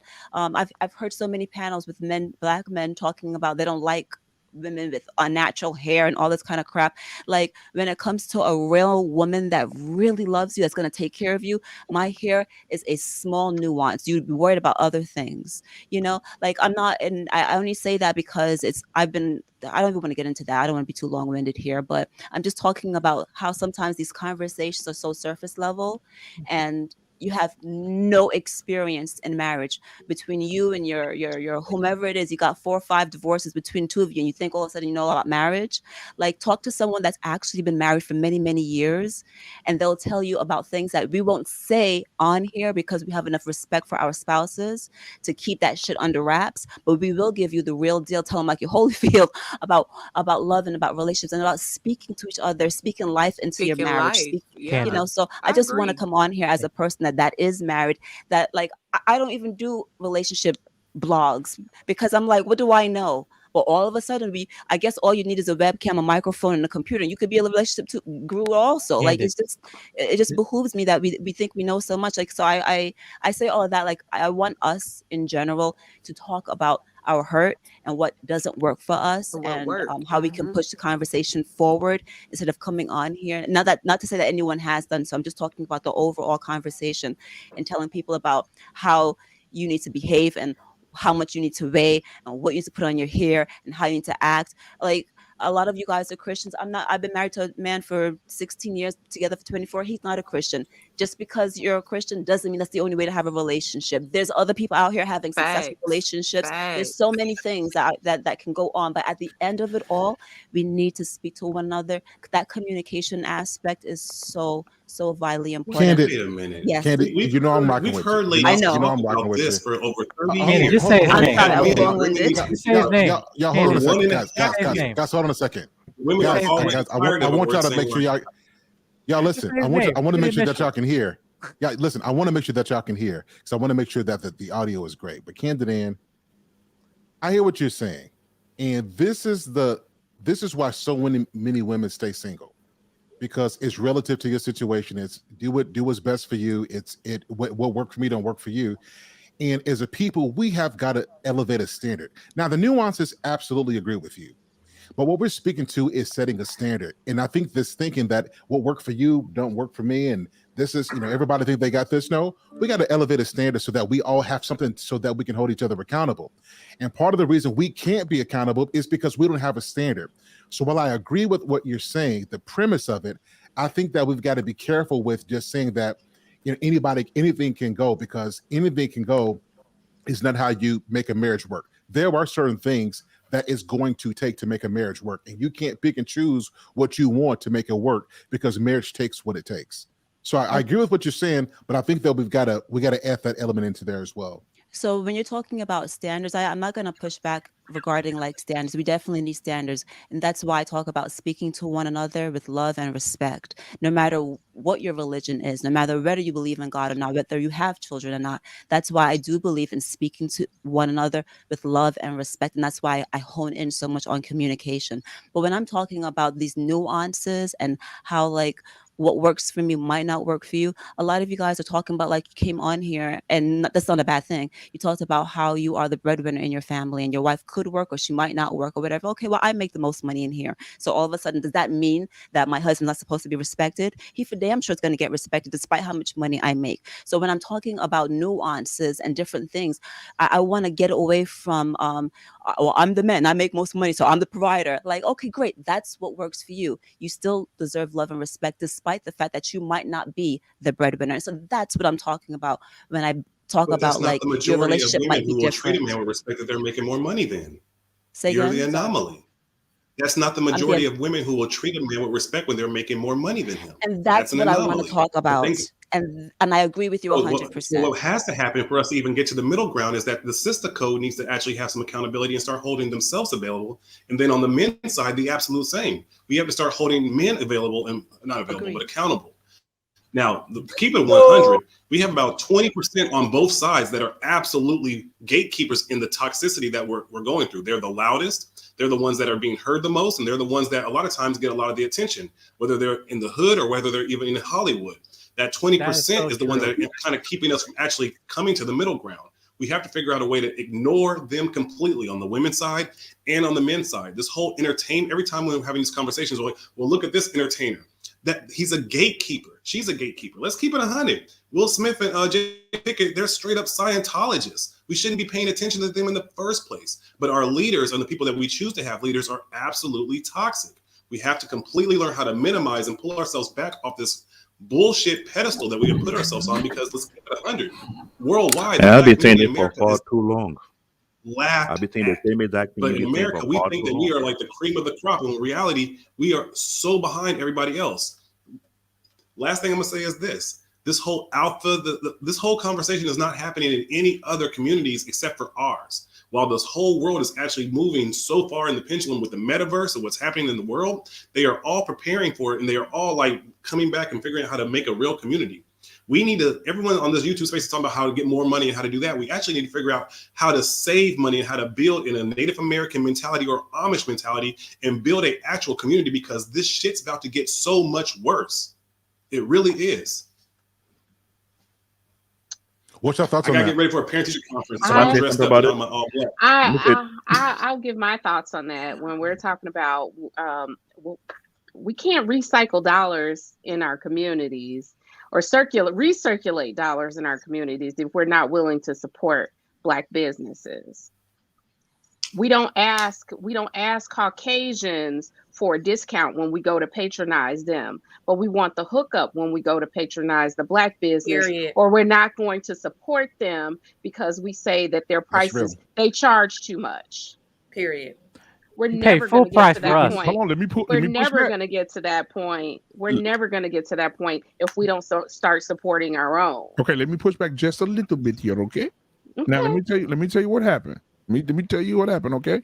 I'm a man that like to do t-shirts, okay? I've been doing t-shirts since I was probably 16 years old. All right. So I went to the buyer, the supplier, and I went to this Arabic place, right?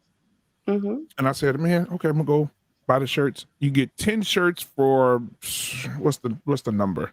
I can get 10. They're probably, if you buy 10 or more, they're $2 a shirt, $1.50, depending on the size, $2, 2X and up, $1.50, 2X, below, 1X and below. And I was like, man, it's a good deal. Give me a box of them. I need this different colors. I need 4 reds, 5 blacks, whatever.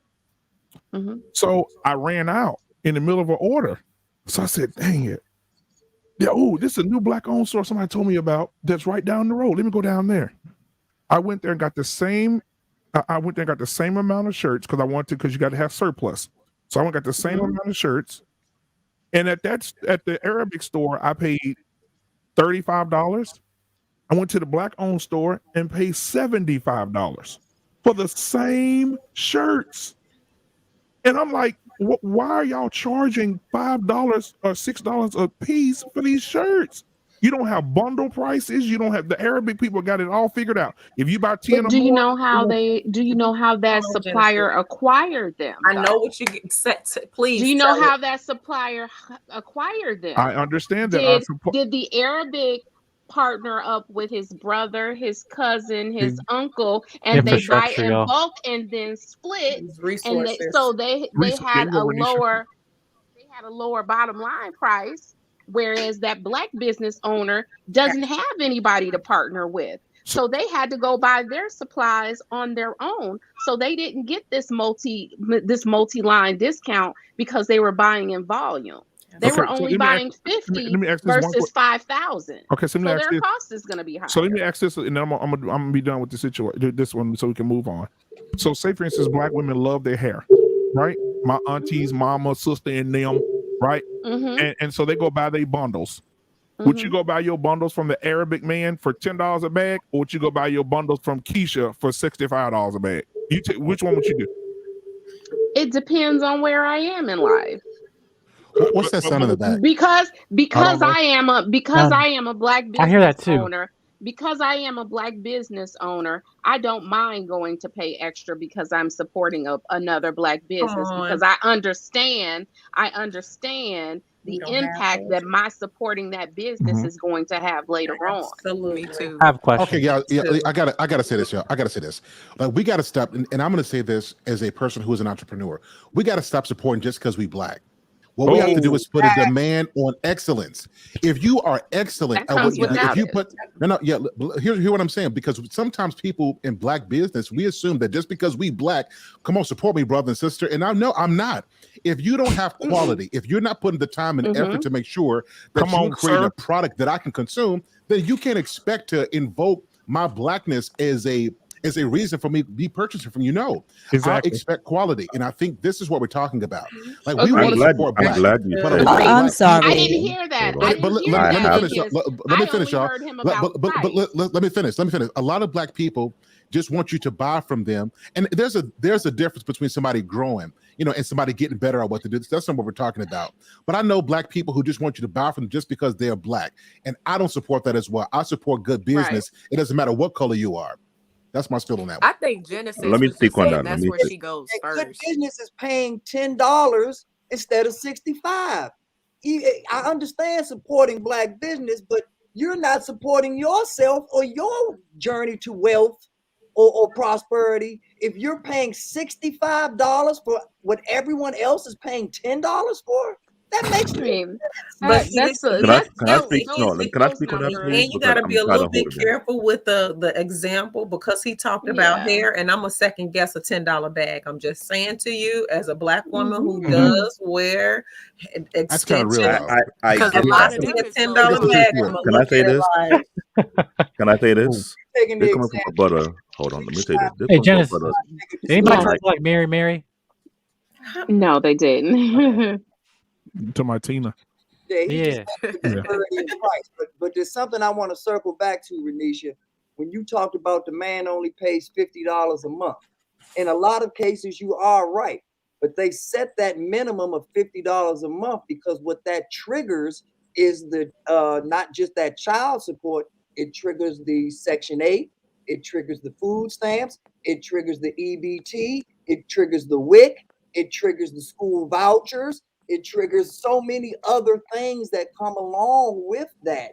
So that $50 is helping the system trigger the necessary things so that it can generate the money necessary, which once again, as I was explaining, ultimately uses you as a hammer and the system is the carpenter because you are because this child support, like you said, he's paying $50, which means you're paying for these ladies' child support, Renisha, which means that Candid Ann is paying for it. Janice is paying for it. You don't realize that you're paying for these other women to live you think, oh, well, the baby daddy and child support, so it's taken care of. No, you're taking care of it. The system is set up where we're doing all of this stuff and they're just moving money and shipping it around. And y'all think y'all winning when y'all paying. well, let me say something. Let me say. Hold on. Hold on. I got something to say. So Hell said talk about black excellence. I get that. Coming from my brother who lived in Brooklyn for far too long in IT, I freelanced for a while, for at least maybe 15 years, fixing people's computers.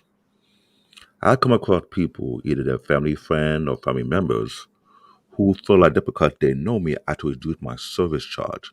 But yet you can go to Best Buy, the Geek Squad, and pay 2 arm and a leg, and they didn't even fix your problem. But when they come to me, I'm the last person most of the people come to fix their computer issue. Not only did I fix it above and beyond, I educate them how to keep it running. And what I noticed among black people, I'm being dead honest about it. I've been in IT for 20 years. They don't like to pay for quality service. mm-hmm. They expect you to get them a hookup every now and then. And for me, I always put my best foot forward. You know, I'm freelancing, I'm working corporately. When I get irritated about it, this also comes from the black church themselves. They think you don't know what the hell you're talking about. I have shown perfected my craft in front of these people, but I fixed issue under 15 minutes, but take other people almost an hour or two to figure out. And they put me to the side. The moment I decided to cut myself off, I'm not gonna mention name. There was a time I suggested to a particular church to get a PT custom made built and have it built a certain way was start doing their services. They brushed me off. The moment I'm about to leave that church, oh, why they build a computer for the church? And I was like, oh no, you did not do what I think you just did right now. But when I was there for far too long, my advice was not that serious enough for you guys to take it. But when I'm about to be out the door, you want to suggest something to me to do something for you guys? At first, I cut off African people because of that. Because they know me or I'm related to them, I should not charge them. I charge them 1/3 the price they will pay for Best Buy, Geek Squad. And yet, they still want to below pay me. Payment. Yep. Now, Discount. Black David, I'm gonna say this. You know, I love you, and I understand what you're saying on there. A lot of people do that, and they're wrong for that. I will push back on the fact that all black people want us to hook up because the white people do it too. They just do it more eloquently. Now watch this. Right. Because I was in sales for 7 years, and in that sales, a person comes up that they don't know, and they buy a car, and they pay $25,000 for the car. Then another guy they do know, hey, bud, man, when you from school, man, how are the kids, man? We're good. Hey, man, I see you got that car out there for $15,995. How much would you sell it to me for? Oh, man, don't worry about it. We'll sell it to you for cost. I worked in Jimmy K Chevrolet last year. Yeah. We'll sell it to you Yeah. for cost. But the next person comes in, they buying it for 17 grand, but this guy bought it for 8. You Yep. see what I'm Well, saying? But they won't do it for I get anybody else. that, but Yeah. you know how disrespectful they got. It got to a point where I tell them my price. Instead of paying me, oh, I'll give you some three shirt with not even my damn size. I ain't mean to laugh, bro, but that's true, bro. That's real talk. I The understand what mo- you're saying. I have a habit of putting excellent, and the fact Hold on, they hold on, low Kenny. Are you saying that they paid you in shirts, like shirts that you dress, put on? They paid. yeah, dress shirt that's not even my damn size. Yeah,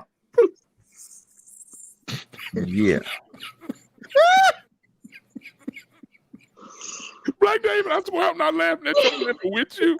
But damn, you said what got me was what triggered my And laugh they when would you said they gave friend you shirts to that the weren't your size. family. So hold on, Even hold though, on. even though Hold on. What size was the shirts? What What was size that? was the shirt? Wait, I'm a 2XL, 3X kind, I'm a big dude. what And you they give gave me you? An extra large. large. Look at me.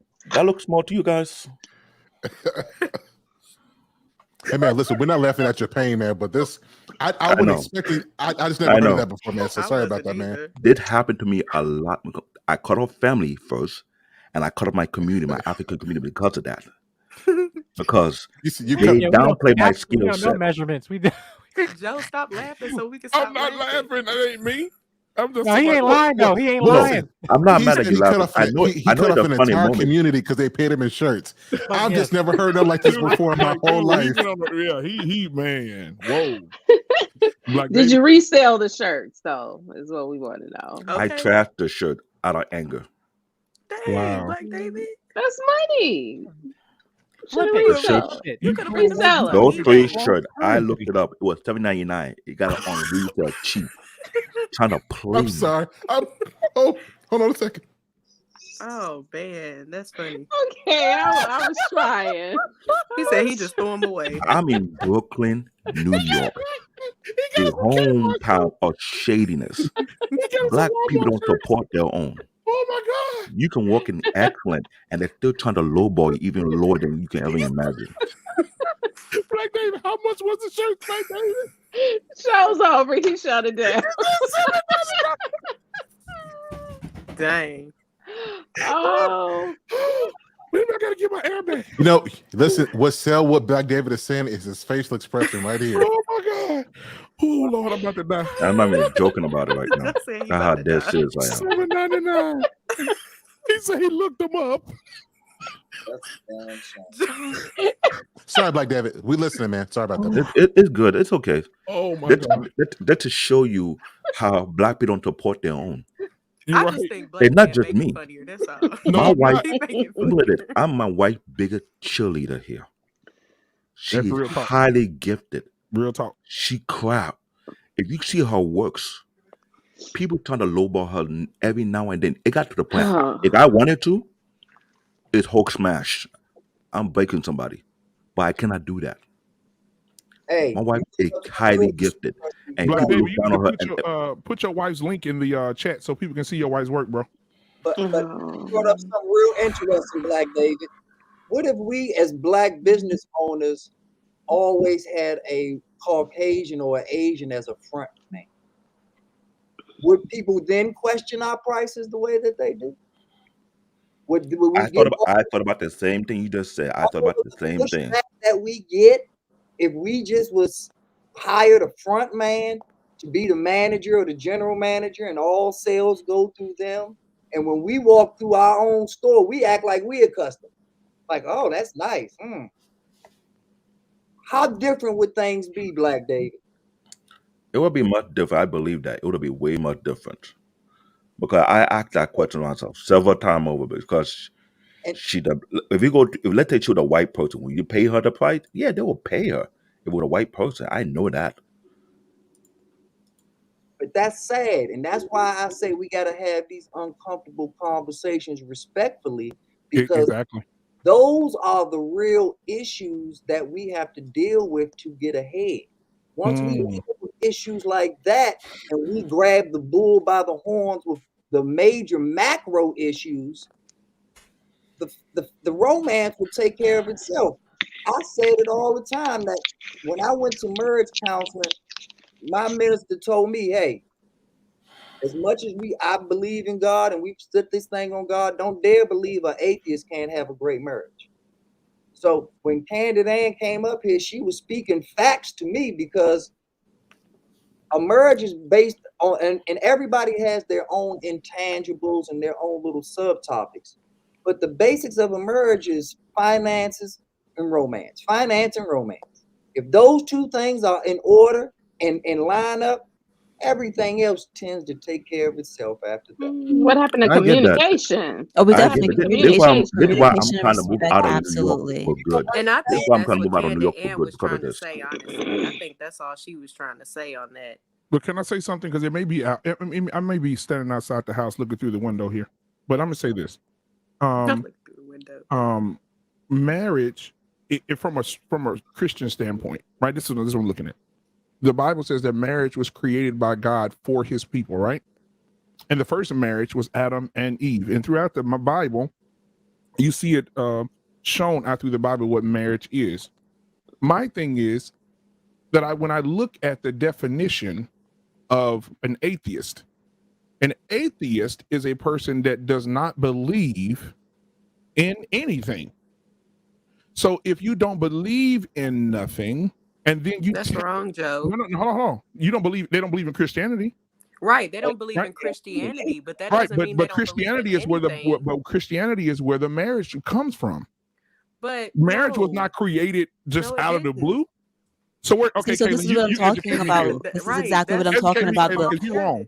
So Educate me, while educate me, Caitlin. I'm gonna let you I'm gonna just interject for a very brief moment here. Yeah, go ahead. The simple fact that you think that that marriage came from Christianity is what I'm talking about in terms Exactly. of in terms of the fact that when I say that what works for you might not work for me, your belief system is your belief system. Ask a Muslim what where marriage comes from. Ask Facts. someone that's Jewish where their marriage comes from. Ask someone that is two atheists getting married where their marriage comes from. But at the end of the day, love, respect, and all those fundamentals still apply no matter what religion you believe in. But oftentimes when speaking, and I don't have any pushback in terms of like, hey, if your marriage is a Christian-based marriage, awesome, no issue there. But the fact that you're like, well, this is the way that marriage is for it, and so therefore this is where it came from, and so this is the definition for everybody, like it's an overarching definition for everybody, is what I'm speaking to when I say that what works for you might not work for me, and that's okay.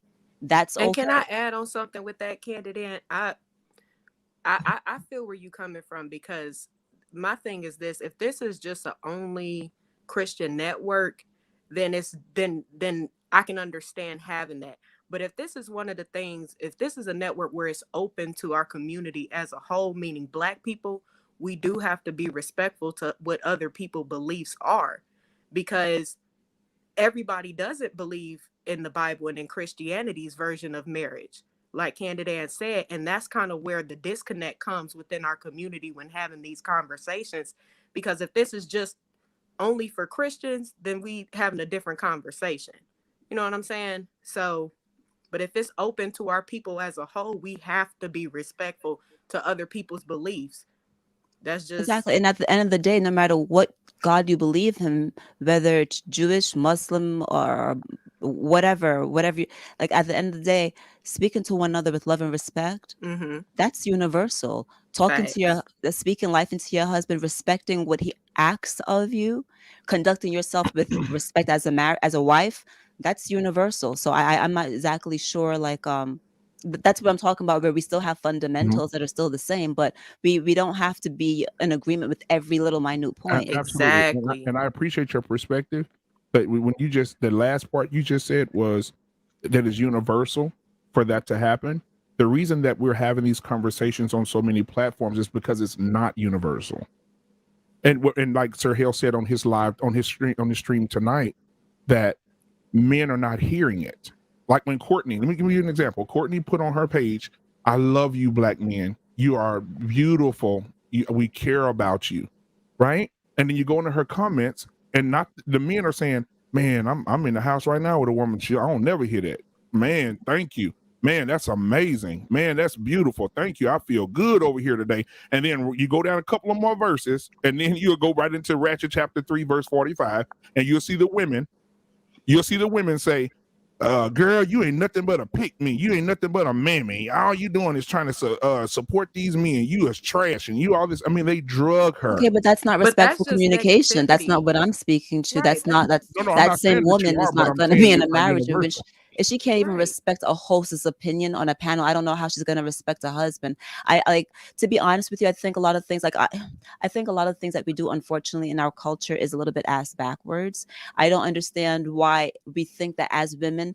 I'm not 100% sure what submission means to everybody, but what I will say is I don't understand how we think that, like, for me, lying on my back, opening my legs, and allowing a man to enter me is one of the most submissive things I can do. I don't understand why people think that's empowerment and we have an issue with making a plate for a man because we think that's submission.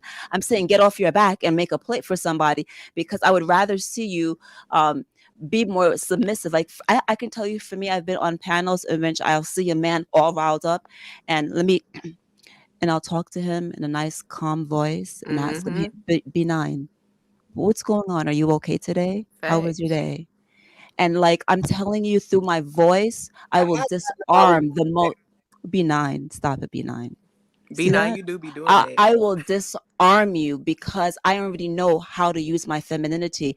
And so I don't understand why so many women are on here talking, why we're asked backward and thinking that women's empowerment means like sleeping with so many people. If that's what you want to do, then go ahead and do it. But I don't think there's anything empowering about it. That's just my opinion. Accept the If you want to benefits be and the submissive, consequences of it. I would say get off Exactly, your Jedi. back because that's the Exactly. most submissive thing you can do is to lie down on your back, open your legs, and allow a man to insert himself into you. Like, I don't know something more physically submissive than that.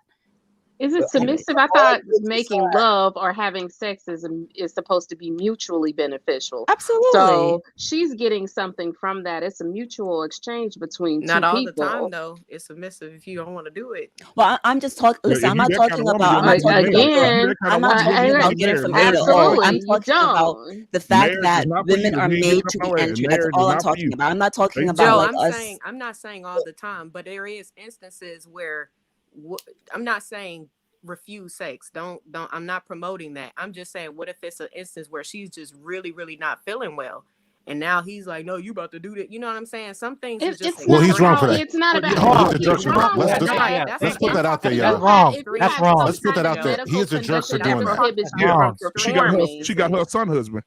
but that if but if that's you not have all if the you damn have truth, somebody y'all. who if you have a medical condition that prohibits you from performing, that's Exactly. one thing. right. Exactly. But just, oh, I'm not in the mood. No, Yeah, well, you that's get in the mood different. because you have to be intentional about keeping your husband or Period. your Genesis. wife. You have to be Period. intentional about keeping them satisfied. Genesis. The beginning. Yes. You gotta preach this evening. Exactly. But the point that Right. Ann was making is absolutely right. Anytime any man is brought with real feminine behavior, it diffuses us. It calms us down because you're right. If you get fired up, B9, when you are being polite, submissive, this or that, then you can say I'm a jerk. Then you can say, oh, calm down, B9. But when somebody's on the panel saying, I'm a soldier and you not, don't Right. expect me to calm down. And none of y'all stepped up, women or men, and held her accountable. I'm going to be real. Y'all, Auntie TJ and Uncle Stu get a lot of respect in these YouTube streets. And I'm not saying that they don't deserve their respect, but they can get checked too, respectfully. They have lessons to learn too, respectfully.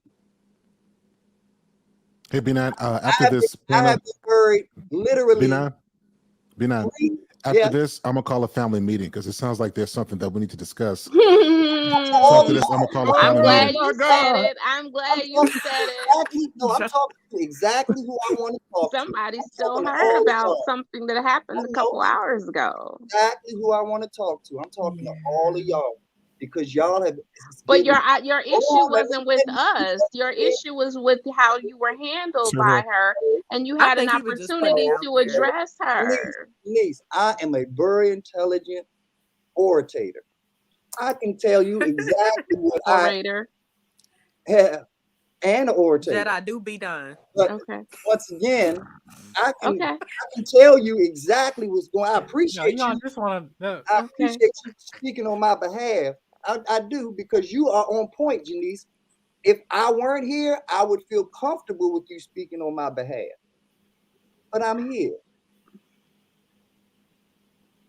And I'm speaking And I digress. and I'm speaking to Black exactly man. what I want to speak to.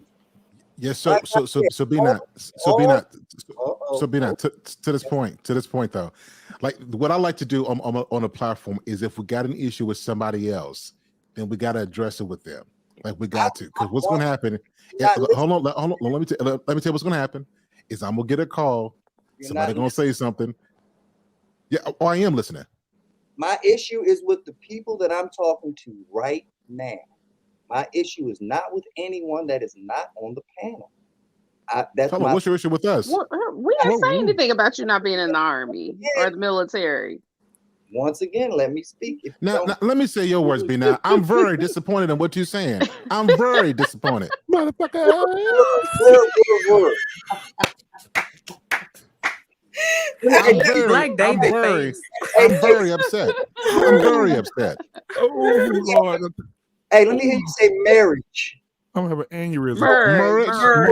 Merge. I've been married for 27 years. I've been married. Oh my God. But Oh no, Lord, I need an oxygen tank tonight. And your parents raised you. seriously and Oh my respectfully, God. Parents. all of you have said great This things is terrible. today. All of you have said the right things today. You've had a wonderful show. Your talking points were all excellent. But saw it in action. And whenever you saw it in action, no one, it was kiki. No one said anything. And then even later on, it was brought up as a topic that women need to stop over talking or shutting down men.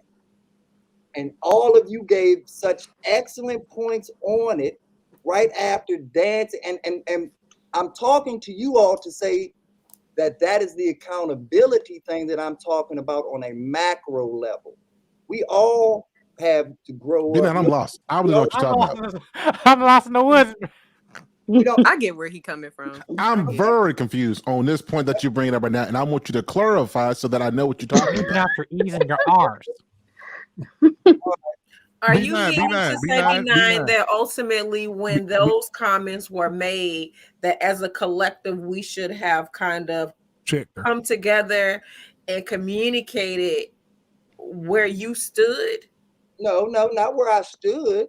I'm just saying that there should have been some accountability for her, and we should have requested that accountability on your behalf. Hold no, on. So on one point, though, so I'm clear. Not even on my behalf. You all talk the talk. That was an opportunity right there to walk the walk. So I just want to be clear. I want to be clear on what you're Jedi, saying. you should have looked differently. Hey y'all, listen, guys, listen. Be not. Hold on a second. I want to be clear on what you're saying. When you see a woman hand do this, yeah, guys, listen. I want to hear what B9 is saying. What should we have done? I'm trying to be clear on that. Well, you should have done what you said in your talking points, that you have to stop allowing women to just treat men in that manner, because when you don't want the man to combat the woman. So it is up to the women to take the women and hold them accountable. And when they are combative with men and are dismissive with men, which happened right here, but she said, B9, you're what not should we have done? I am. Get out of here with what you're talking. So B9, you're going around the merry-go-round. I want you to tell me, what should we have done? He said, I think he we just should have said basically told her, get out of here with that talk. She shouldn't have been talking like that. Hold on, that's what I'm saying. I'm so confused. So we talking. I don't think we even know what the real comment was that she made that he got sent out of the school about.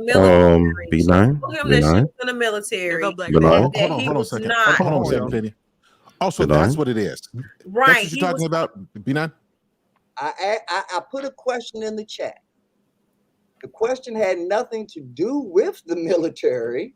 The question had to do with what the conversation was about. And so I asked. Oh, you said you'll get kicked out. That's what it was. Then when I asked the question, right, she just. Sir Hale just got the light bulb. But you understand though. Yeah, I'm sitting here like.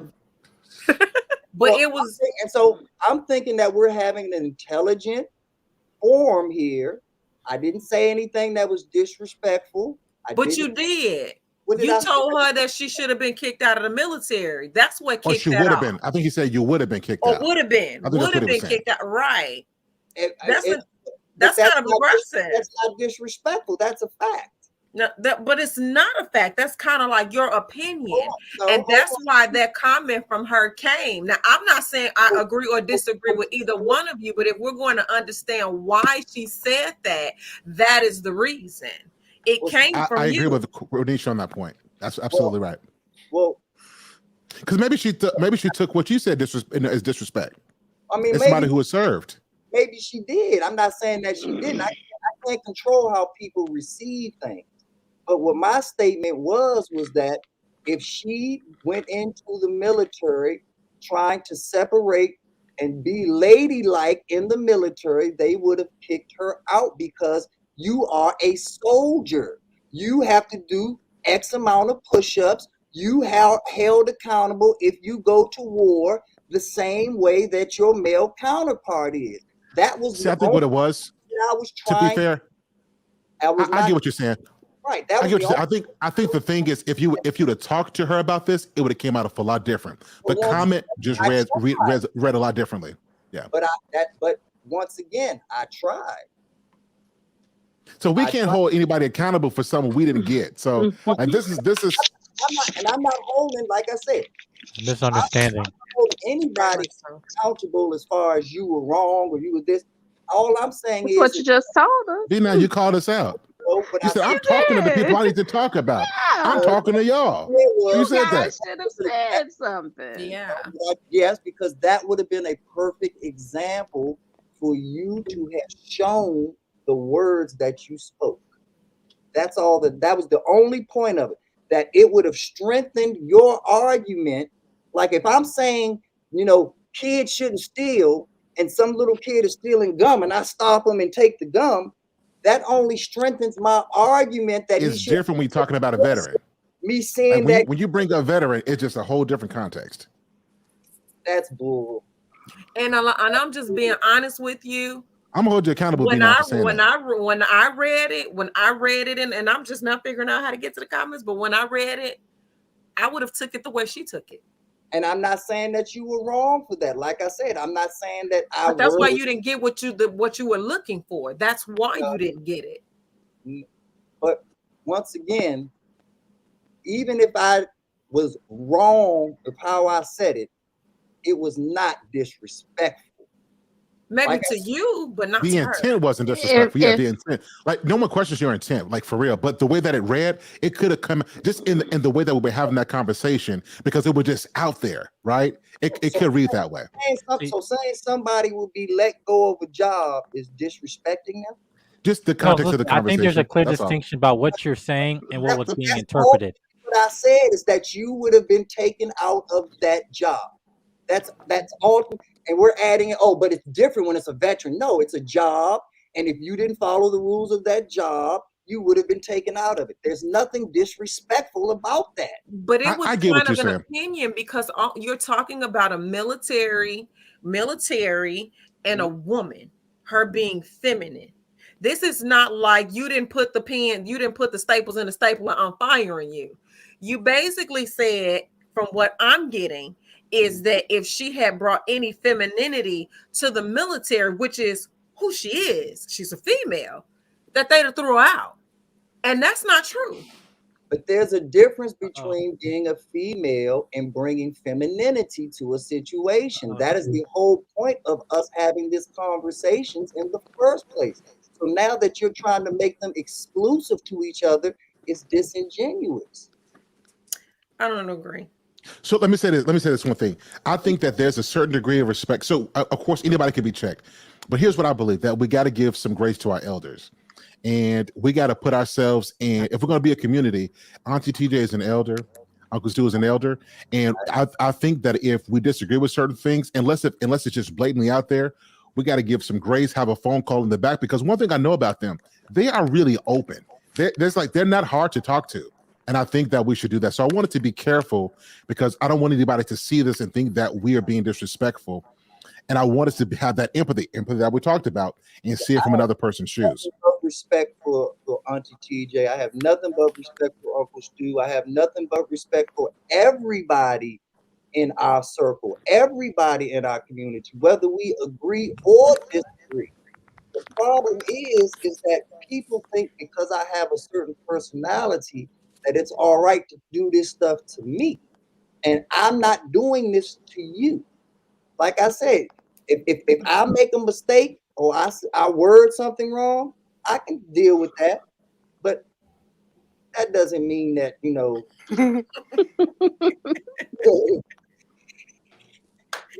Well, since we cleaning up things we said, I mean, earlier when I was talking about child support, I wasn't talking about the people who use the system the correct way. I was just directing my comments towards the women who use it the wrong way. That was all. And would that be the majority? Because let me tell you something. I'm all about accountability on myself as well as people around me. And I had to check my sister. My sister, her head was looking like she woke up out of a Wizard of Oz movie. And so her friend came over. Her friend came over and she was like, "Girl, you gotta do something with them edges, girl. Your hair look tough." And she said, these were her words: "Girl, I'll get it done Friday when the child support check comes." And I had to check her immediately. I said, "So you're using the child support check for your hair and your kids look like color purple stunt doubles?" Oh, no. Black man. Like before they say that, I want to give Renisha a moment. She took some time. She graced us with the panel for 5 hours. Renisha, I just wanted to say thank you so much. Can we show your love to Renisha, y'all? Absolutely, Renisha. Hey, I like her spice, boy. I would love to have her on Tuesday. Love Like, it. what you doing Love on it. Tuesday, Renisha? On your show. I want to Okay. Come on in. Okay, 8:30. Where you live? Where you from? Man to have her as a wife. Where are you, Renisha? Thank you. I'm a West Sider from Chicago. Okay, so it's Hey, shout out it's to the 8:30. North. It's 8:30 Tuesday my time. That's what time is on your? We're on Same. Central time, right? Same time. Same, Yeah. Oh yeah, I see you then. All right, y'all. Yes, Thank y'all so much for having me. I absolutely love this platform. So hell, you are the bomb.com. All right, good night, everybody. Bye, Renisha. Appreciate Bye, you. Renisha. We'll see you soon. So are you.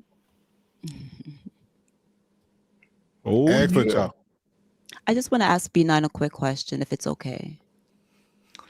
You've spoken a little bit earlier about how Disarm him, when you say Kennedy. Disarm him. something, hush, beat, black man.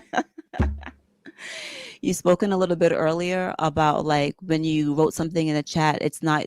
And please correct me if I'm wrong, because what I'm hearing is that the way that you said it, if you say something, it's not your responsibility if someone perceives it incorrectly.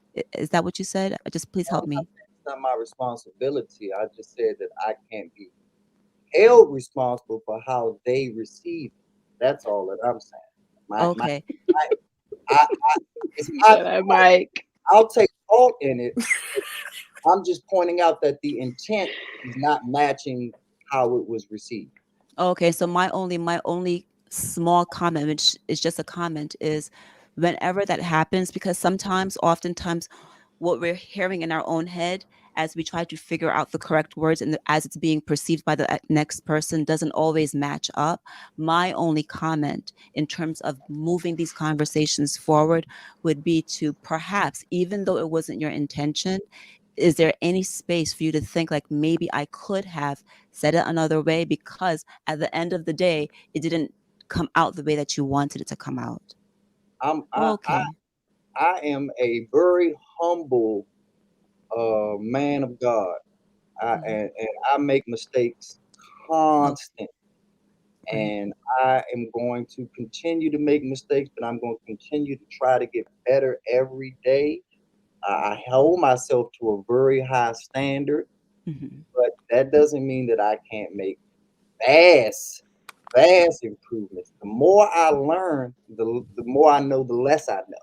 Thank you. Yeah, I just wanted to thank you about that because I just wanted people to understand as we're talking about respectful conversation, and I always key in on this, that sometimes when we're making the effort to just have a conversation and it's perceived the wrong way, we still are responsible for perhaps just doing a little change. I might be able to talk to Black man in a kind of spicy way because him and I kind of go back and forth and he's fun like that, but I might not be able to do that with someone else. And so it's, so thank you. I agree with that. Thank you. But see, I'm a comedian, to be honest with you all. I find the comedy in a lot of things. And to be honest, I found it funny how you all were on the panel saying, well, I think it's wrong when a woman is combative with a man, and I think it's wrong when a woman is dismissive to that man, and I think what the, I'm a soldier, you ain't. Get me shut. Moving on. But yeah, I think it's wrong when you do this. And I think so. Whoa, B9, come back, B9, come back. The definition of come back. That's the definition of sarcasm to me. So, but I guarantee you, if I would have brought you up while she was saying that, her response would have been way different, right? I think this is why I like to have conversations. And y'all, as I've gotten older, let me tell you something. That's why This is why I don't like text messaging. Because when you read comments and you read messages, you can't interpret it, and you get stuff wrong so much. And when you have this kind of conversation, it just changes everything. Call me. And you know what I'm saying? Exactly. Call me. Call me. That's why I came up on the panel. I came up to speak to TJ and to Miss Courtney, and that's why I even continue to have the conversation even when they're not here, because my intent, whether they were here or not, was to have a respectful conversation, and hopefully clear the air, because Miss Courtney, Uncle Stu, TJ, and there's a few others, we actually have the same goals in mind. We actually want to get to the same finish line. We just have our own mythologies and our own paths of getting there. But it makes no sense for us to have and share the same message and we're always in the same spaces, and we claim that we're mature. I want to show you something though. If you don't mind me cutting in, I just want to show you something, B9. So you see how when you demonstrated how you perceived Auntie TJ saying something, all the emotion you did, like reverse that. Maybe she saw your comment the very same way. And that's what I'm saying. This is why I think it's important. Like when you're talking, that you put yourself in the other person's shoes and see it from their perspective. It really does make a big difference, right? And I think that it's her seeing that comment. I don't think that she didn't mean no disrespect. I can just flat out say it like that way. I don't think she meant any disrespect at all. But once again, the whole point of the platform is to define the differences and set the boundaries of a man and a woman. So no, we're not interchangeable. We're not. There are certain things that we are interchangeable in, and respect is one of them. So I definitely am going to give everyone respect because I want to receive that same respect. But being combative and all of that stuff, no, that's not. I don't care if you're 99 years old. It's not acceptable. And like I said, there has to be a respectable way that we can have this conversation. And she is an anomaly. She's gotten married at an age that most women her age are done. B9, can you do me one favor? Can you just say married again? Married. So she's an anomaly. So, and I can agree with that. Yes, there's something special there. Because she's hit the lottery, ladies and gentlemen. She's beat the odds. Miss Janice. Something special. Beat the odds, Miss Janice. You done got my guest coughing over there, B9. What you doing over there? Her name is Genesis. Genesis. Genesis. I'm choking on that she beat the odds. I'm choking on that she beat the odds. You winning out here. You winning. Is it divine timing? Is it maybe that it was her time that she beat the odds? Is there a magic number that women have to be married by, or that she said it herself? She evolved. She realized the error of her ways in the 20s and the 30s and 40s, and now she's reaping the benefits of that change in the 50s. And hopefully the 60s and the 70s and the 80s, and till death do them part. But she evolved. I'm mad because I want to get in on the laughter. No, it's just when he say anything with an R in there, it's bring joy to my soul. He rolls it. Yeah, it's Murray. And Look at Jenna. Yeah, so like I said, she's winning out here. She's winning is the moral of the story, y'all. And see, now we're going way further down the rabbit hole now. I'm happy for anybody that's winning. And I just want to see other people win, and it comes from that evolution. It comes from that pain. Y'all are lucky. Jedi got me about to die. You know what? Hey, look, Jedi, do your best B9 impression. Do your best. Like B9, you keep talking, and Jedi gonna do your impression. Let's make it hard on him. Go ahead, B9. Listen, I'm just saying that some of these females need to exhibit a proper decorum to the man. Get close on the camera, sir. That's the problem, ladies and gentlemen. It doesn't matter. It doesn't matter. That's why I've been trying to tell y'all. It doesn't matter. So how long you been married, B9? Married. How long you been married? I've been married for a very long time. Right. I'm also work as a licensed educator, so I know what I'm talking about. B9, I think you're very disrespectful, B9. Shut up. But you're disrespectful, B9. No, listen, we ain't shit. That's the problem. Don't. He said we ain't shit.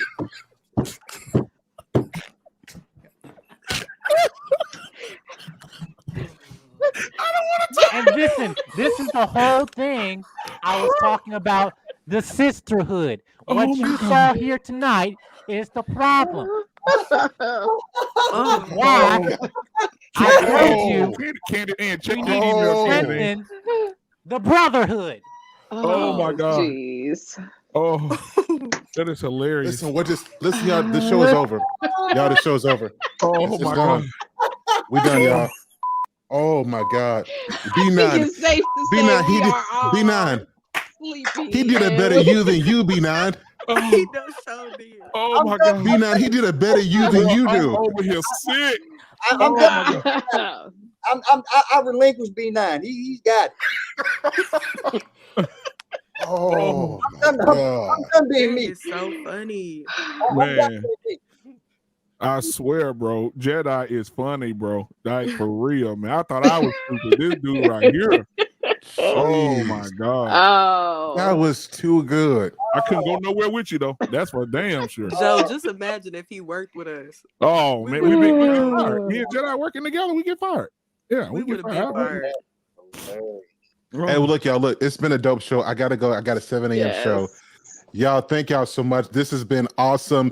Before we go, I do want to give B9 the last word. B9, what you got for the people? For the bird, folks. Listen, make sure you hit the like button, subscribe, and share content. Well, we don't want to subscribe. Well, you can just kiss my black derriere. You disrespectful. See, I'm not going to go back and forth because you heard what I said. Sit back in the chair. Sit back in the chair.